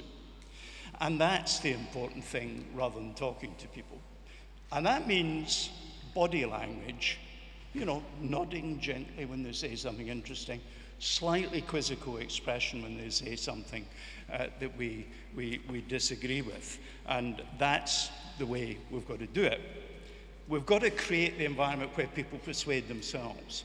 Because in a brief interaction on the doorstep, we won't persuade individually anybody, but we can equip people to persuade themselves in future. So a few wee things. First of all, you kind of need to have a wee hook to have a conversation that's not very confrontational. Mine today is I came from Edinburgh to Dundee on the electric bus. There's an electric bus service runs between the two cities, and I came on it. So that's a wee hook. I can immediately say, if there's a lull, I came up here today on the electric bus. But of course, Scotland has more renewable energy than any other country in Europe. Isn't that good?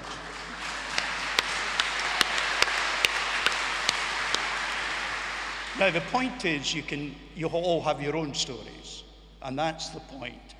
And you see what I've also done? I've connected a real-life experience the person can empathise with a political conclusion that they can take away and think about. Now, we'll make mistakes. 1971, my then manager, Dave Fisher, wrote in my annual appraisal, Mr. Stevenson is excellent at solving problems, especially when he created them. and we've all been there. You know, we've all been in the case where you say, I wish I hadn't said that, you know, whatever it is. Let me just point to conciseness as something important. Kevin Stewart, one of our colleagues in the Scottish Parliament, said the best 9 words of any political speech in the Scottish Parliament. He said, bairns not bombs, nurses not nukes, teachers not trident. That's 9 words, and it's got 3 bits to it. It's got 3 bits to it, which is the best way to present an argument. It's antithesis, I see the red light, Convener, antithesis, contrast of ideas, and alliteration. In other words, it's BBNNTT. So try and give people what they want. And finally, the last thing, always end on a point of agreement. Even though they fundamentally disagree with you, get them to agree to the suggestion that you can send them a wee note about the subject you've been talking about, and you'll tell them both your position for one side and your opponent's. Get them to agree to that, end on an agreement. They'll move one step up the ladder of saying, actually, he was quite a nice guy. Disagree with him fundamentally, but he's a nice guy. And every person who goes to the door will take them one step up. Thank you, Convener.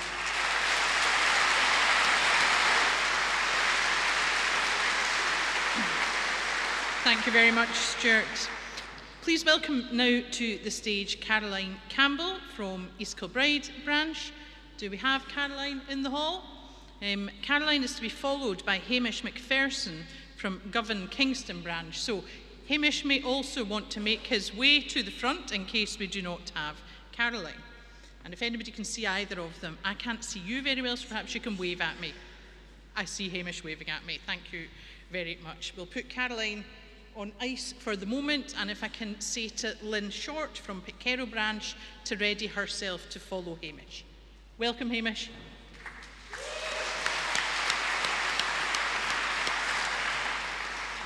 Good afternoon. I have a message for Paul Kavanagh.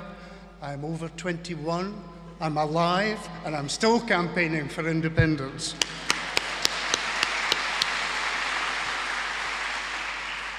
Hamza has outlined some of the stages towards independence, but this cannot just be about process.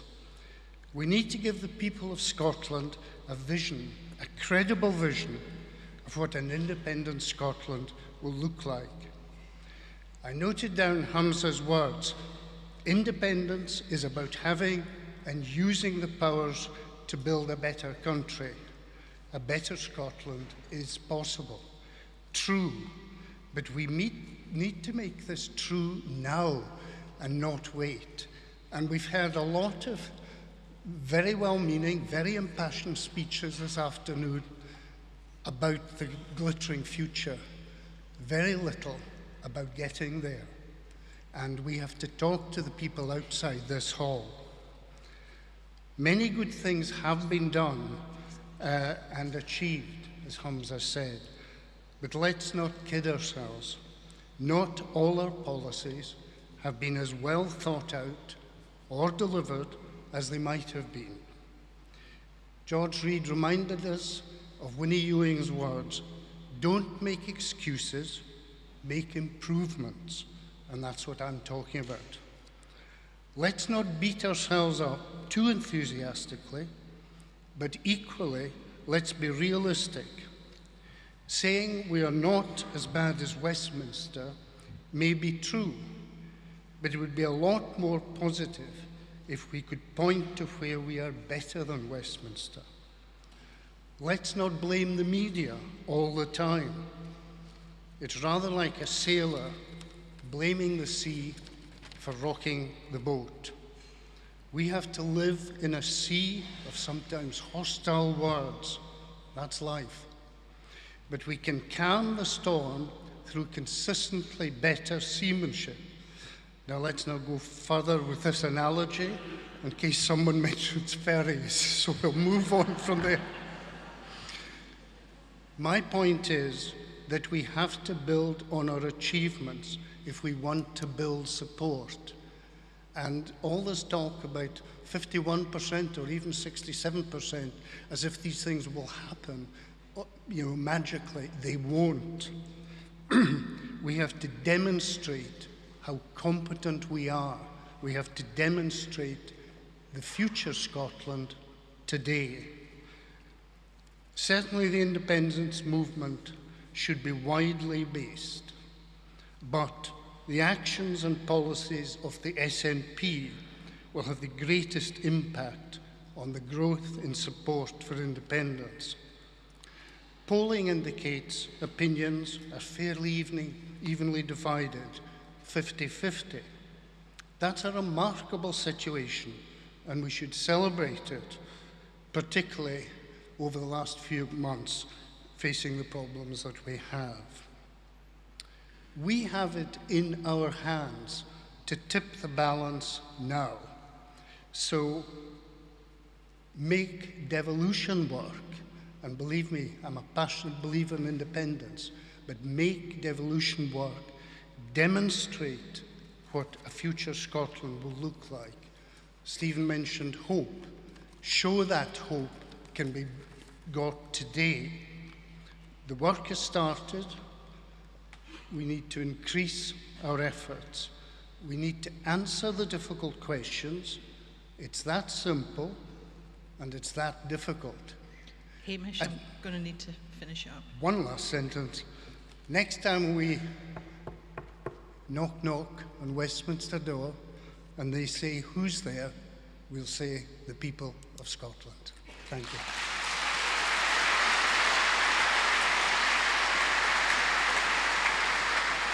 Thank you very much, Hamish.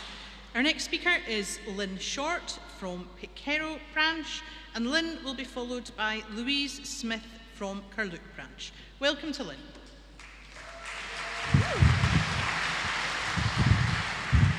Good afternoon.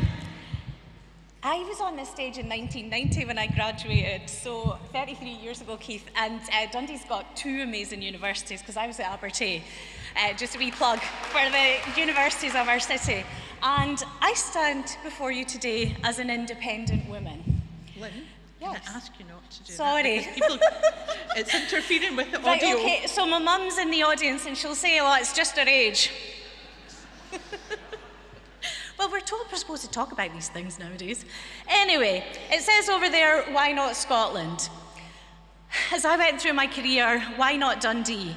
And unfortunately, I couldn't get a career in Dundee because there wasn't any jobs here for me. So twice, I've been an economic boomeranger. But I found myself back about 23 years ago.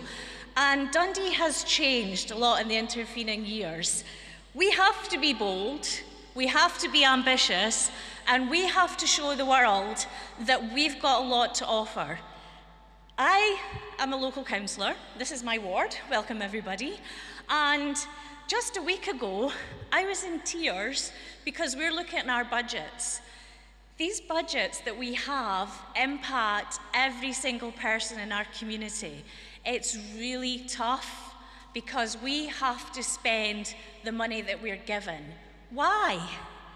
That's not how grown-up people, like myself as an independent woman, or grown-up independent cities, or grown-up countries should actually be operating. It's ridiculous that we have to be in a position that we have to mitigate day after day. £10,000 a week comes out of our council budget to go into food banks and food larders in this city. That's a disgrace.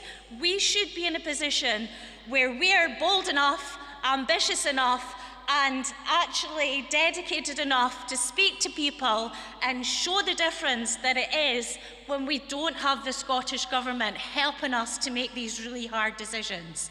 I'm involved with a group that are UK-wide, and they look at delivering public services. I was with them last week in York, and we have sometimes really tough decisions to make, but they've got even tougher. So do you know what an independent Scotland can do? An independent Scotland can show the way to other people. It doesn't have to be R&D Burnham. We could show them.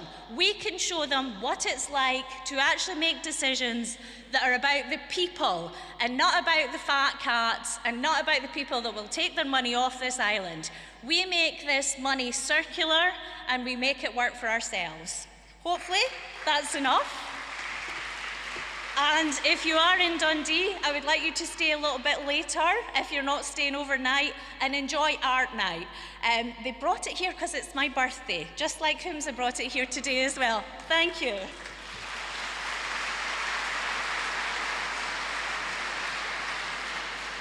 Thank you very much, Lynn, and happy birthday from all of us. Our next speaker is Louise Smith from Carluke, who is, I think, a first-time speaker at conference. And Louise will be followed by Bernal Souter from Westerrow. So welcome to Louise.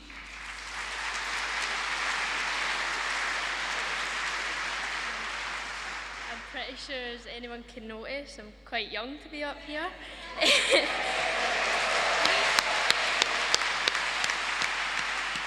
And I'm 14. I've recently applied to be a member of the Youth Parliament, the Scottish Parliament.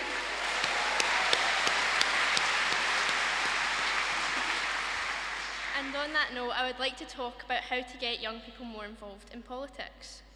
So I think it's quite shocking that at the age that I've only taken modern studies as a course for National 5, and this is the first time I'm properly learning about politics.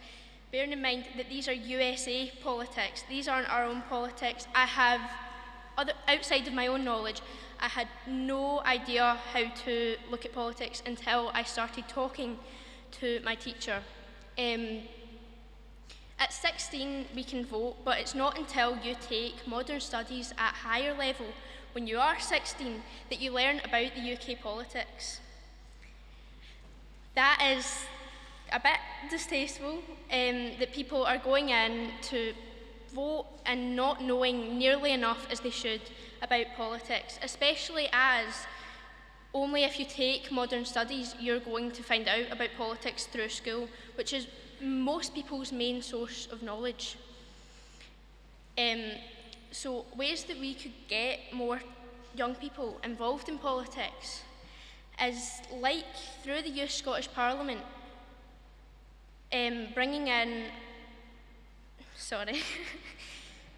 having more activities to bring young people in through school, adding it to our curriculum at a younger age. As you go into high school in S1, I believe that you should be learning about politics as a mandatory part of your course.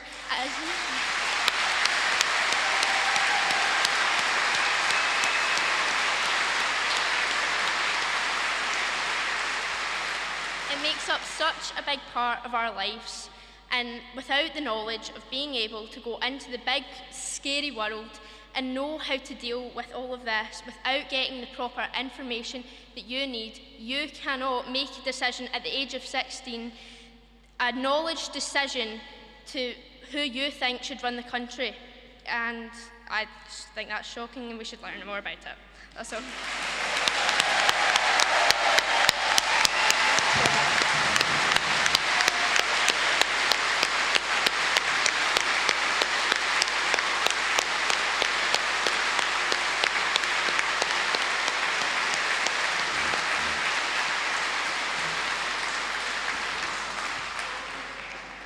As first-time speeches go, that was a pretty good effort, Louise. Thank you so much.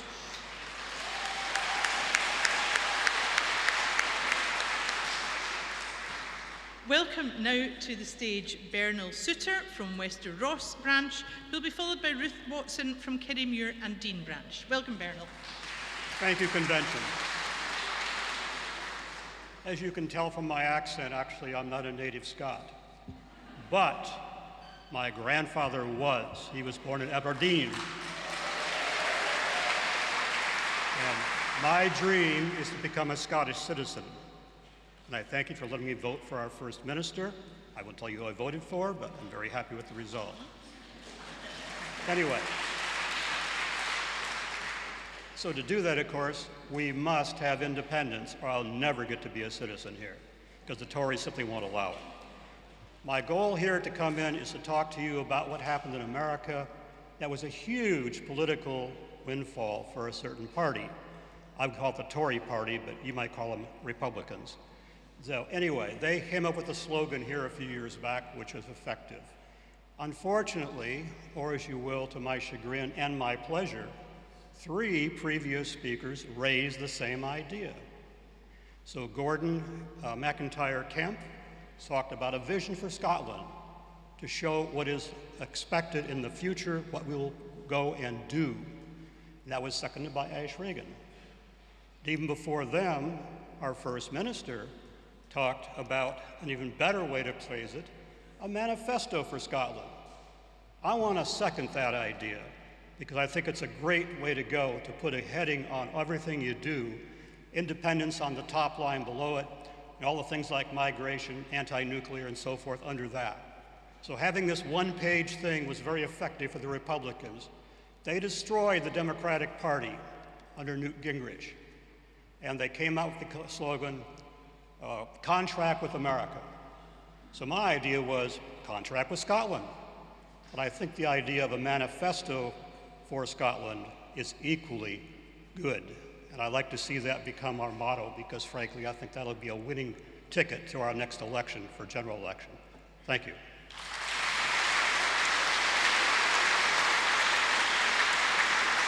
Thank you very much, Bernal.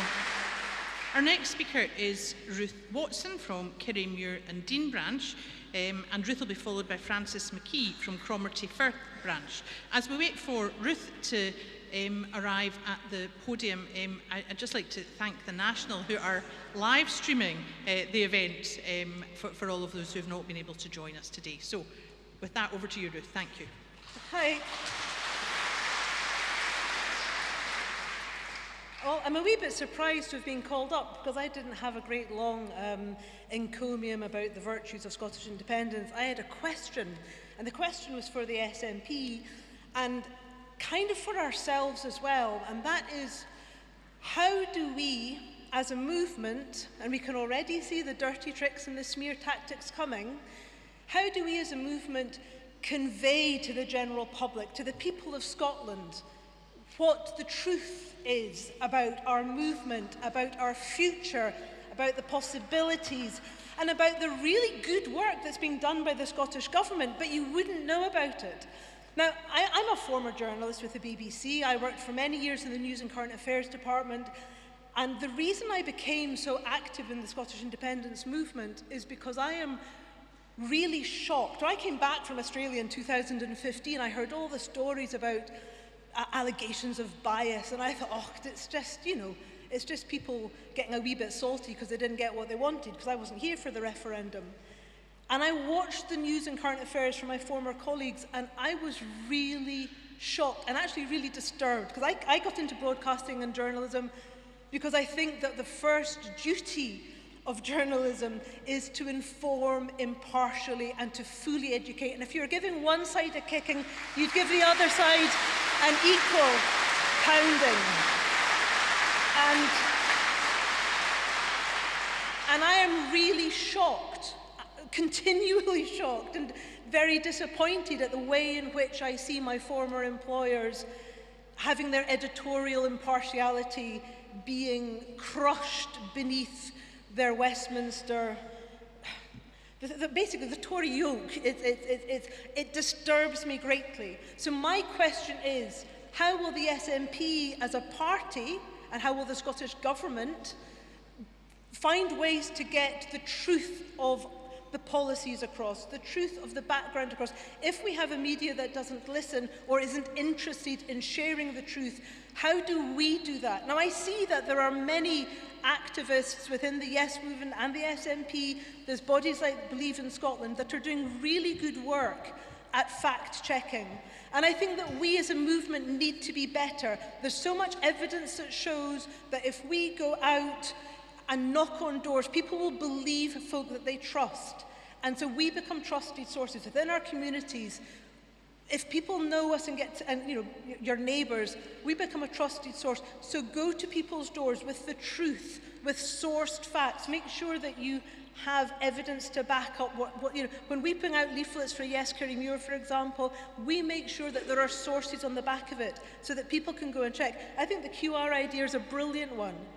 So I would ask the SNP that we be on the front foot, not the back foot, when we're dealing with the media, and I would ask each and every one of us to promote the truth and to be informed and to be the sources that our neighbours can trust. Let's go for it. Thank you very much.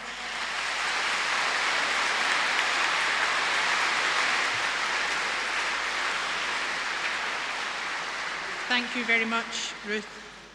Our next speaker is Francis McKee from Cromarty Firth branch, and Francis will be followed by Gordon Ferry from Maybole, North Carrick and Coylton branch. Welcome, Francis.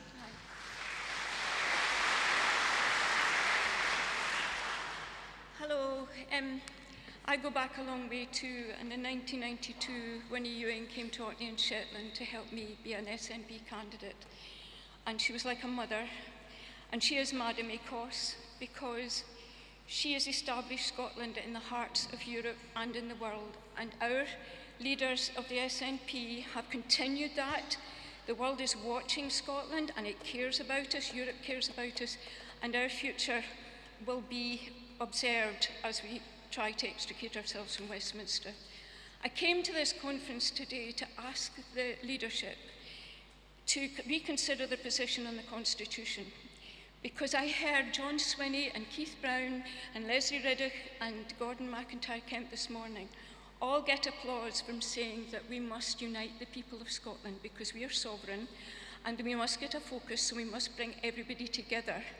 And the way to do that, in my heart, is to get the Constitution going now, so that when we get our majority of MPs and MSPs declaring that we have a mandate for independence, we're ready to go with that Constitution. The precedents are in Norway, which is the second oldest constitution in the world, and Ireland. When they got to the point of claiming independence, their constitution was ready to go. The reasons for saying that are clear. We must unite everybody. We can't be divided as a movement for independence. We're up against a rotten, stinking, past its sell-by-date, imperial power down in Westminster, ignoring us and treating Scotland very badly. All my life, it's been treating Scotland very badly.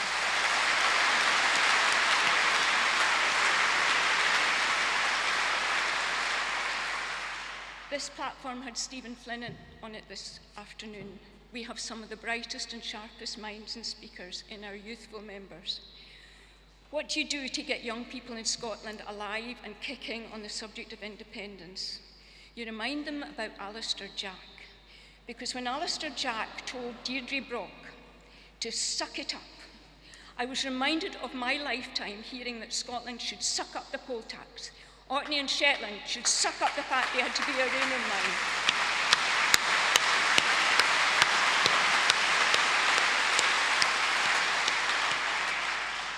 My home, Galloway, and that's where I learned politics from George Thompson a long time ago. They told Galloway, suck it up, you're going to be our high-level nuclear waste dump. They told Glasgow, dump the shipbuilding, you're going to be a nuclear bomb silo. They told Kirkcudbright, we're going to fill your bay with depleted uranium. The list goes on. And if people like Jimmy Reid and so on were still here today, they'd be telling you, get tough. Don't be frightened of the confrontation. Get your constitution going. When you confront Westminster, when Humza says we have to get tough, we really must mean it. Don't be frightened of a constitutional confrontation with Westminster, because the world is watching. Europe cares about us, the world cares about us, and we have the right as a sovereign people to move forward on that basis, negotiating the terms of separation. Thank you.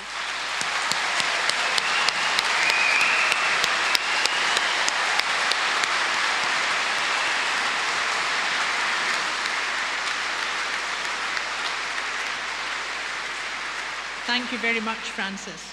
And our final speaker for this session is Gordon Ferry from Maybole, North Carrick and Coylton branch. So welcome to Gordon.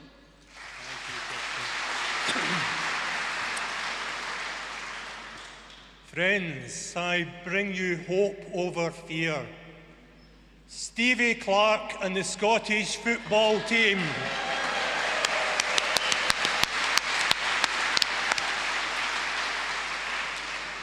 When Steve Clarke is asked, how are we going to qualify for Europe? He says, we get points on the board. I was going to say to Humza, don't get drawn into the media constantly asking about 60%.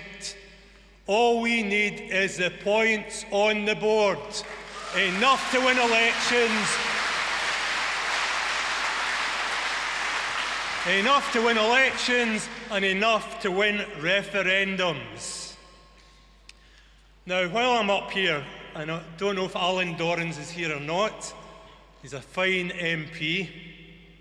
And Stephen Flynn, well, what can I say? He's an outstanding young leader. Oh, he's an outstanding young leader.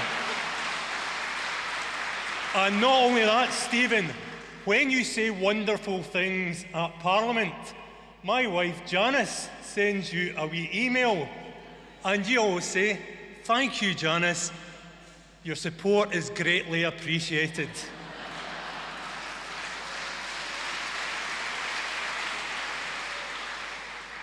So it's my 46th wedding anniversary today.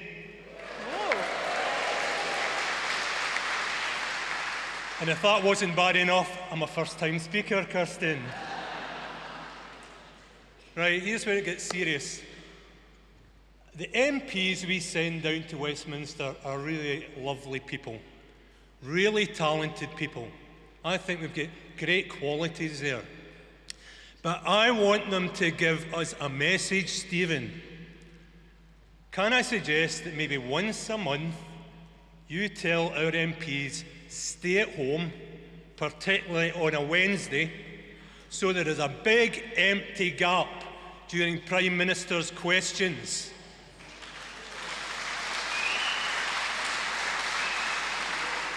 And that sends a message that Scotland is going to be an independent country. It's just a matter of time.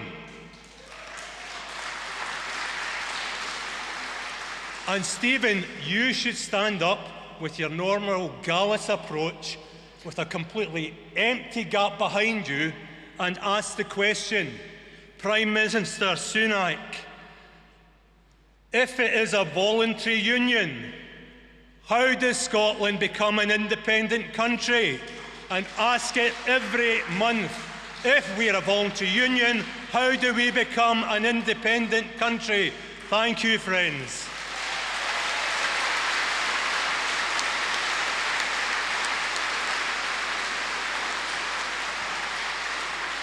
Thank you very much to Gordon.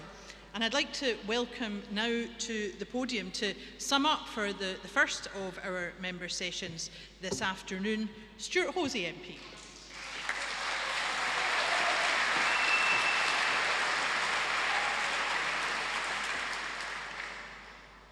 My goodness, I've been asked to sum up this session. There's a lot of ideas. Oh, before I go on, sorry for being so scruffy. I haven't been this scruffy on this stage since I graduated in 1981, because I'm older than the rest of them. Lots of contributions. So Amanda spoke to the humanity of the Scottish social security system. Gordon Guthrie, not for the first time, was right when he said we should recognise the strength of our position, not as the primary, but as the only pro-Remain, anti-Brexit party. Jackie from East Kilbride asked what more we could do to support young people and senior citizens with independence. Louise McAllister asked how do we mobilise young Scots to register to vote, and then answered her own question with a QR code. If it is as simple as that, then can I say to HQ staff, get the QR codes on the leaflets starting tomorrow.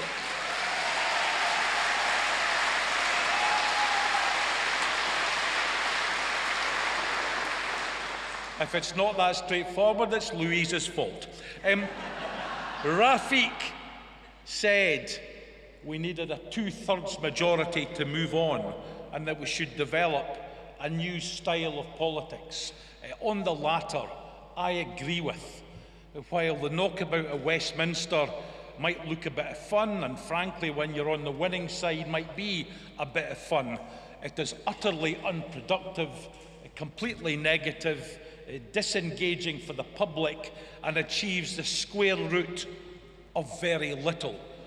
However, on the former, the 2/3 support, we have all watched as unionist governments of one shade of blue or another, with a 40% vote on a 60% turnout, run roughshod over our country. I'm all in favour of being better than them, but we shouldn't have to have 2/3 of the vote in a referendum when they can cause the damage.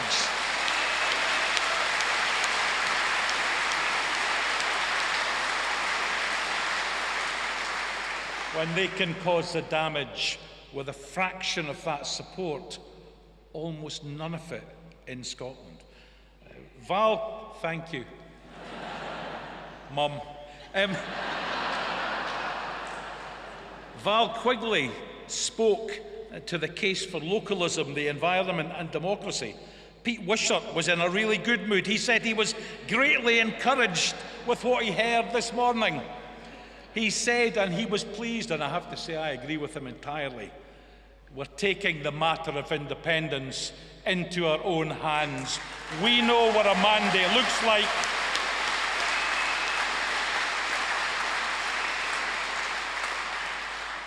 Alistair Jack knows what a mandate looks like. If they're going to say no, they better have an answer or a note from their mother, otherwise we're out the door.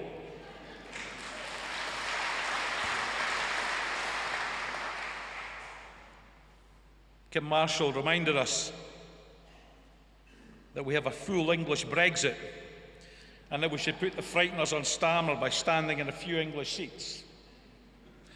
I'm sure there'd be a list of volunteers for that one as it happens. Stuart Stevenson said we should listen, and by goodness we should.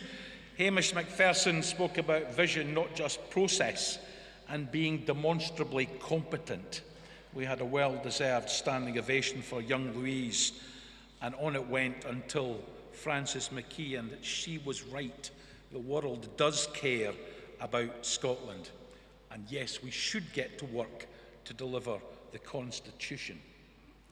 Jim McCall said halfway through, we need a plan. And that, of course, is precisely what today is about.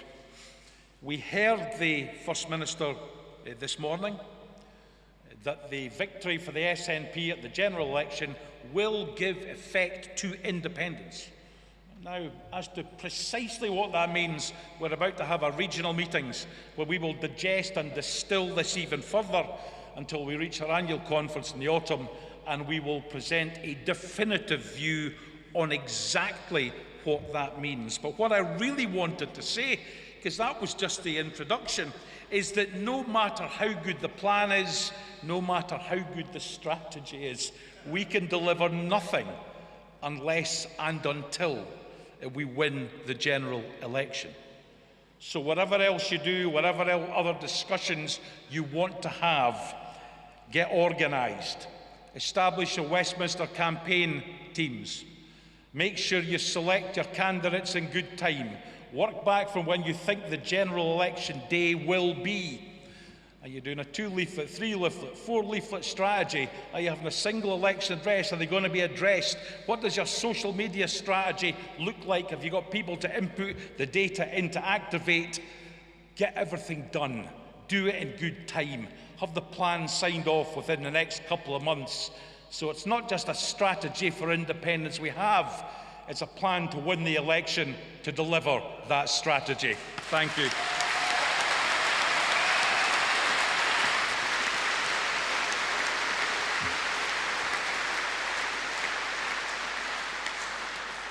Thank you very much, Stuart, and thank you to all of our speakers in that first session. And to open the second session, I am delighted to welcome to the stage Jamie Hepburn, MSP, Minister for Independence.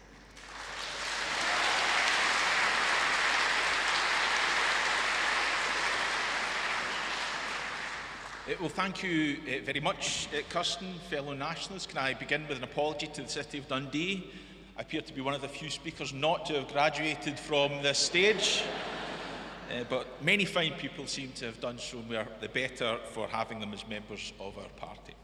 Friends, it's a pleasure to be able to open this afternoon's discussion on creating an independent Scotland. This is a chance for us to come together, united in our determination to win Scotland's independence and to consider how we get there. And just as I've enjoyed the contributions we've heard so far, I look forward to those we will hear in a few moments' time, and I encourage you to take part today. Our party is at its very best when we engage in vibrant debate, and that of course includes on the best way forward to achieve what we all joined the SNP for, to make Scotland an independent country. Friends, as part of our work to do just that, I welcome the fact we now have a Minister for Independence. And now you might expect me to say that, and indeed as someone who's been campaigning for independence for over 25 years, I was hugely honoured to have been asked by the First Minister to undertake that role.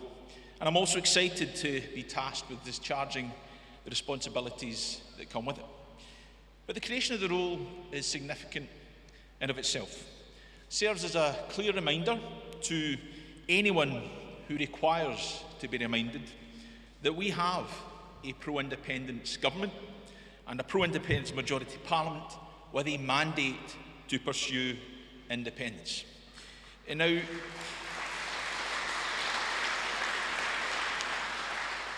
now you might have noticed my appointment has upset a few of our opponents. George Fawkes has been pleading to the Tory government in the House of Lords for my appointment to be reversed.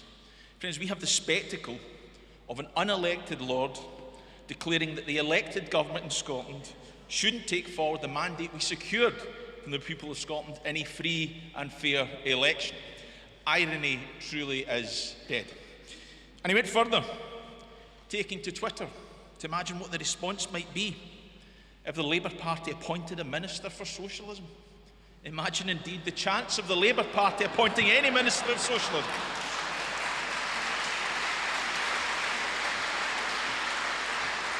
The chance of the Labour Party appointing any Minister for Socialism seems a somewhat remote prospect. And we've also upset Scotland's Governor-General, Alistair Jack. So outraged was he that we should deign to do exactly what we said we would when we contested and won the last election, that you called for civil servants to be banned from working with me. Well, I've news for Alistair Jack, a man whose party hasn't won an election in Scotland for nearly 70 years.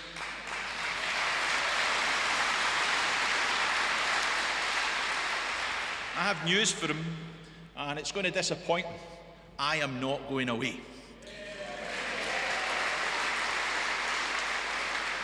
I am continuing to take forward the legitimate work of our Scottish Government in making the independence case, and I intend to do so until we have won that case.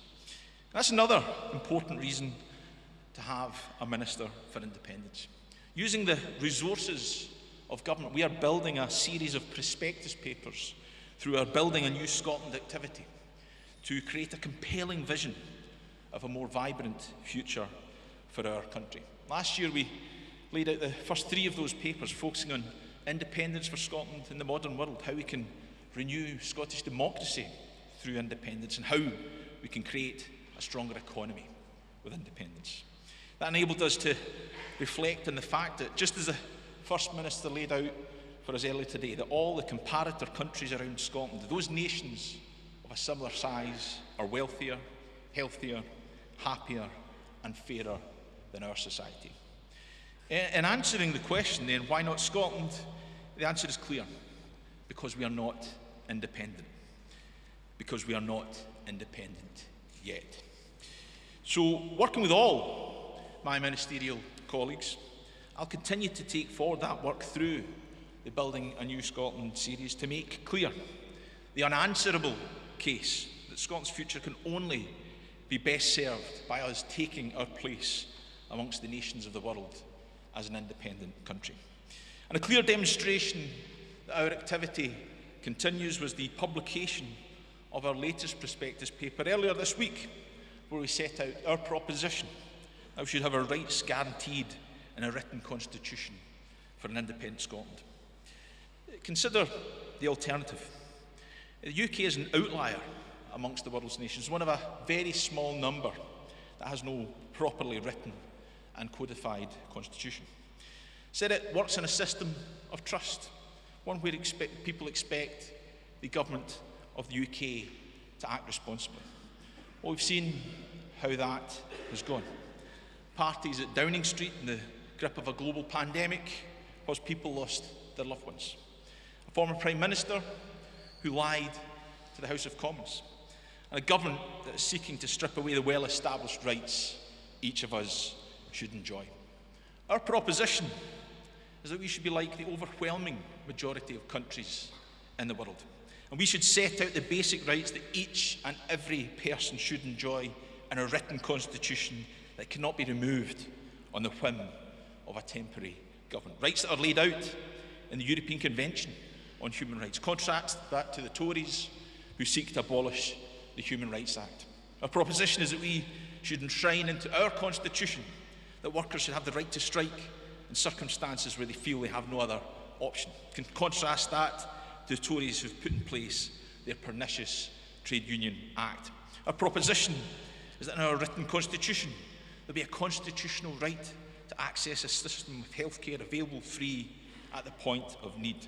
Contrast that to the Tories who are itching to privatise our health service. This is a vivid way in which we can demonstrate the tangible benefits of independence. And my request to you, friends, is that you take the detail and information within our prospectus papers, make the case to your friends, to your family, to your neighbours, especially those who are yet to be convinced. First Minister has been clear that we will engage in a summer of concerted campaigning for independence, and we heard earlier from our Deputy Leader how we will take that forward. But I also have a request to each of you. Use those papers as part of that campaign. Use them as part of presenting a more hopeful, optimistic and positive future for our country. A future that can only be secured with independence.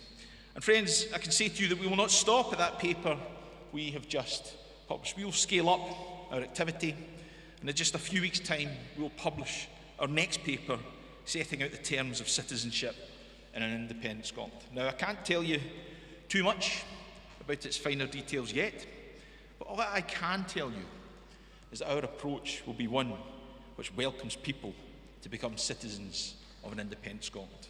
We will operate in no hostile environment.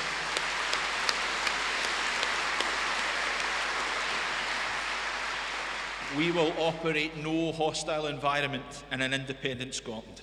And after we publish that paper, there will be more to come still. Many are almost ready to come off the shelf.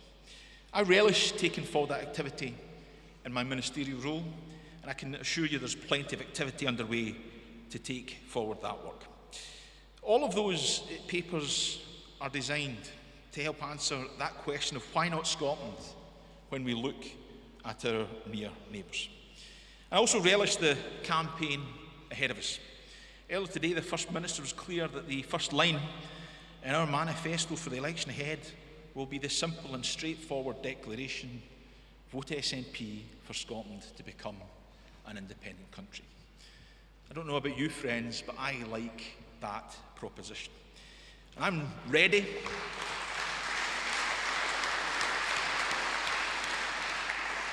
And I am ready, and I am raring to go to take that message out to the people of Scotland.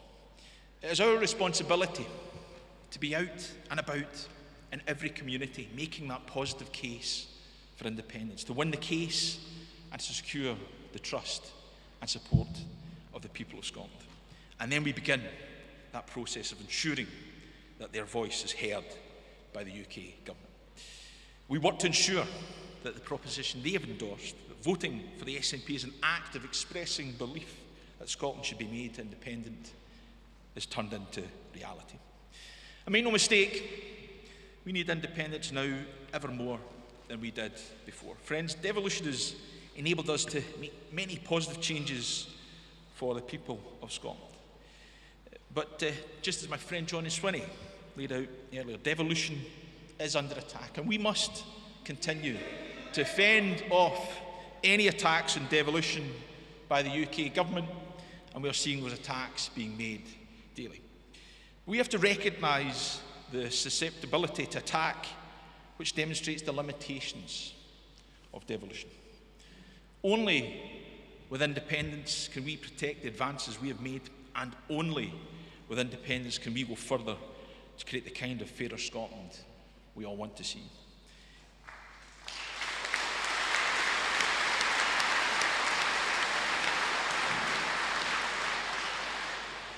In case there's any doubt, I don't know what I heard, but there could have been some expressed there. The Scottish Government's position and our party's position is that no form of constitutional change short of independence is one we will actively campaign for. We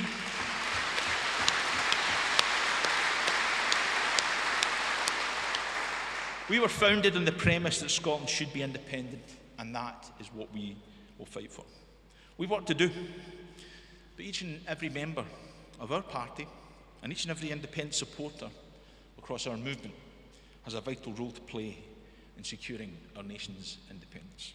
We can do this together. And I'm looking forward to hearing from you this afternoon as we chart our way forward. So let's get to it.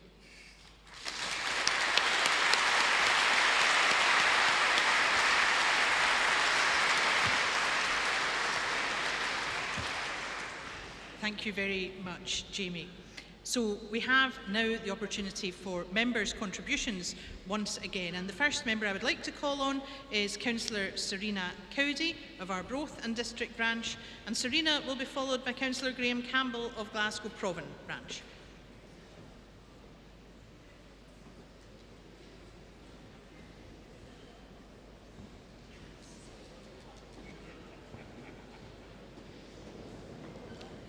Welcome, Serena.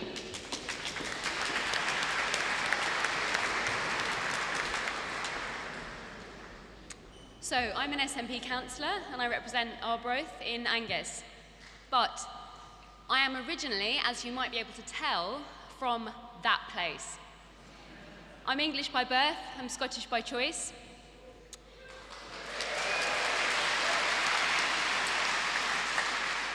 And I want to give my perspective because I think it might be one more weapon in our arsenal in the upcoming election in Westminster.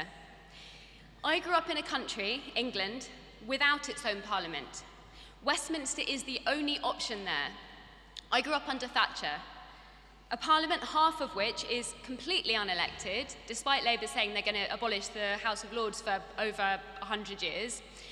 And the other half is antiquated, unrepresentative and misogynistic. Moving to Scotland in 2017 was an absolute revelation to me, to be honest. It gave me a sense of hope about how a country can be governed, and it showed me a way forward that I'd never thought was possible. That is all to say, I take none of this for granted. And I'm really passionate about communicating that difference that I've just described to the people that are still undecided in Scotland. Because I think there are some people out there who are not convinced of the cause of independence, who have no idea what it's like to grow up in that other system. That's one of the many reasons I am absolutely focused, and it's absolutely crucial, as Stephen has said, as Hamza said, as so many speakers have said today, that we fight this Westminster election fairly and squarely on the cause of independence.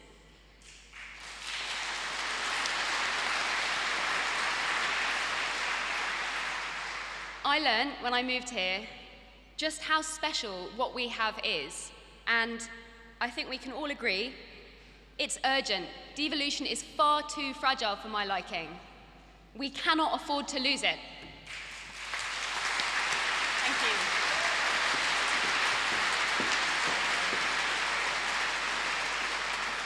Thanks very much, Serena. Our next speaker is Councillor Graham Campbell of Glasgow Provan Branch, and Graham will be followed by Diane Alexander of Bonnyrigg and Loneheads Branch. Welcome, Graham. Thank you, Constance. Well, English people in the SNP are like buses. They come two at once, don't they? But I want to say this as a proud descendant of Caribbean people, as a proud Anglo-Caribbean Scot, to remember that this week is the 75th anniversary of the arrival of the Empire Windrush.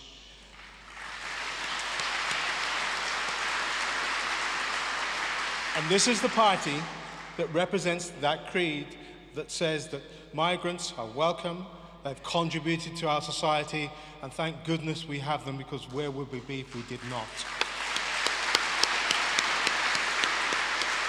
Now, in my 21 years in Glasgow, and here I am further north than I normally am, but in my 21 years living in Glasgow, I have always lived on a march route of the Orange Order. And that's good or bad, but I'm sure you noticed on your way in, did those Union Jacks flag wavers outside persuade you with their vigour and vibrancy of waving that flag that the Union was a good idea? No?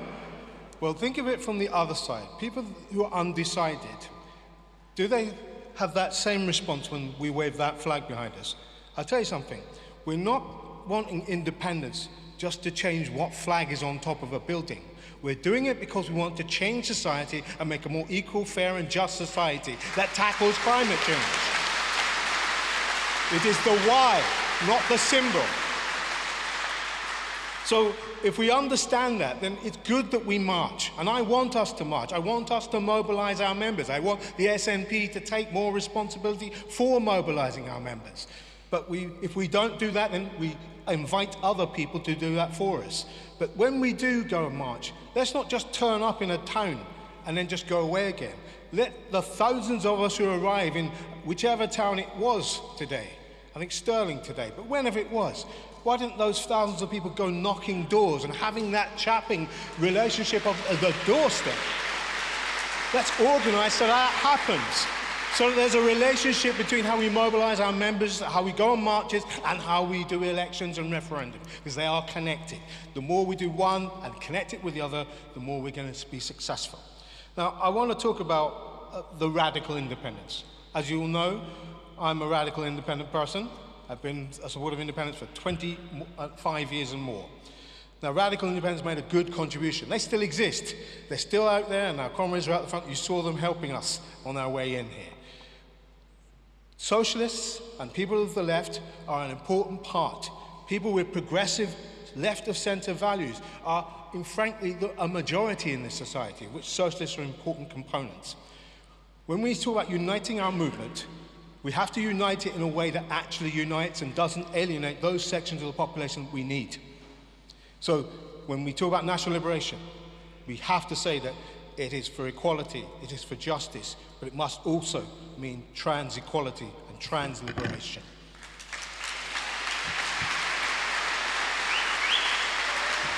Thank you very much, Graham. Our next speaker is Diane Alexander from Bonnyrigg and Lone Head branch, and Diane will be followed by Graham McCormick from Helensburgh branch. So welcome, Diane. Thank you, Convener. Can I just say, I had absolutely no intentions of standing up here today, so I've got no speaking notes. I'm just going to speak from the heart.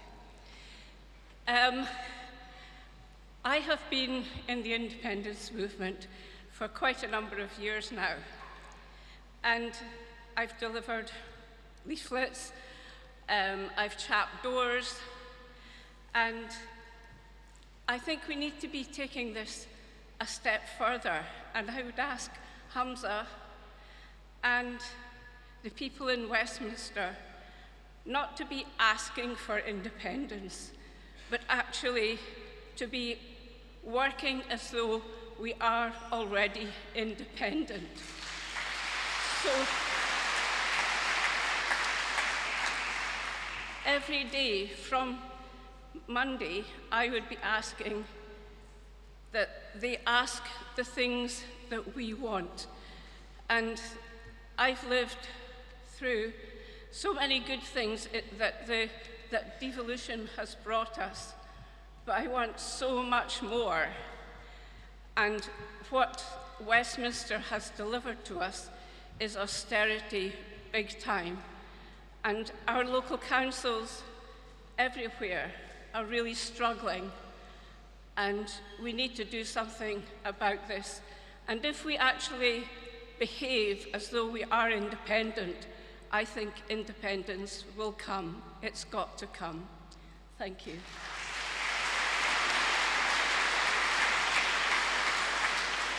Thanks so much, Diane.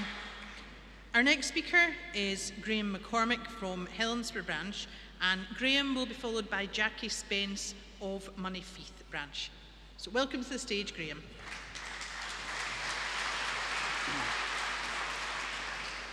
Conference, thank you very much. Amongst all the speeches that we've heard today, there is one question which has not been answered, and I think we need to know the answer of it, as do the people of Scotland. And that is, what if we secure a majority vote? We deliver a majority vote for independence at the independence election, but the UK government says no, or refuses to negotiate with us. So we've got to decide, first of all, as a party, whether we believe that Scotland can become independent and a nation state without the consent of the UK government or not. And if the answer to that is no, we can't, then we are little more than a pressure group. If we say yes, we can, then it behoves our leaders to join with us and debate how we can do that legally. And there are legal ways that it can be done. Because we're actually not seeking independence at all. A colony seeks independence. We want to negotiate the dissolution of the Union.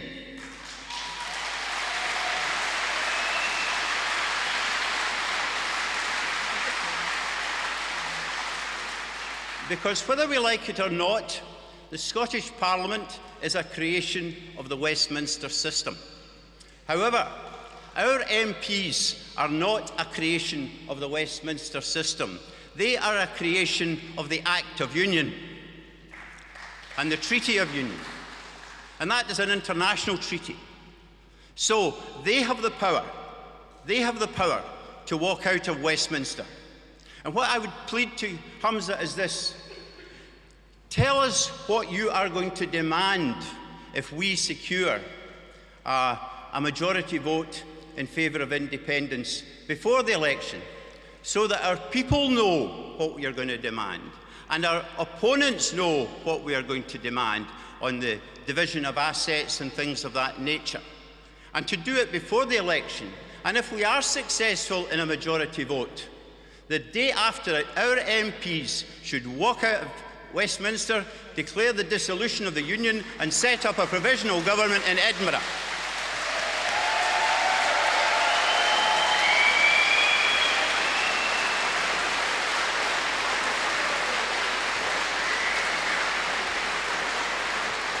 And I know people will be saying it's all very well talking about the theory, but there is a practical aspect to this too. Because in the meantime, we cannot expect the 15% more of people who are sympathetic to independence, but who might not vote for it, because they will consider it on the basis of risk, financial risk. How will it affect their pocket? And in the meantime, what the Scottish Government should be doing is looking at the powers they have, which they have not used, in Section 80I of the Scotland Act and Section 28 of the Scotland Act. And I'm not going to tell you what they say. You can go home and read them yourself, because I have found that quite a few of our parliamentarians actually haven't even read the Scotland Act. So how can they debate and negotiate things, if they don't actually know what these precise terms are? So that's what we need to do, because we have the power. We have the power to raise people out of poverty already, because I would far rather prosecute independence on the basis of everyone having a fulfilling life just now, rather than saying, well, independence will solve poverty. We could actually solve it now, but we want to get independence on the back of being successful, so that we can take our rightful place amongst the nation states of this world. Thank you very much.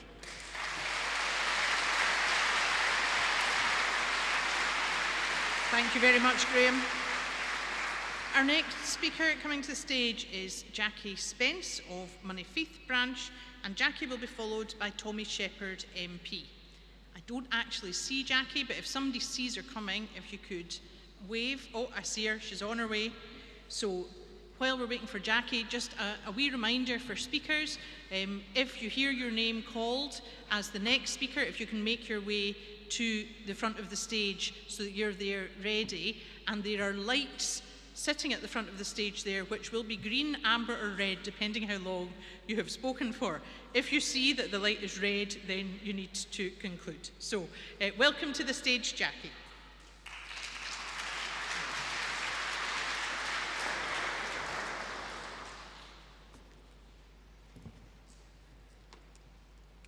Thank you. I'm very conscious that everybody's very hot this afternoon, lots of fanning going on. I'll be very quick. My question to the panel and to the Scottish Parliament is, how are we going and how is the government going to engage with everyone in the Yes movement, not just ourselves and our members? I think that's hugely important. We need the numbers to get over the line, and if we're not engaging with everybody else, then it'll probably not happen. So I want to know what are they going to do to make sure that that does happen. It's all very well saying we'll do this or that, but I want to know, what are you going to do about it, and what are we as a party going to do about it? Thank you. Thank you very much, Jackie. Our next speaker following Jackie is Tommy Shepherd, MP, and to follow Tommy, we will hear from Amber Roberts of Edinburgh Western. So welcome, Tommy. Thank you. Friends, I wasn't sure what to expect today because this has been a difficult few months for our party and our movement. We have had the investigation into our headquarters. We have seen our poll numbers drop. We have lost elections, and we have lost members. And we have also lost a sense of faith and confidence amongst ourselves. So I was wondering what would happen at this meeting today. And I have to say, like Pete Wishart, I too am enthused at what I see before me. And I say to our political opponents who have enjoyed so much schadenfreude at our misfortunes over the last few months, enjoy it while you can, because it ends now. This is the point at which we turn. This is where we renew, we rebuild, and we are coming for you like never before.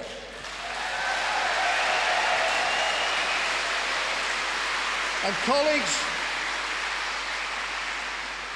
that Scotland should be an independent country is now the sustained view of half of the people who live here. So as others have said, even if we didn't want to, there is no way we can do other than put independence front and centre of our election campaign, because we are the political representation of that national aspiration. And in doing so, I am mindful of Stephen's introduction when he talked about the real agony and despair that is amongst our people at this time. And others will try, and they've said it already in the run-up to this weekend, that we are engaged in distraction talking about arid constitutional issues, and that we do not understand the real issues facing people. It is a lie. It has always been a lie, because the truth is that independence and self-government give you the power to be able to do something about that cost of living crisis. And we should absolutely relate our campaign to those bread and butter issues. In fact, I would also suggest that whilst demanding our independence, we should demand within days of a new government emergency powers to the Scottish Parliament to allow us to intervene in the Scottish economy, to allow us to provide supplementary pensions, supplementary benefits, raise the minimum wage, allow a Scottish visa. These are things that can be done in days while we're waiting. And the other thing, colleagues, is that we must also, and John Swinney was absolutely right, we must seek a mandate to ensure that when we consider how we are governed and what our constitutional future is, that is a decision that is made in this country by the people who live here and not in another country by the people who live there. So we need to bring back and make sure that the whole process of consulting people in Scotland and their constitutional future is a matter for the elected Scottish Government. And if they have a majority to do so, they can have a referendum every damn day of the week if they please. And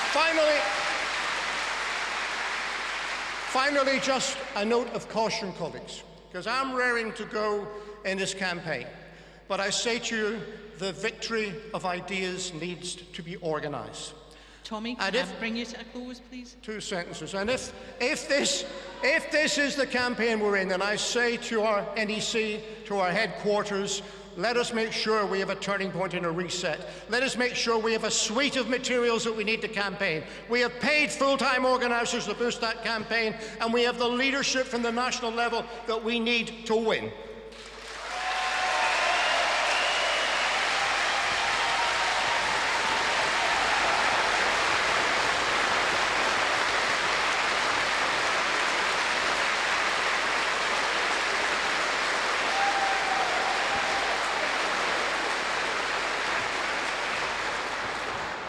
you very much, Tommy. Our next speaker coming to the stage is Amber Roberts of Edinburgh Western Branch. Amber is a first-time speaker and will be followed by Stuart McMillan, MSP. So welcome, Amber.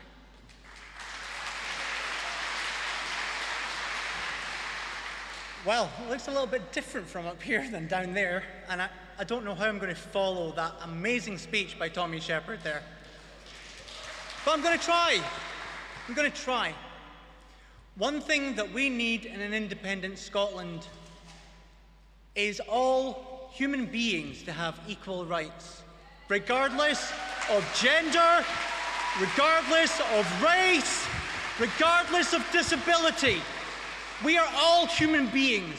We cannot act like Westminster have of literally crippling the disabled, crippling LGBT plus rights, crippling people that are fleeing to this country to live a better life. And that's what Westminster are doing, and we can do much better. We can make sure that every single person who lives, either if they're born here or even if they've come here to live permanently, that they are all equal, and by God, conference, they are all absolutely valid. Thank you.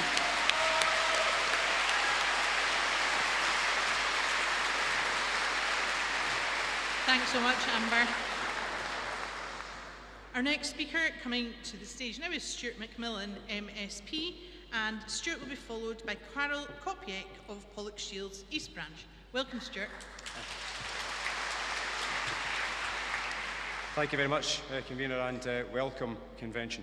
So, first of all, the comments regarding Winnie Ewing, Madam McCoss, I want to add just a couple of things to that. Winnie was a remarkable woman, as we all know, and I personally have got Winnie to thank, because I graduated from this stage twice. I went to Abertay, Mr Brown, I'll speak to you later. But I was an Erasmus student, so I know how important studying in Europe actually was. I studied in France twice, Germany, and also in Sweden. I wouldn't be able to do that if it wasn't for Winnie Ewing. So Winnie, thank you very much for everything you've done.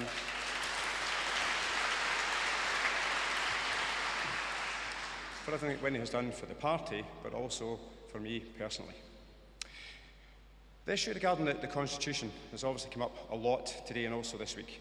Now, written constitutions are normal. What we currently live with throughout the UK is clearly an abnormal situation.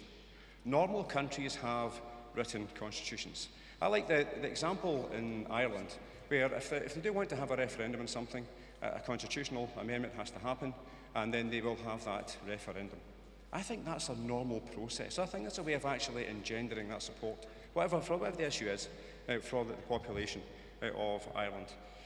And I think the issue of the written constitution is hugely important, and it does set in train. It also sets that clear narrative in terms of the type of country that we want to have, and the type of country we want to have for decades and decades to come, long after I am gone from this earth.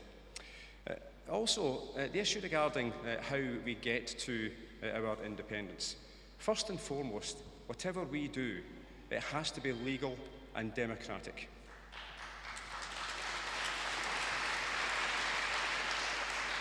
Now, those two words haven't come up a great deal today, but fundamentally it has to be legal and democratic.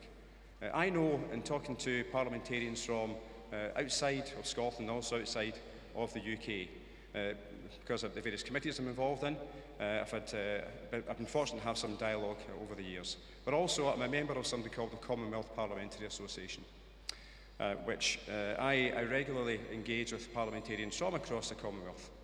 And no matter what Alistair Jack would say to our Scottish Government ministers and Cabinet Secretaries, the population elsewhere actually want to know what's happening in our country.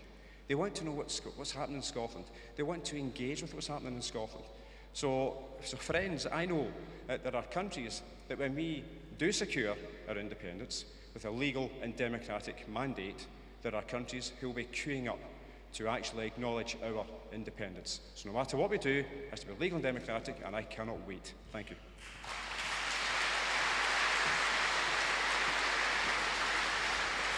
Thank you very much, Stuart. Our next speaker is Carol Kopiak from Pollokshields East Branch, who will be followed by Junaid Ashraf from Cumbernauld Branch. Welcome, Carol. Good afternoon. Please be patient, that's my first time ever. Many of my colleagues have spoken here about the idea of independence, about the great things which independence can bring, about the way to communicate those great things, about really people behind that idea. Just few of my colleagues here spoke about the point at which we are successful at it. We rallied people, we won election, then some of you spoke about the plan. What's the plan? Someone spoke about asking for independence, demanding the solution. I would like to point out that we're dealing with a government in Westminster. These are not people who have any values. They've been denying Scotland time and time again. And the only language they understand is the language of strategy, which we need to form for that very particular moment. And that strategy needs to answer a very simple question. What is the cost of denying Scotland's independence again? This is it. This is what I wanted to say. Thank you.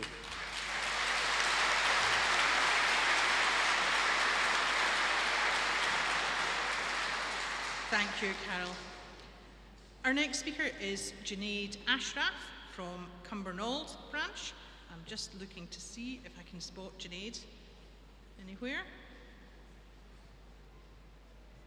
And while we see if he is going to appear, I wonder if I can call Elizabeth Pow from Beath Branch. We've got thousands more cards, so if we don't see them, we won't worry. Here, I think, is Elizabeth.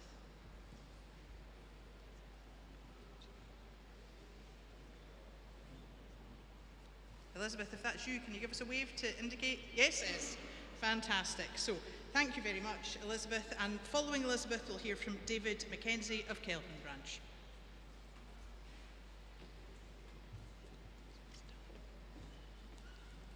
Hello, you've caught me completely unawares. After something like 60, 70 years, I have never, ever attended a conference. So I'm here today, and the reason I came here today, and I'm maybe going to talk about some elephants in the room. I came here today to make up my mind about where I wanted to be within the SNP. I know where I want to be within the independence movement, but I wasn't sure about the SNP movement. So all I did this afternoon was simply make bullet points. So they may be controversial, they may not be, I don't know. First thing was the Constitution. We've been talking about the Constitution for years. You won't pick up the National any week, but there will be a mention about the Constitution. It's either in draft or it's out for consultation, etc., etc. Surely it's time to get it done in draft form, but in a form where it can be put out as a campaigning tool, so that the people out there who know nothing about what's going on internally can get some feel about a vision for Scotland. I'm a bit concerned about the campaigning generally. I feel that, for example, we have politicians, but I'm not sure that we have campaigners. Now, I can stand here and say, I was there at Hamilton. And it's doubly poignant for me because, of course, I'm in Annabelle's constituency. But I'm not sure where the Winnies and the Margaret MacDonalds And all those people who were out there in the SNP, whose voices and words were known, not just by members, but by the people of Scotland. And I don't know where they are now. I feel at the moment our campaigns are being led by the independence movement, which is, they have to be led by someone, but they are being led by the independence movement. And I attend the Yes Dunfermline meetings, and I attend the Believe in Scotland Zoom meetings because they inspire me. I'm not going to say anything about the SNP meetings, but I'm inspired by those independent movements. And I feel once again that it's the independence movement, the Believe in Scotland, for example, who are leading on the rally in September. It's being supported by the SNP, and that's a huge step forward, that the SNP are actually supporting an independence rally, an independence event, and that is excellent. And I'm hoping from what I've heard today that the SNP are now going to start leading on campaigns. And someone, I think it was Stuart who mentioned earlier about the need to get things going, to get things planned out there. And the big thing is we need to have our candidates, the choosing of candidates needs to come back to constituencies and branches. We've been too divorced. We've not been involved. Thank you. We haven't heard at all today about the SNP movement, about the party, about the structure of the party. It's been very much vision, etc., and that's absolutely fine. But I think probably a lot of us came today to hear, where's the party going? What's happened over those last few months? Because a lot of us, I wondered, where is my annual subscription going? I don't know. I sent it off. I don't know where it's going, for example. I think we wanted clarity about how the movement's going, as well as the SNP government and our politicians. I think that's probably... Oh, I would also have quite liked to... I do need to draw you to a close. I've let you go. Quickly say, I would have quite liked the SNP to be introducing or looking at the well-being policy that Gordon is putting forward. Okay, thank you. Thanks very much, Elizabeth. Our next speaker is David Mackenzie of Kelvin Branch, and to follow David, I think we have Junaid Ashraf of Cumbernauld Branch back in the room. So welcome to David.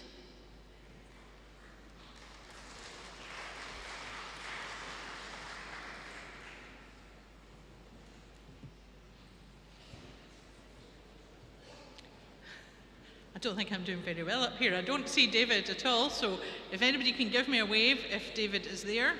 And I don't see anybody waving at me, so I hope that Junaid Ashraf is able to make his way up to the stage. And Junaid will be followed by Valentine Scarlett of Dundee West Branch. Thank you, Junaid.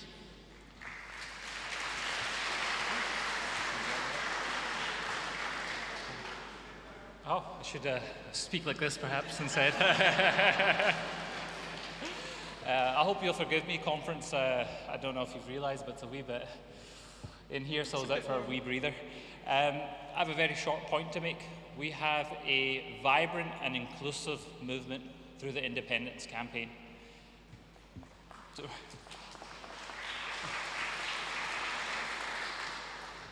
And as a party, we welcome all communities and all people from different diverse backgrounds to join our movement in this inclusive vision that we have for this great nation of ours.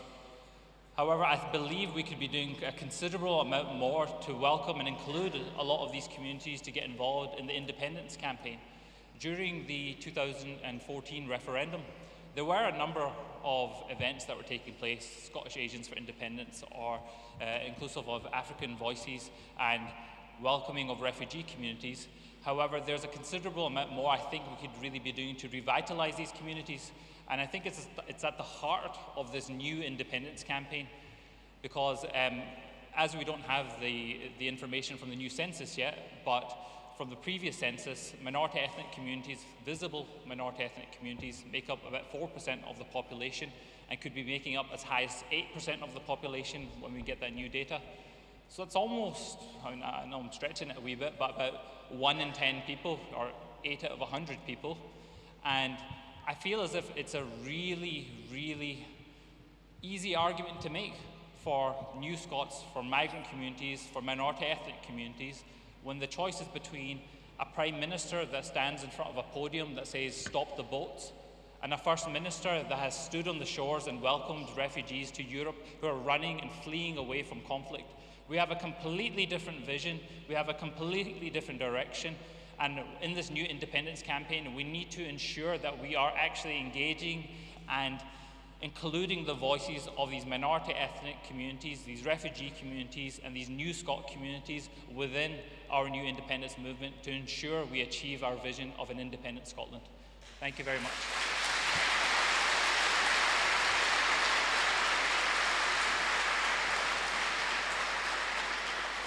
Thank you very much, Junaid. Our next speaker is Valentine Scarlett from Dundee West Branch, and Valentine will be followed by Richard McKeever of London Branch. Welcome, Valentine. Got my whole band. Okay. Hi there, I've completely forgotten what I was going to be saying. The light's awful. Okay, actually my thing was really about the fact that independence in Scotland is wonderful. I mean, I'm really all for it, and I think that today's been absolutely brilliant, and Hamza's speech was amazing. But what my concern is about climate change, and where does independence, or where does Scotland, an independent Scotland, take us in terms of climate change and its stance in regards to that. I mean, when we arrived this morning, there was XR were standing out there with a poster about, not a poster, a big banner in regards to Rosebank. And I'm really concerned about that. It's made me very anxious, the whole thing about climate change, because people just don't seem to be taking it on board. You know, there's cars are breeding cars. There's more cars than there ever were. And I'm just wondering, you know, do people take this seriously? And I'm just wondering where the SNP stand. I mean, I've said this before, but, you know, independence is amazing, but an independent Scotland will surely then have, I mean, as you've said, it's the resource, it's going to have all the wind and wave energy in the world once it becomes independent. So my hope is really that Scotland then can then lead the way, basically, to lead us out of this morass of suicide, basically, which is what I feel it is. I mean, I'm in total despair about it. I don't know what the rest of you feel about it, but I want this to be a beautiful world, the world that I lived in, and when I was a young person, and I want my grandchildren to have this world to explore. But the way that we're going, it's not going to be there. It's drowning, it's going on fire, animals are disappearing. Sorry to be so despairing and leaving you all in a sort of pool of a morass of despair, but I mean, that's the way I feel, and I just want to know that an independent Scotland will take this very, very seriously and make it a very, very top part of their agenda. That's really what I want to say, okay? Thank you very much, Valentine. Our next speaker coming to the stage now is Richard McKeever of London Branch, who will be followed by Catherine Woolidge of Dundee West Branch.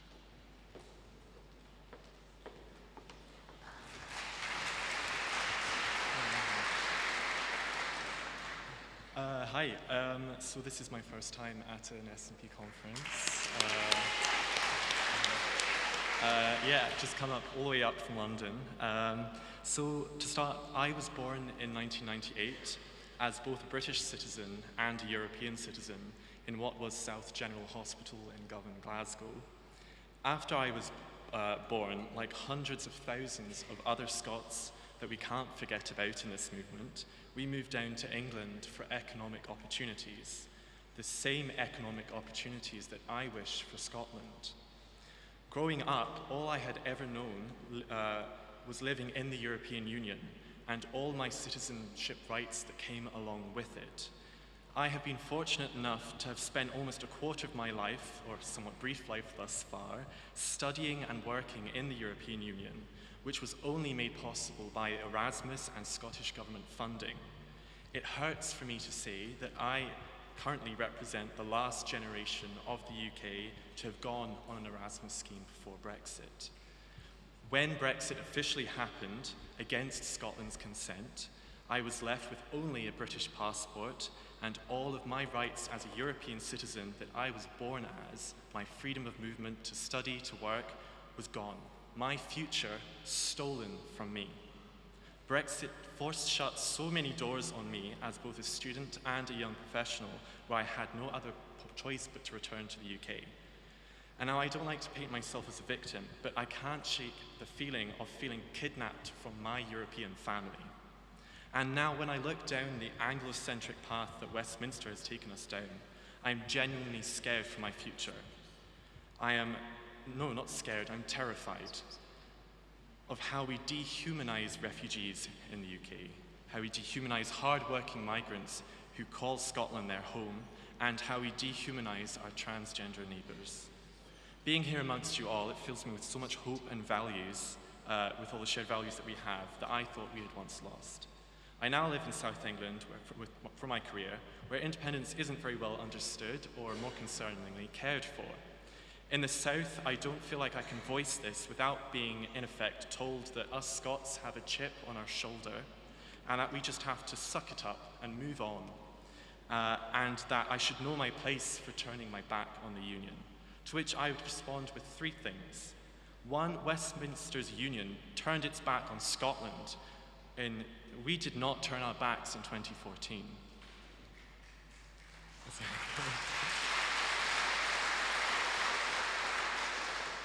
Two, I am Scottish and I am European, and I will never be told otherwise.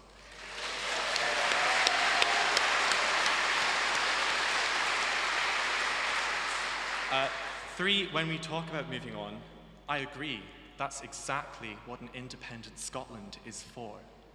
And finally, just to wrap up, I think as an extra insight, I think that it's not just unique to Scotland. My Welsh and Northern Irish friends felt the same, and that's why I think we should see more cooperation in our movement with Sinn Féin, with Plaid Cymru and the Welsh, and hopefully, fingers crossed, Northern Irish government in the future. Thank you.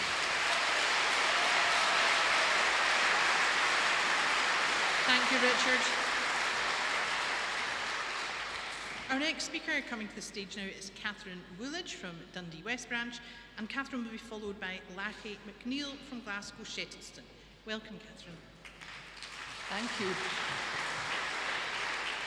Good afternoon, you lovely, hot, independence-minded people. Unaccustomed as I am to public speaking, especially to such a big crowd, but I am accustomed to speaking to people at the door. And my ask today is to my party, first of all, and to you, second. For my party, I'm asking for the independence people in our party that are able to be active, to get on the doorsteps, to speak to people. I'm asking the party to write to everyone, to every member, to ask them to do that, to make a pledge, to make your commitment to that, because we need that to happen. We need voter ID. We need to know how our people are thinking. And we also need to connect with them. We have to speak to them. And if we all have a patch of 2 or 3 streets that we can continually go to the people, they will respond. They are responding now. And I know that Hamza, when he was working so hard to be our First Minister, he pledged to be first activist, and by jings, has he not done that? Can we pledge, my second ask is for you guys, can we not pledge to do the same thing? Please, please, Get out on the doorsteps, speak to people, get the information that we need. Let us know what the people are thinking, because then we can use our resources to the best effect. And like a certain Martin Luther King said with the civil rights movement, he had a dream. I have an ask. Please be active.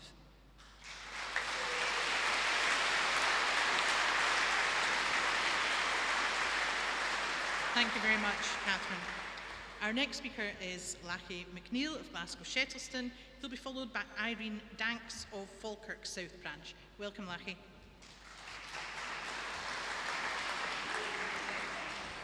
Thank you, Kirsten, and friends.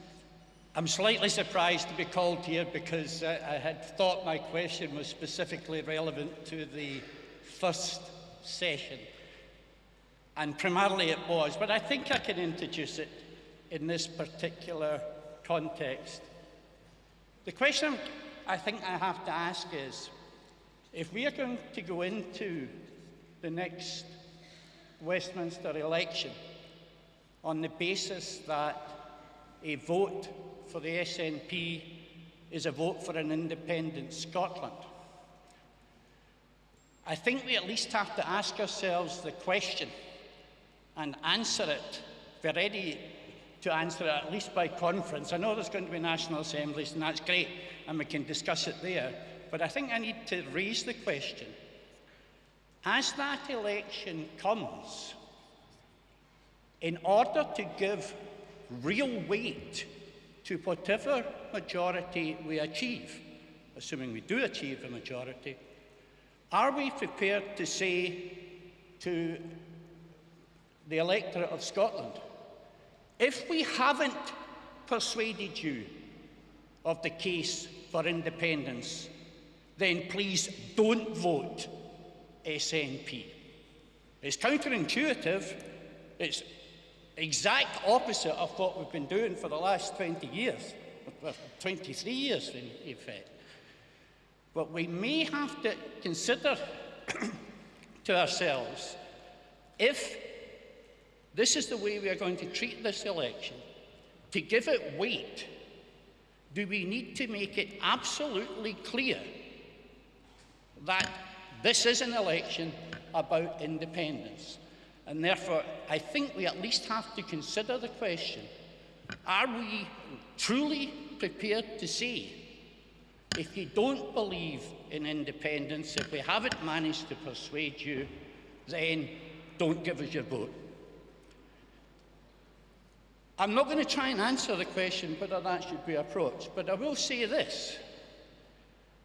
If we truly have confidence in our own vision, if we truly believe it, if we truly believe that that vision is a persuasive vision, then I suggest to you that we should not be afraid of taking that position.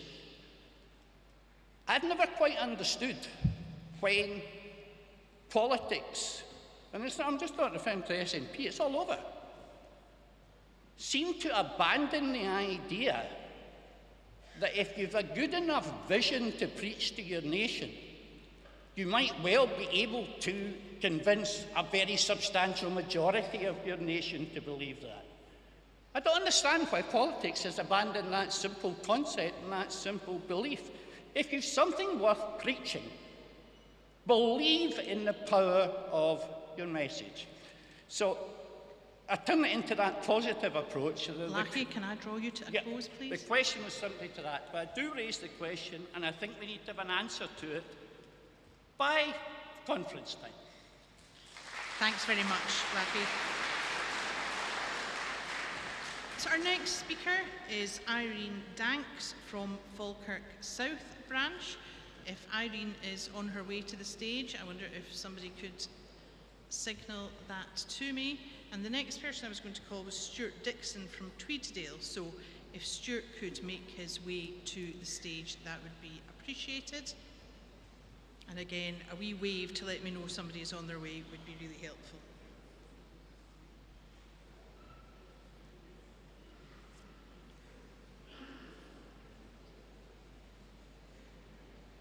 So following Stuart, I'm going to call Evelyn Egdahl from Eastwood.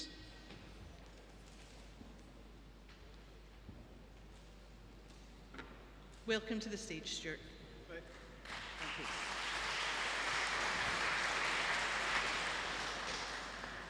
First of all, I'd like to take my hat off to Louise.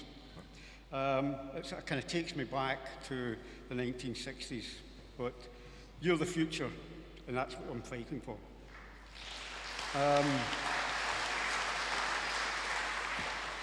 It takes me back to Easterhouse, the early 1960s, and it was like 3 men and a dog, and I was the dog, and it was actually 3 boys, you know, and if the Labour Party had a monkey, they would have got in, kind of idea.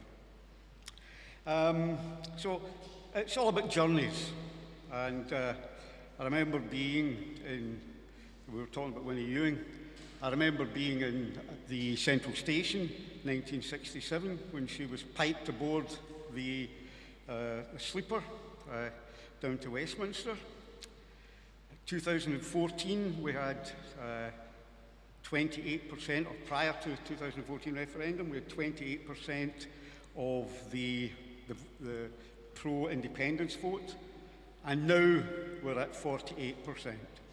So we've not got far to go, but we want to get there. It was an inspiring speech from the First Minister, but we also heard from Gordon McIntyre-Kemp how we can get the vote for pro-independence up to 60%. So we have the way of doing it. So, Kirsten, I'm going to address you in a new role as the First Minister. So, I'm saying, First Minister, you have the power. You want to fight the general election 24 as an independence election. I interpret that in the old words of a de facto referendum. I want to fight the general election of 24 for independence, and I'm saying we want to. So, First Minister, you have the power. We don't need more talking, no inaction. We need action.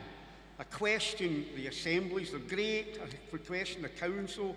But why are we waiting until October to find out what we all know, what we really want, and which is to fight this election? So, as I say, believe in Scotland, it can produce all the materials, we can get going. I'm standing now for GE24 to be a de facto referendum. Is there anyone else going to stand up for that? But First Minister, you have the power. Tell us now it's a de facto referendum for GE24, because I want to get Tweeddale behind me, and until I get that exact words, I'm going to struggle. And I'm sure it's the same with a lot of people. Tell us now and we'll deliver. Thank you. Thank you very much, Stuart. So the next speaker I would like to call to the stage is Evelyn Egdahl. I can't see Evelyn, but if she's coming, if somebody could let me know. But Irene Danks is now here. So let's hear from Irene Danks and then we will await Evelyn. Thank you.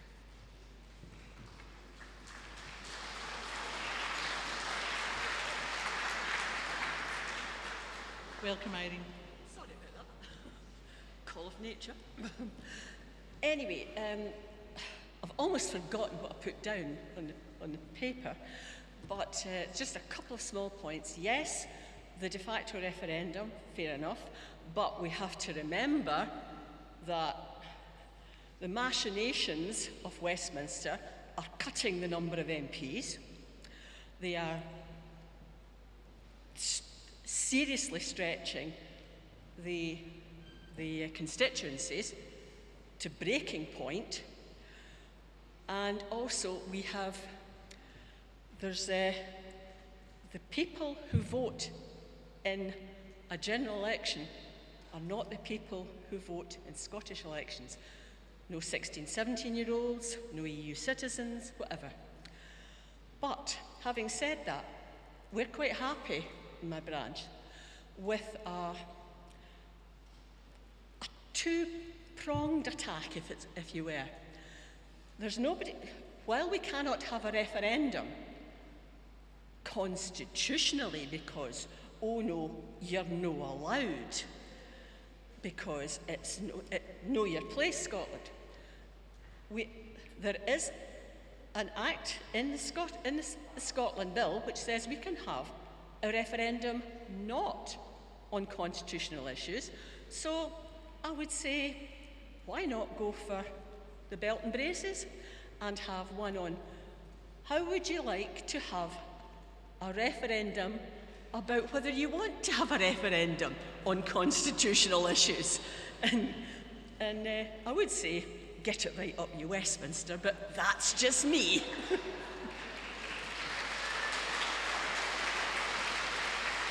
Thank you very much, Irene. The next speaker I'm hoping to call to the stage is Evelyn Egdahl, to be followed by Brian Devine.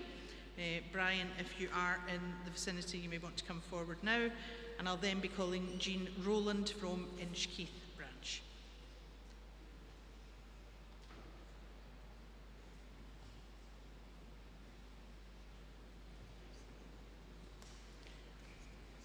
And for the avoidance of doubt, we can't really see anything from up here, so they could all be coming to the stage, and I'd be none the wiser.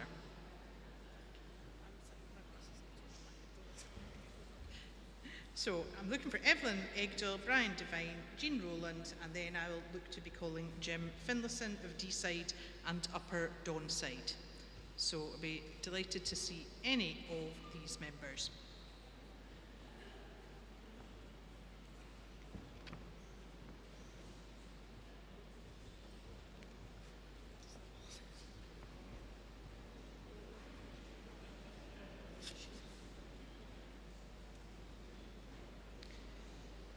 The next cards that I would like to call are from Paula.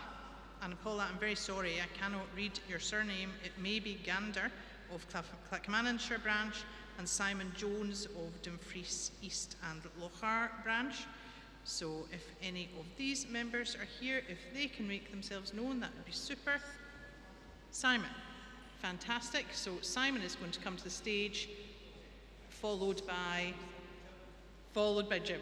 Thank you very much. So we'll hear from Simon, followed by Jim. So please welcome Simon Jones from Dumfries East and Lochar branch.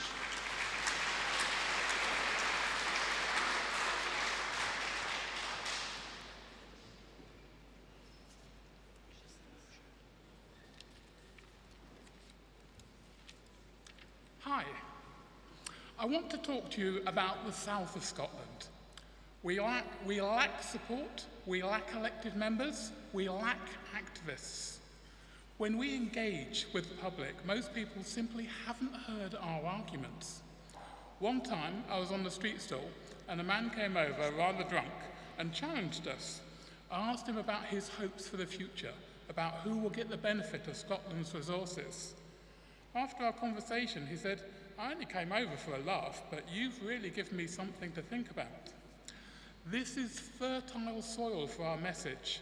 If we want to get the numbers up, keep Scotland an SNP stronghold, then get on the road and talk to people who currently know but simply don't know, have no reason to vote yes, to vote SNP. Imagine an old lady. She's worried about her pension. She's been told by a unionist that without the UK government paying her pension, she might not have one.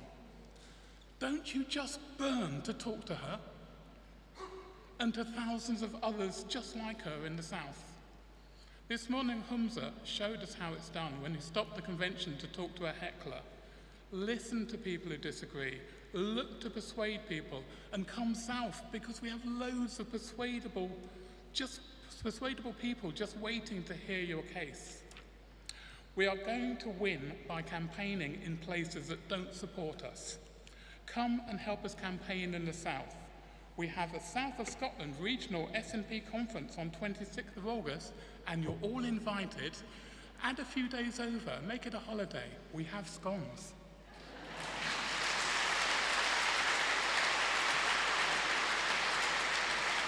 Thank you very much, Simon. And thanks very much to Jim Finlayson of Deeside and Upper Donside branch, who is approaching the stage. The next speaker I'll be looking to call is Kathleen Byron of Craigentinny and Duddingston. Welcome, Jim. Thank you. Most of what I intended to say here today has already been said, but there's a couple of reflections on the speakers that I've heard this afternoon. The first one being the member who asked about our membership fees, and she was disappointed that we weren't discussing the nuts and bolts of the party. And what I would say to the member and every other member here today is that is why we so badly need the reintroduction of the Scottish National Party National Council, because that was where we discussed the nuts and bolts of the party, the policies, and that's where we could bring senior members of the party to account. And I contend that if we'd had the National Council in place, a lot of the problems that we have had in recent months, if not before then, would never have arisen in the first place.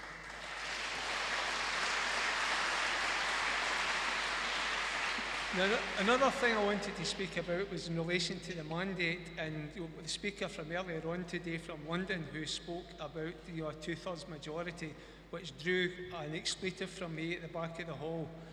Because basically, I am of the opinion that if the Westminster government can pull Scotland out of the European Union on the basis of a 52-48 majority, then Scotland can certainly leave.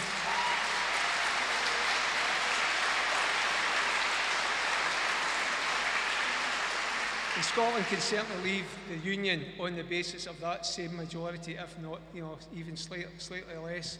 Now, finally, I don't think, I heard the discussions about making this next election a referendum. Now, prior to the year 2000, every election that the SNP fought was a de facto referendum. I don't think we should make things hard for ourselves. This is an election, and the outcome of that election will be based on seats won. That's what will be cast up to us by the Westminster parties. So my contention, again, is that a majority of seats won at the election should be enough for this party to start open negotiations on independence. Thank you very much, Jim. So our next speaker is Kathleen Byron from Craigentinny and Duddingston branch, and I will call, following her, Denise Borland from the North East. So welcome, Kathleen. Hi. I wasn't expecting to be called up. Basically, I think what we need to do is persuade all the other indie parties to put at the first line of their manifestos that a vote for them also counts as a vote for Scotland becoming independent.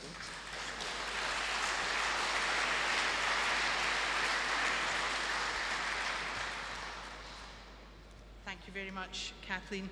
So our next speaker is Denise Borland from the North East, to be followed by Peter Grant MP. Welcome, Denise. Good afternoon to you all in this huge heat. I feel we're doing an endurance training to get us through the 18 months to freedom right now in this room. Thank you so much for still staying.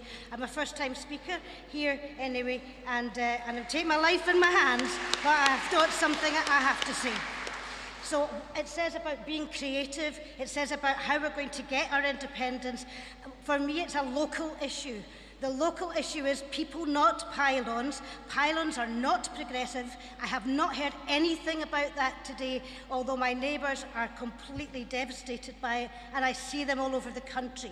This is a profiteering and profit-based business that is in our country and taking all the resources, whilst we have down the road a warming station that will be used again next winter. There is no benefit to the people of Angus or any of the other people who are putting these huge pylons, I mean 75 metres. I don't know how many metres I am, I'm 5 foot tall, but it's a lot taller than me, that I can be assured. So what am I to tell my wife? What am I to tell my neighbours? Who is going to step in and help us? We've managed to get a reprieve for 5 weeks.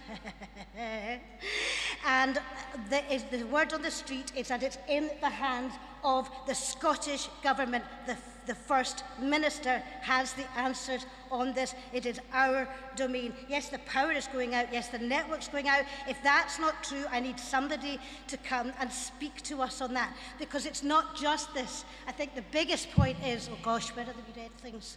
Where are the red? Anyway, am I going over time? I don't know where the red things. Oh, there it is. You're okay. If it isn't, then the word on the street is spinning out of control. And I am passionate, you can see me, passionate about Scotland being independent.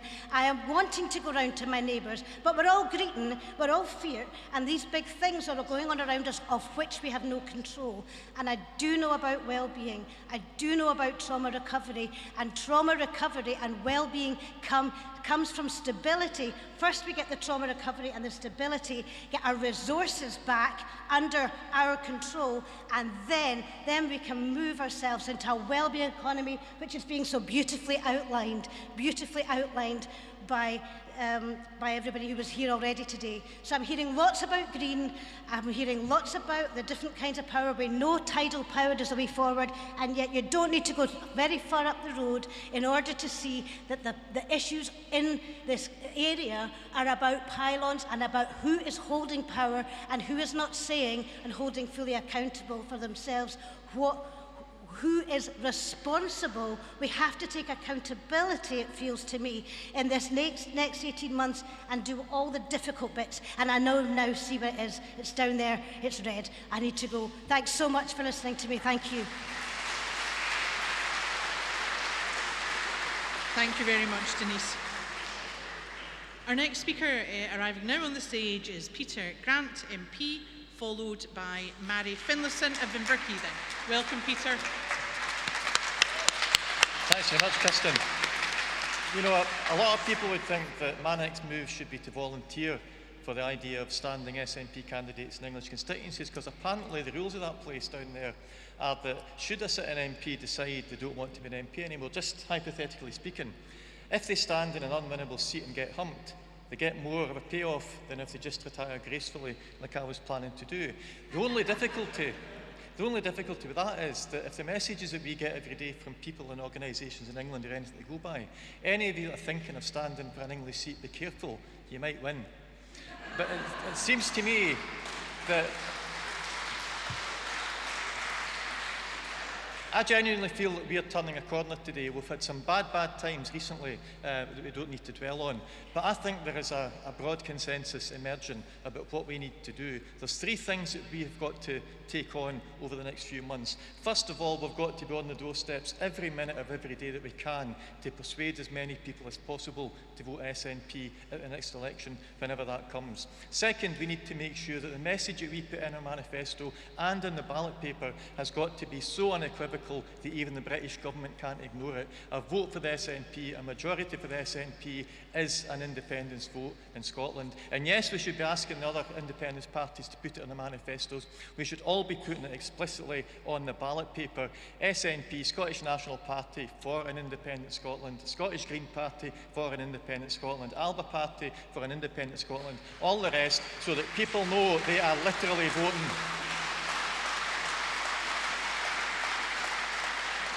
So that people know they are literally voting not for a referendum, they are voting explicitly for an independent Scotland. That won't immediately change the minds or hearts of those that we eventually have to negotiate with. But I tell you something, it will make a huge difference to the reception that we get when the Scottish Government starts to reach out to the European Union. And by the way, not just the European Union, we should be looking for special observer status or whatever other organisations will provide at the United Nations, at OSCE, at the Council of Europe. Those people are our friends now a lot more than they will be the friends of the United Kingdom Government that is seeking to negotiate with us. For the first time in our history, we've got a chance to be negotiating from a position of strength with the vast majority of other world democracies on our side, not on theirs. If the British government think they can stop us from gaining independence by a way of their choosing, we are going to say to them, OK, we will take it back right now by a method and at a time when in terms of our choosing, not yours.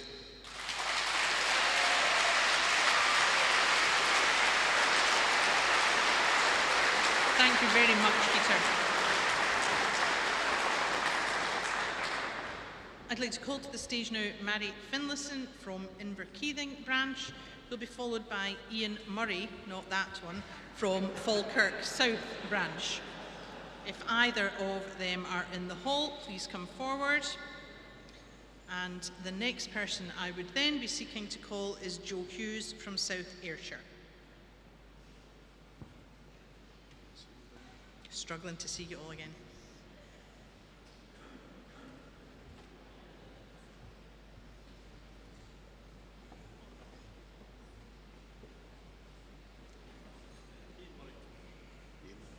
Welcome to Ian Murray of Falkirk South branch. Well, good afternoon, everybody. I don't usually get the opportunity to speak because I'm always stewarding at conference, so we're not allowed to talk to anybody then. But I've got an off-the-cuff plan that I'd like. We was promised a referendum in October this year, and I would really love for the Scottish Parliament to organise a vote for the Scottish people to declare their confidence or no confidence in the Westminster government. Just see if that would work with anybody. But thank you very much. Thank you very much, Ian. I'd now like to call Chris Hanlon of West Fife and Coastal Villages branch, to be followed by Nora Miller of Bridgehead branch.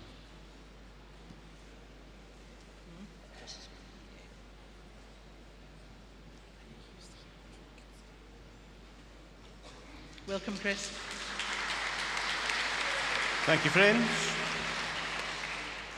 Facebook recently reminded me that 6 years ago I was at an event in Edinburgh where something Keith Brown said pretty much changed my life.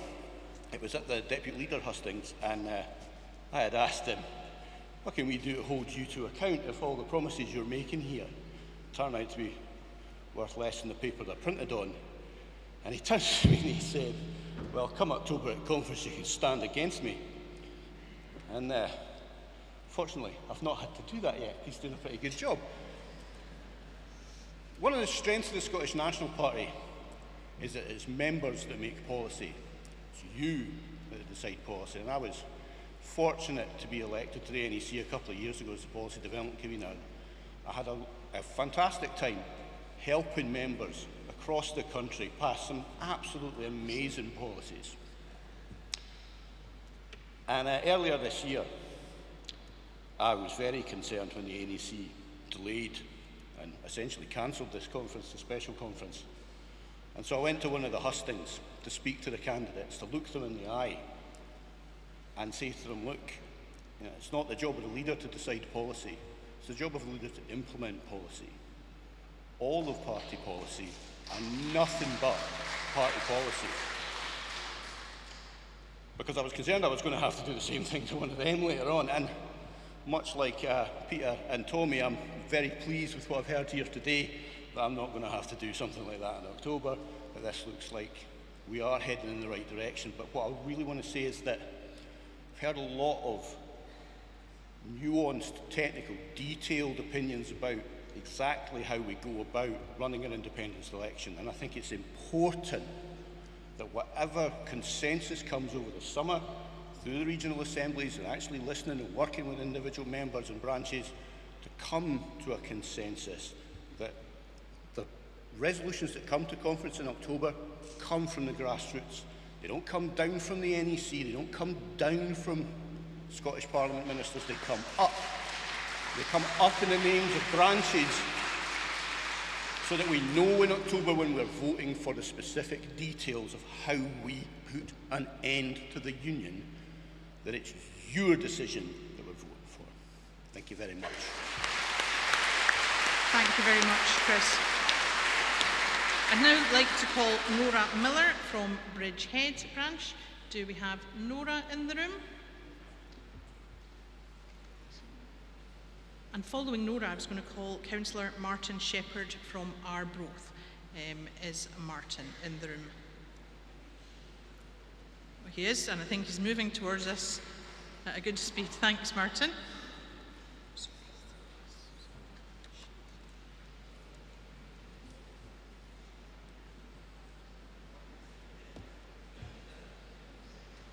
And following Martin, I'm going to be calling Sharon Trish from Strathern.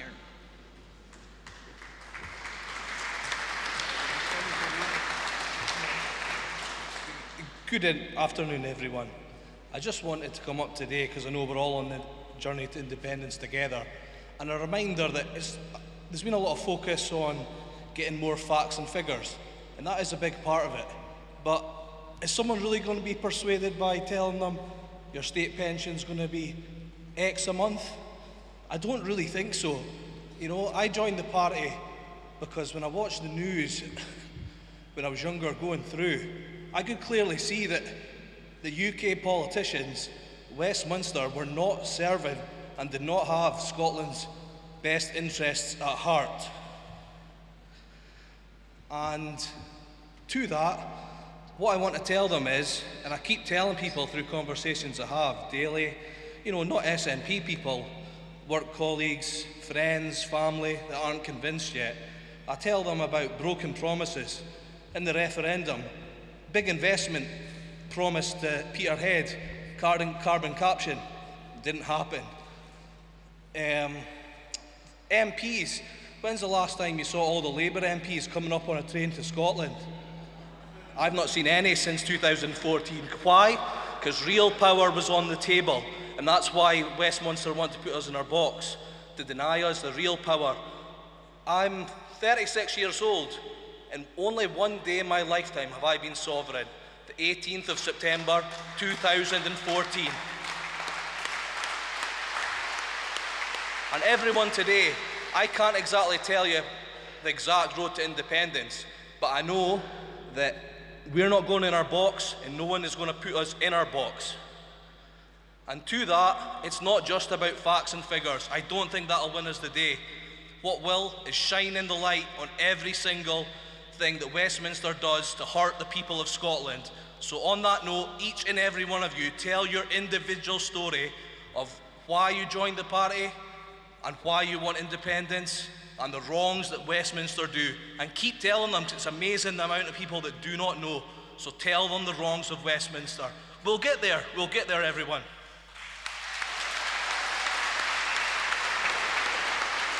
Thank you very much.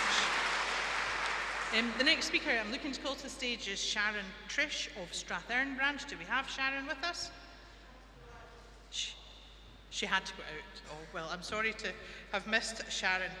Can we call to the stage Kaiser Habib of Dundee West branch, to be followed by Councillor Lloyd Melville of Moneyfeith branch. Is that his mum?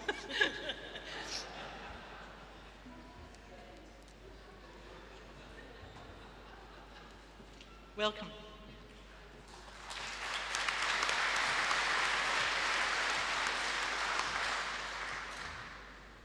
Very good afternoon, brave Scotland.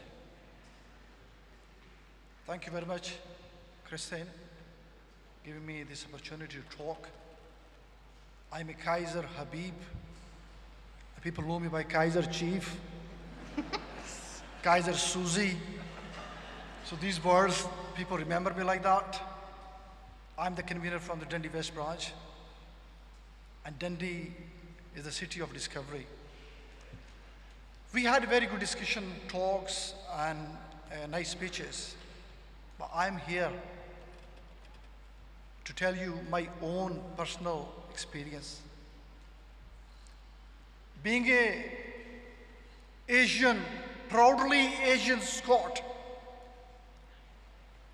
when I wake up in the morning, what I do, putting up the right people on the right place, like that. When I wake up in the morning, I look at my wee boys and I ask them, stronger far? And they say, Daddy, Scotland!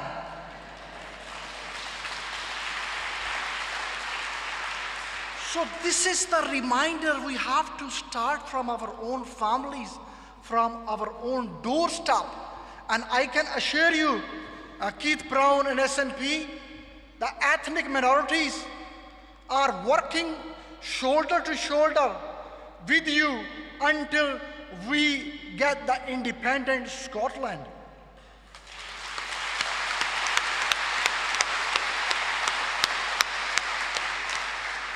I'm not here to talk, no speeches. I know it's so hard, but your energy, I'm very confident today, very energetic after the Hamza speech. I'm more enthusiastic, but with the support of you. How? If my son can say, Daddy, stronger for Scotland, why not you?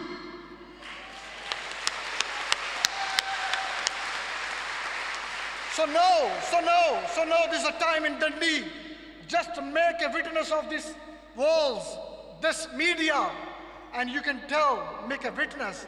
We went to the Dundee for the convocation, and then the witnesses are there.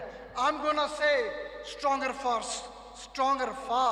and everybody from here, for Scotland, have to say loudly Scotland. So stronger for loud. These are not the witnesses. SNP bosses are here. We need to tell some other guys, you know what I'm talking about. We need to tell them we have decided there's no other way until Scotland. Stronger for. Stronger for. I cannot hear from there. I cannot hear from this side. Kirsten, I need to hear you now. So stronger for. Stronger for. No, you can hear me only. Stronger for Scotland.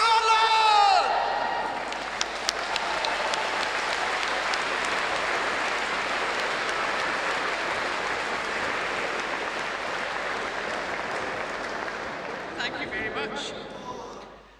I'm now going to call to the stage Sharon Trish, to be followed by Lloyd Melville. I think Sharon has made her way very fast to be back here with us, so thank you and welcome to the stage.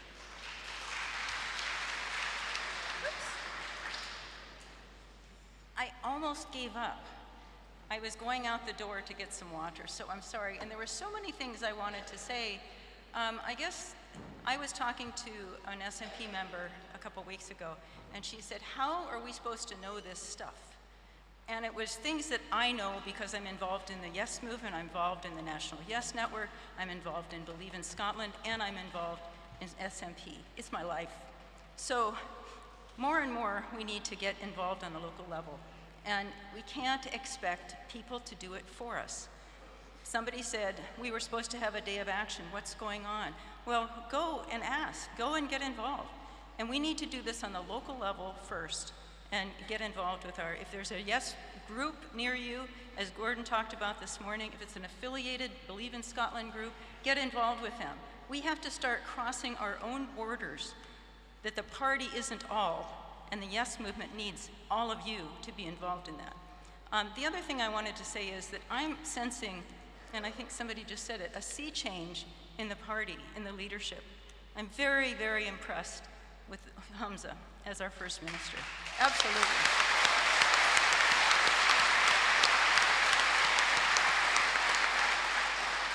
And I think we all need to get behind him because we're hearing a lot of grumbling.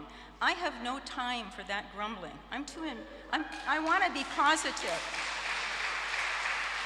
People who don't know are saying things about him, about the government, about ministers, about stuff they don't know, and we're falling for it.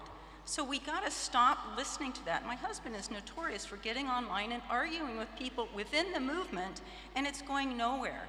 I think we have to get to the positive part, talk to people locally, and do something that is productive rather than complaining about stuff that has nothing to do with reality.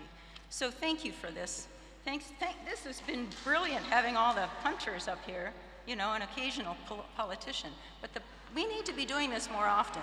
So thank you.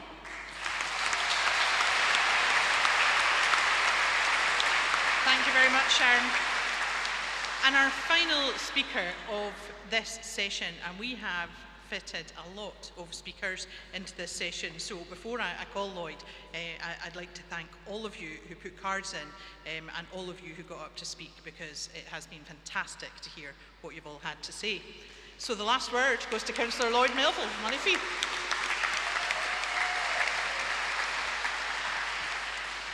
Thank you, friends. We now have a proposed process which I am very pleased to back wholeheartedly.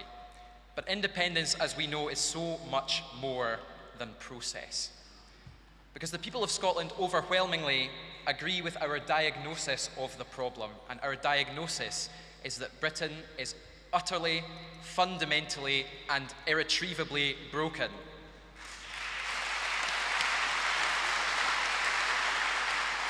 And speaking as I do to my constituents in Monifeith and Sidlaw, many, many people share that view and are willing to listen. And what we need to do now, between now and the election, is to turn that willingness to listen into support for the remedy. And that remedy is independence. And having listened to the First Minister, I am more certain than ever that we can and we will. Because Westminster policies are causing real damage in our communities, pushing children into poverty, punishing the most vulnerable, demonising those fleeing war, sanctioning the poorest, and plundering our energy resources to fund tax freezes for England. And I say to the Labour Party, if they really want to look us in the eye, the people of Scotland in the eye, and say this is as good as it gets, bring it on.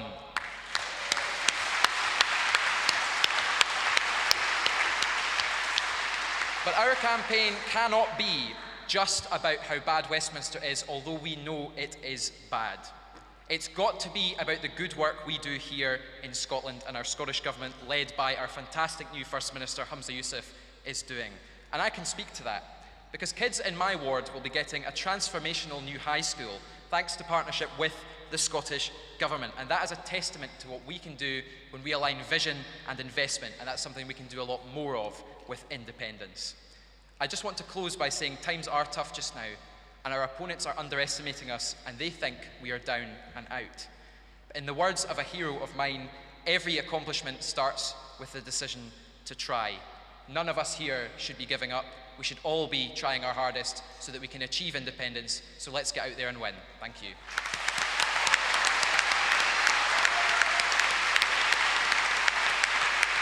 Thank you, Lloyd. I know you'll all be looking forward to our next speaker, as I am, so I am delighted to welcome to the stage our Deputy Westminster Leader, Mary Black MP.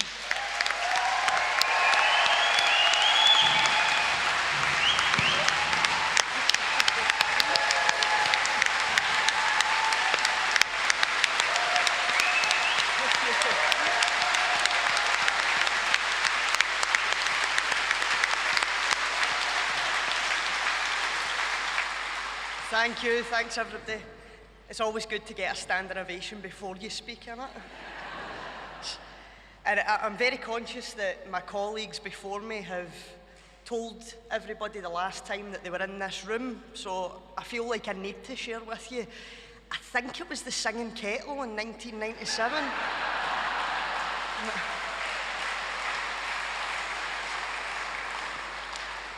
Now, I just want to start by saying a genuine thanks to everybody here, not just for all the hard work that you do, but for making the journey out here in the heat, as I can see all these folk fanning themselves from underneath these lights. So I want to thank you for coming to speak about Scotland's future. And I would love to start off talking to you about something positive, but truthfully, for a lot of people right now, it's hard to see many positives. We have a UK government passing some of the cruelest legislation we've seen in a long, long time. A UK government that will happily break international law, that deems some of the most vulnerable people fleeing war and persecution as illegal, as though any human being could ever be illegal. They revel in dog whistles and culture wars against minorities. We've got a UK government that's clamping down on the right to protest, clamping down on the right to strike, clamping down on your ability to vote. I wasn't being an alarmist when I mentioned the F word, because the alarm bells are ringing louder than they ever have before. We're in the midst of a cost of greed crisis that shows no sign of slowing. We've got food prices rising, rents and mortgages continuing to rise, and yet wages never do. Living standards continue to decline to the point that baby formula is now kept behind the counter in many places to prevent mothers stealing it. What an indictment of the society that we live in right now. For many people, this is undoubtedly the scariest political period they have ever experienced. And with all these reasons in mind, I mean, it's no wonder that support for independence is at the highest that it has been in a long time. But it's with all these reasons in mind that I also found myself initially questioning, why isn't it go flying through the roof? What more has to happen? What more does Westminster have to do against Scotland's interests before people see how bad the situation is? And then it hit me that the reason is actually all of those things that I have just mentioned. Most folk are too busy worrying about where their next meal is coming from or how they're going to pay their next bill to be able to give Scotland's constitutional future the time it deserves. And that's where the job is on us. We have to speak to people where they're at right now. We have to reach out to people to where they are. And we have to explain to them that independence is not an emotional choice. It's not an emotional decision. It's a logical one. It is the only logical decision. If Scotland was already independent and we were being asked, do you want to join Westminster? Do you want to join the United Kingdom? What would the selling point be?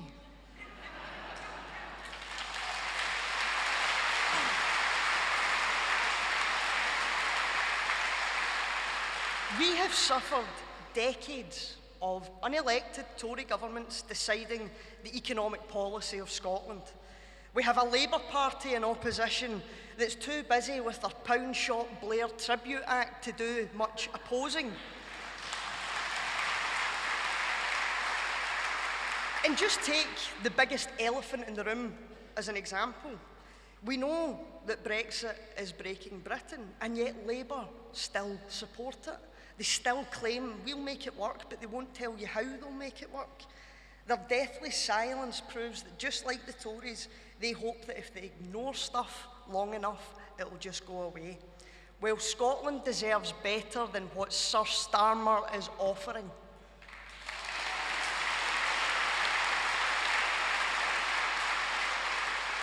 It is the same old tired myths and the same old tired arguments that are being rehashed by Labour. As part of this union, we have to remind people that Scotland's only voice within this system is to have 59 MPs out of 650, and they're looking to cut that down even further. But just to put that into context, where Scotland has 59 MPs, the City of London has 73. So we're in a situation where one city can, and regularly does, outvote the second largest nation in this union. Even the courts have confirmed that we are not in a union of equals. The only way to ensure that Scotland gets away from Brexit, gets away from austerity, and gets away from UK governments that we do not vote for is to have the powers of a normal, independent country.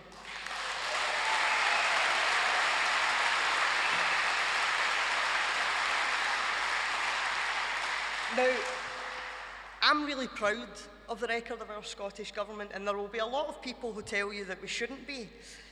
But when I look at what the Scottish Government has done, all I see is a government that's elected for a start, but we have used all of the tools at our disposal to mitigate Westminster damage everywhere we can, wherever it's possible. We've paved a different style and a different path based on fairness and dignity wherever possible.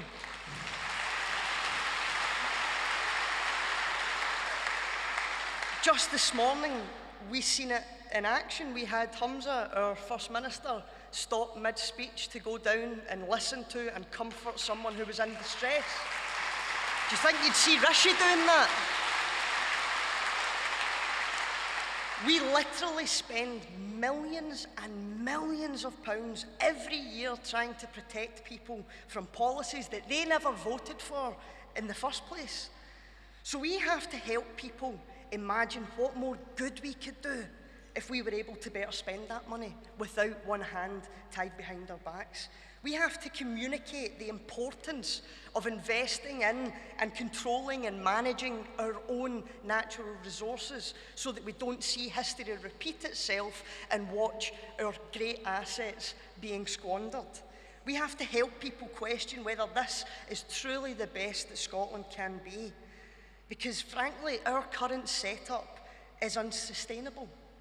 We've seen that with things like the Internal Market Act and everything that the UK government's trying to do just now. They will undermine the devolved parliaments at every given opportunity and deny that they're doing it at all.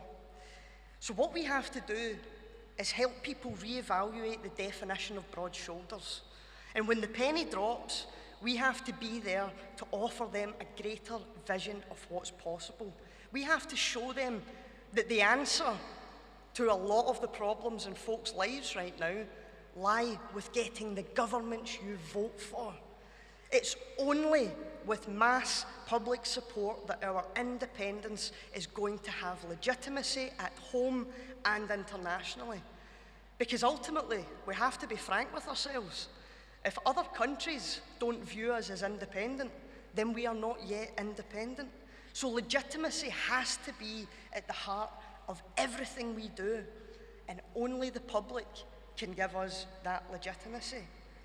Now, I've made no secret of my feelings towards Westminster over the years, my disdain for its attitudes, for its culture, for how it functions, and the lack of central heating and any kind of air conditioning also is problematic. But actually, it reminds me of a timely story one of the doorkeepers told me in 2015 when I first arrived. And for those of you who don't know, the doorkeepers are the ones with the white bow ties and the long tailcoats. They keep everybody safe, they keep Parliament up and running, make sure everything's okay. They're essentially really well-dressed Jannies. But they're great people. And one of these doorkeepers took me into one of the voting lobbies that's beside the chamber in the Commons, and he showed me this big vintage leather desk that sits bang in the middle. And it was there that they told me that when Winnie Ewing was elected, and when she first arrived at Westminster, she wasn't given an office. Nobody gave her an office. Now, if I thought Westminster is bad now or was bad 8 years ago, then I can only imagine what it must have been like over 50 years ago when Winnie was there. But to be honest, I thought to myself, you know, this isn't much of a surprise, because even in my own experience, you don't get given an office right away. You have to wait a few weeks so that things can get organised. But the doorkeeper explained that this was very different for Winnie, because she was made to wait much longer than a few weeks. Months and months went by, and she would chase it up, but she would always either be ignored or dismissed. So one day, Winnie took all her stuff, she walked into that very voting lobby, to that big desk, and she planked her stuff down, and she said, "If you won't give me an office, then I'll make this one my office."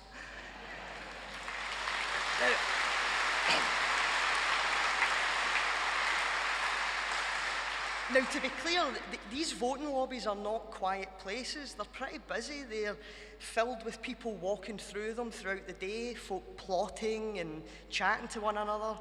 And they routinely fill up with hundreds of MPs whenever there's a vote, which obviously happens pretty often. Now, I hope the doorkeeper wasn't at it when they told me this story, because I share it with you not just as a tribute to the late and great Winnie Ewing, but also because, for me, it encapsulates what her victory meant to so many people, what it symbolises about this party and about the independence movement as a whole.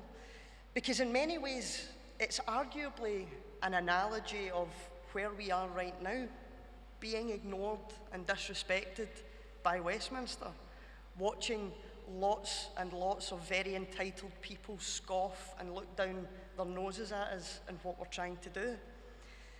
Now, when we're there, Westminster is a different place. And I want to say that as we head towards the general election, there is nothing that Westminster would like more than to see the SNP vanish from the Commons. Because when we're there, they are held to account in ways that they never have been. When we are there, we're a thorn in the side of any Prime Minister's government, and there have been a few in recent years. Let's not forget, it was Ian Blackford who called out Boris Johnson as a liar long before Westminster did. And he was thrown out.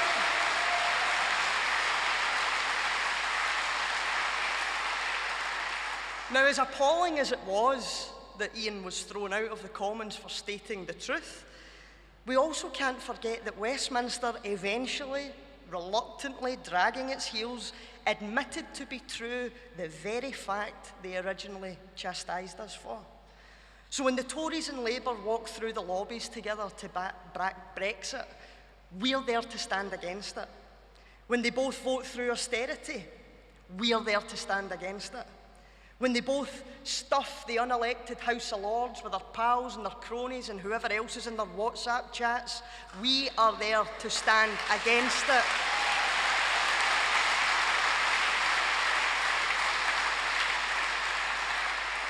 And when they continually ignore the democratic will of the devolved parliaments, we are there to stand against it.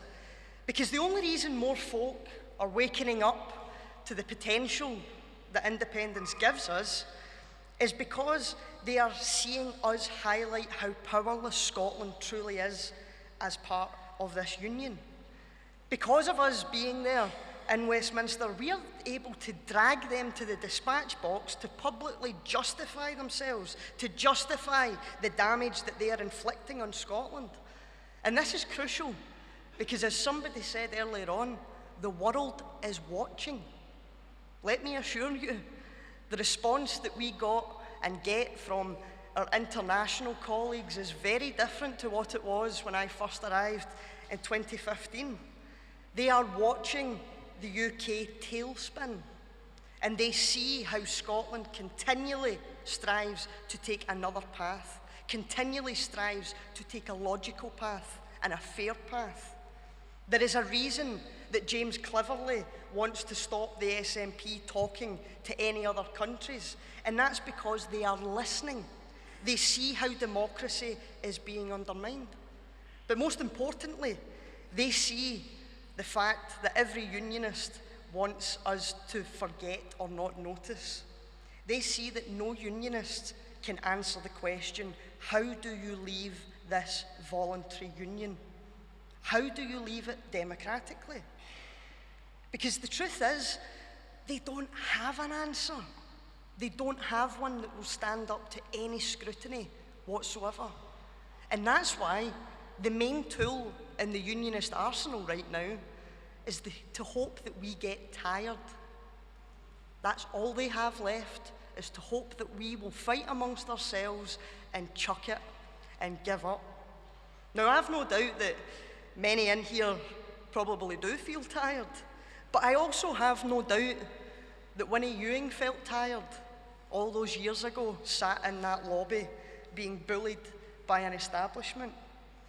When we say things like we stand on the shoulders of giants, it's not a platitude, it's fact. The only reason we are where we are is because of all of you. It's for the generations of people that have come before us constantly refusing to give up. The generations of people who have gone out and spoken to people, chapped on doors, had human conversations with their friends, with their family, in the staff rooms, wherever it is. People who are able to form conversations based off of, what is it that's bothering you? What is it that's stopping you stepping towards independence? Let's start there and see if we can convince you. Every person in this movement plays a part in pushing us forward. No matter how hopeless things have appeared, we have always been there, carrying on and pushing forward the cause. The idea of independence has grown across generations because it's not about any one individual. It's about all of us doing what we can.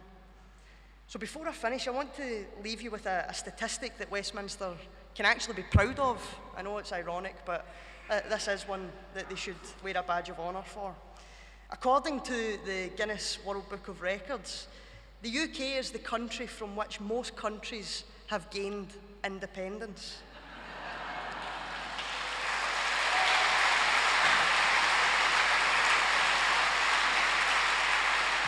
Since 1939, 62 countries have gained independence from Westminster, and not a single one has ever asked to come back.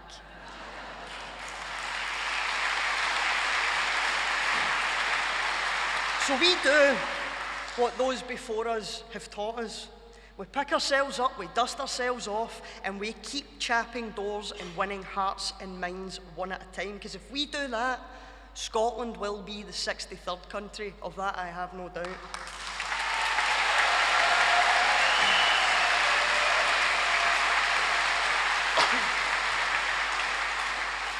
Now, in politics, much like life, people come and people go. Issues change, life happens in amongst all the politics. But what remains consistent across all of these generations is that folk give what they can, when they can, however they can, and every single bit of it counts.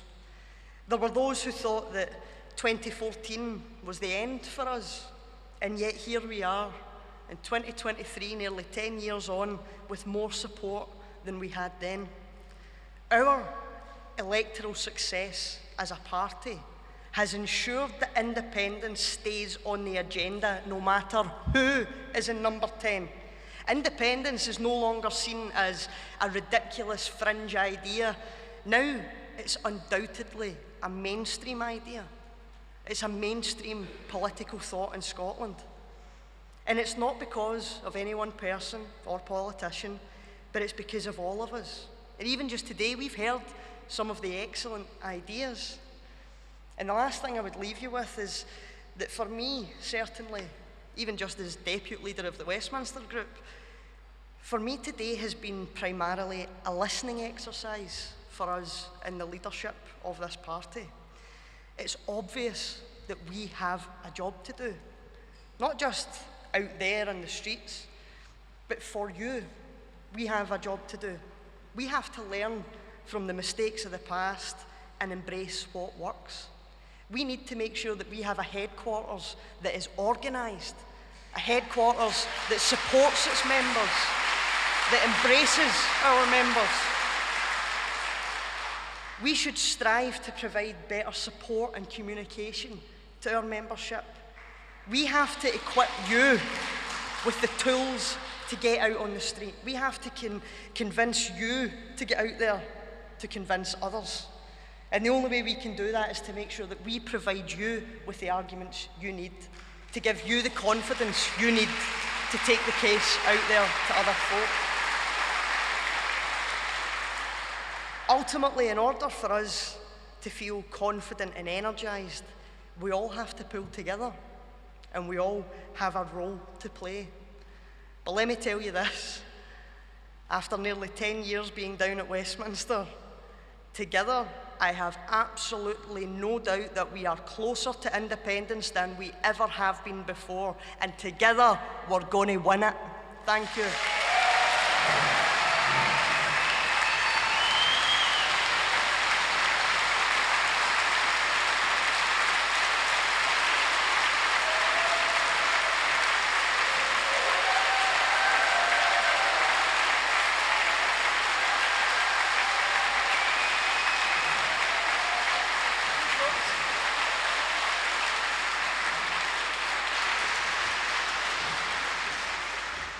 Thank you, Mary.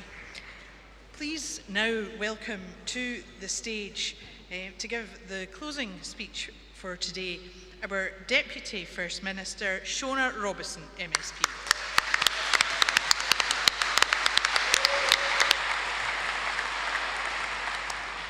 Friends, friends, you'll be glad to hear that I'm going to be very brief, because this has been a very long and a very hot day here in Sun City.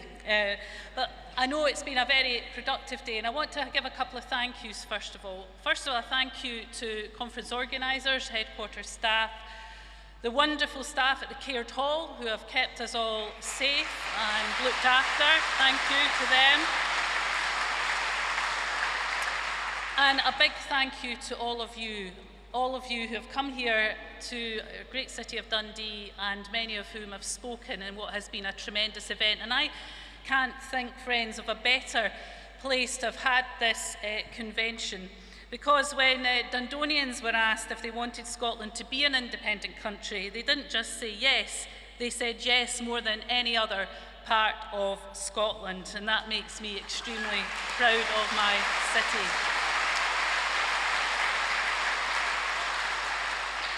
And it's that Dundee yes spirit that we must harness as we move forward.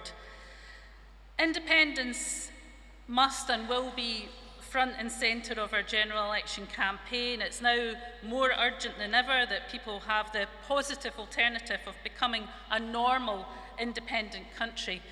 And by the way, friends, we know it's inevitable, because when you look at the support for independence among those under 40, it is huge, consistent, because they see it as a normal state of affairs. They're confident and comfortable about who they are. For them, independence is normal. That makes it inevitable. But it's our job to finish the job. I've been a member of this party for 35 years.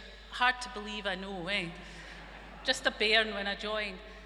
And I can tell you that journey from where we used to, at best, sometimes come a good second, to now having run the Scottish Government, the government of our country for 16 years, and we are that close to independence, and it's our collective job to finish that journey, and that, friends, is what we will do.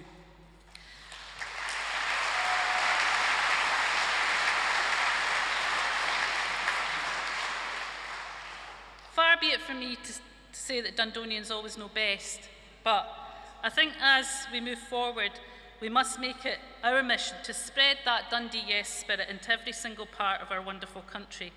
Our task is to leave no one in doubt about the nature and strength of Scottish opinion. The discussions that have taken place today, both on and off the stage, have undoubtedly helped us to shape how we do that. Our First Minister has outlined a way for us to provide people with a democratic route to have their say over their future and break that Westminster intransigence with the power of the people. So, let's go from here, friends. Let's go from here, let's go back to all of our constituencies and our communities. Let's make sure that we work twice as hard towards that general election campaign, and let's make sure that we finish the job that so many others started, the Winnie Ewings, the Margaret Ewings, the fantastic people of our party that unfortunately are not going to see that day. And to be honest, that breaks my heart, but it makes me even more determined for them and for our next generation to do the job and make sure that Scotland can be all she can be with independence. Take care, safe journey home. Thank you.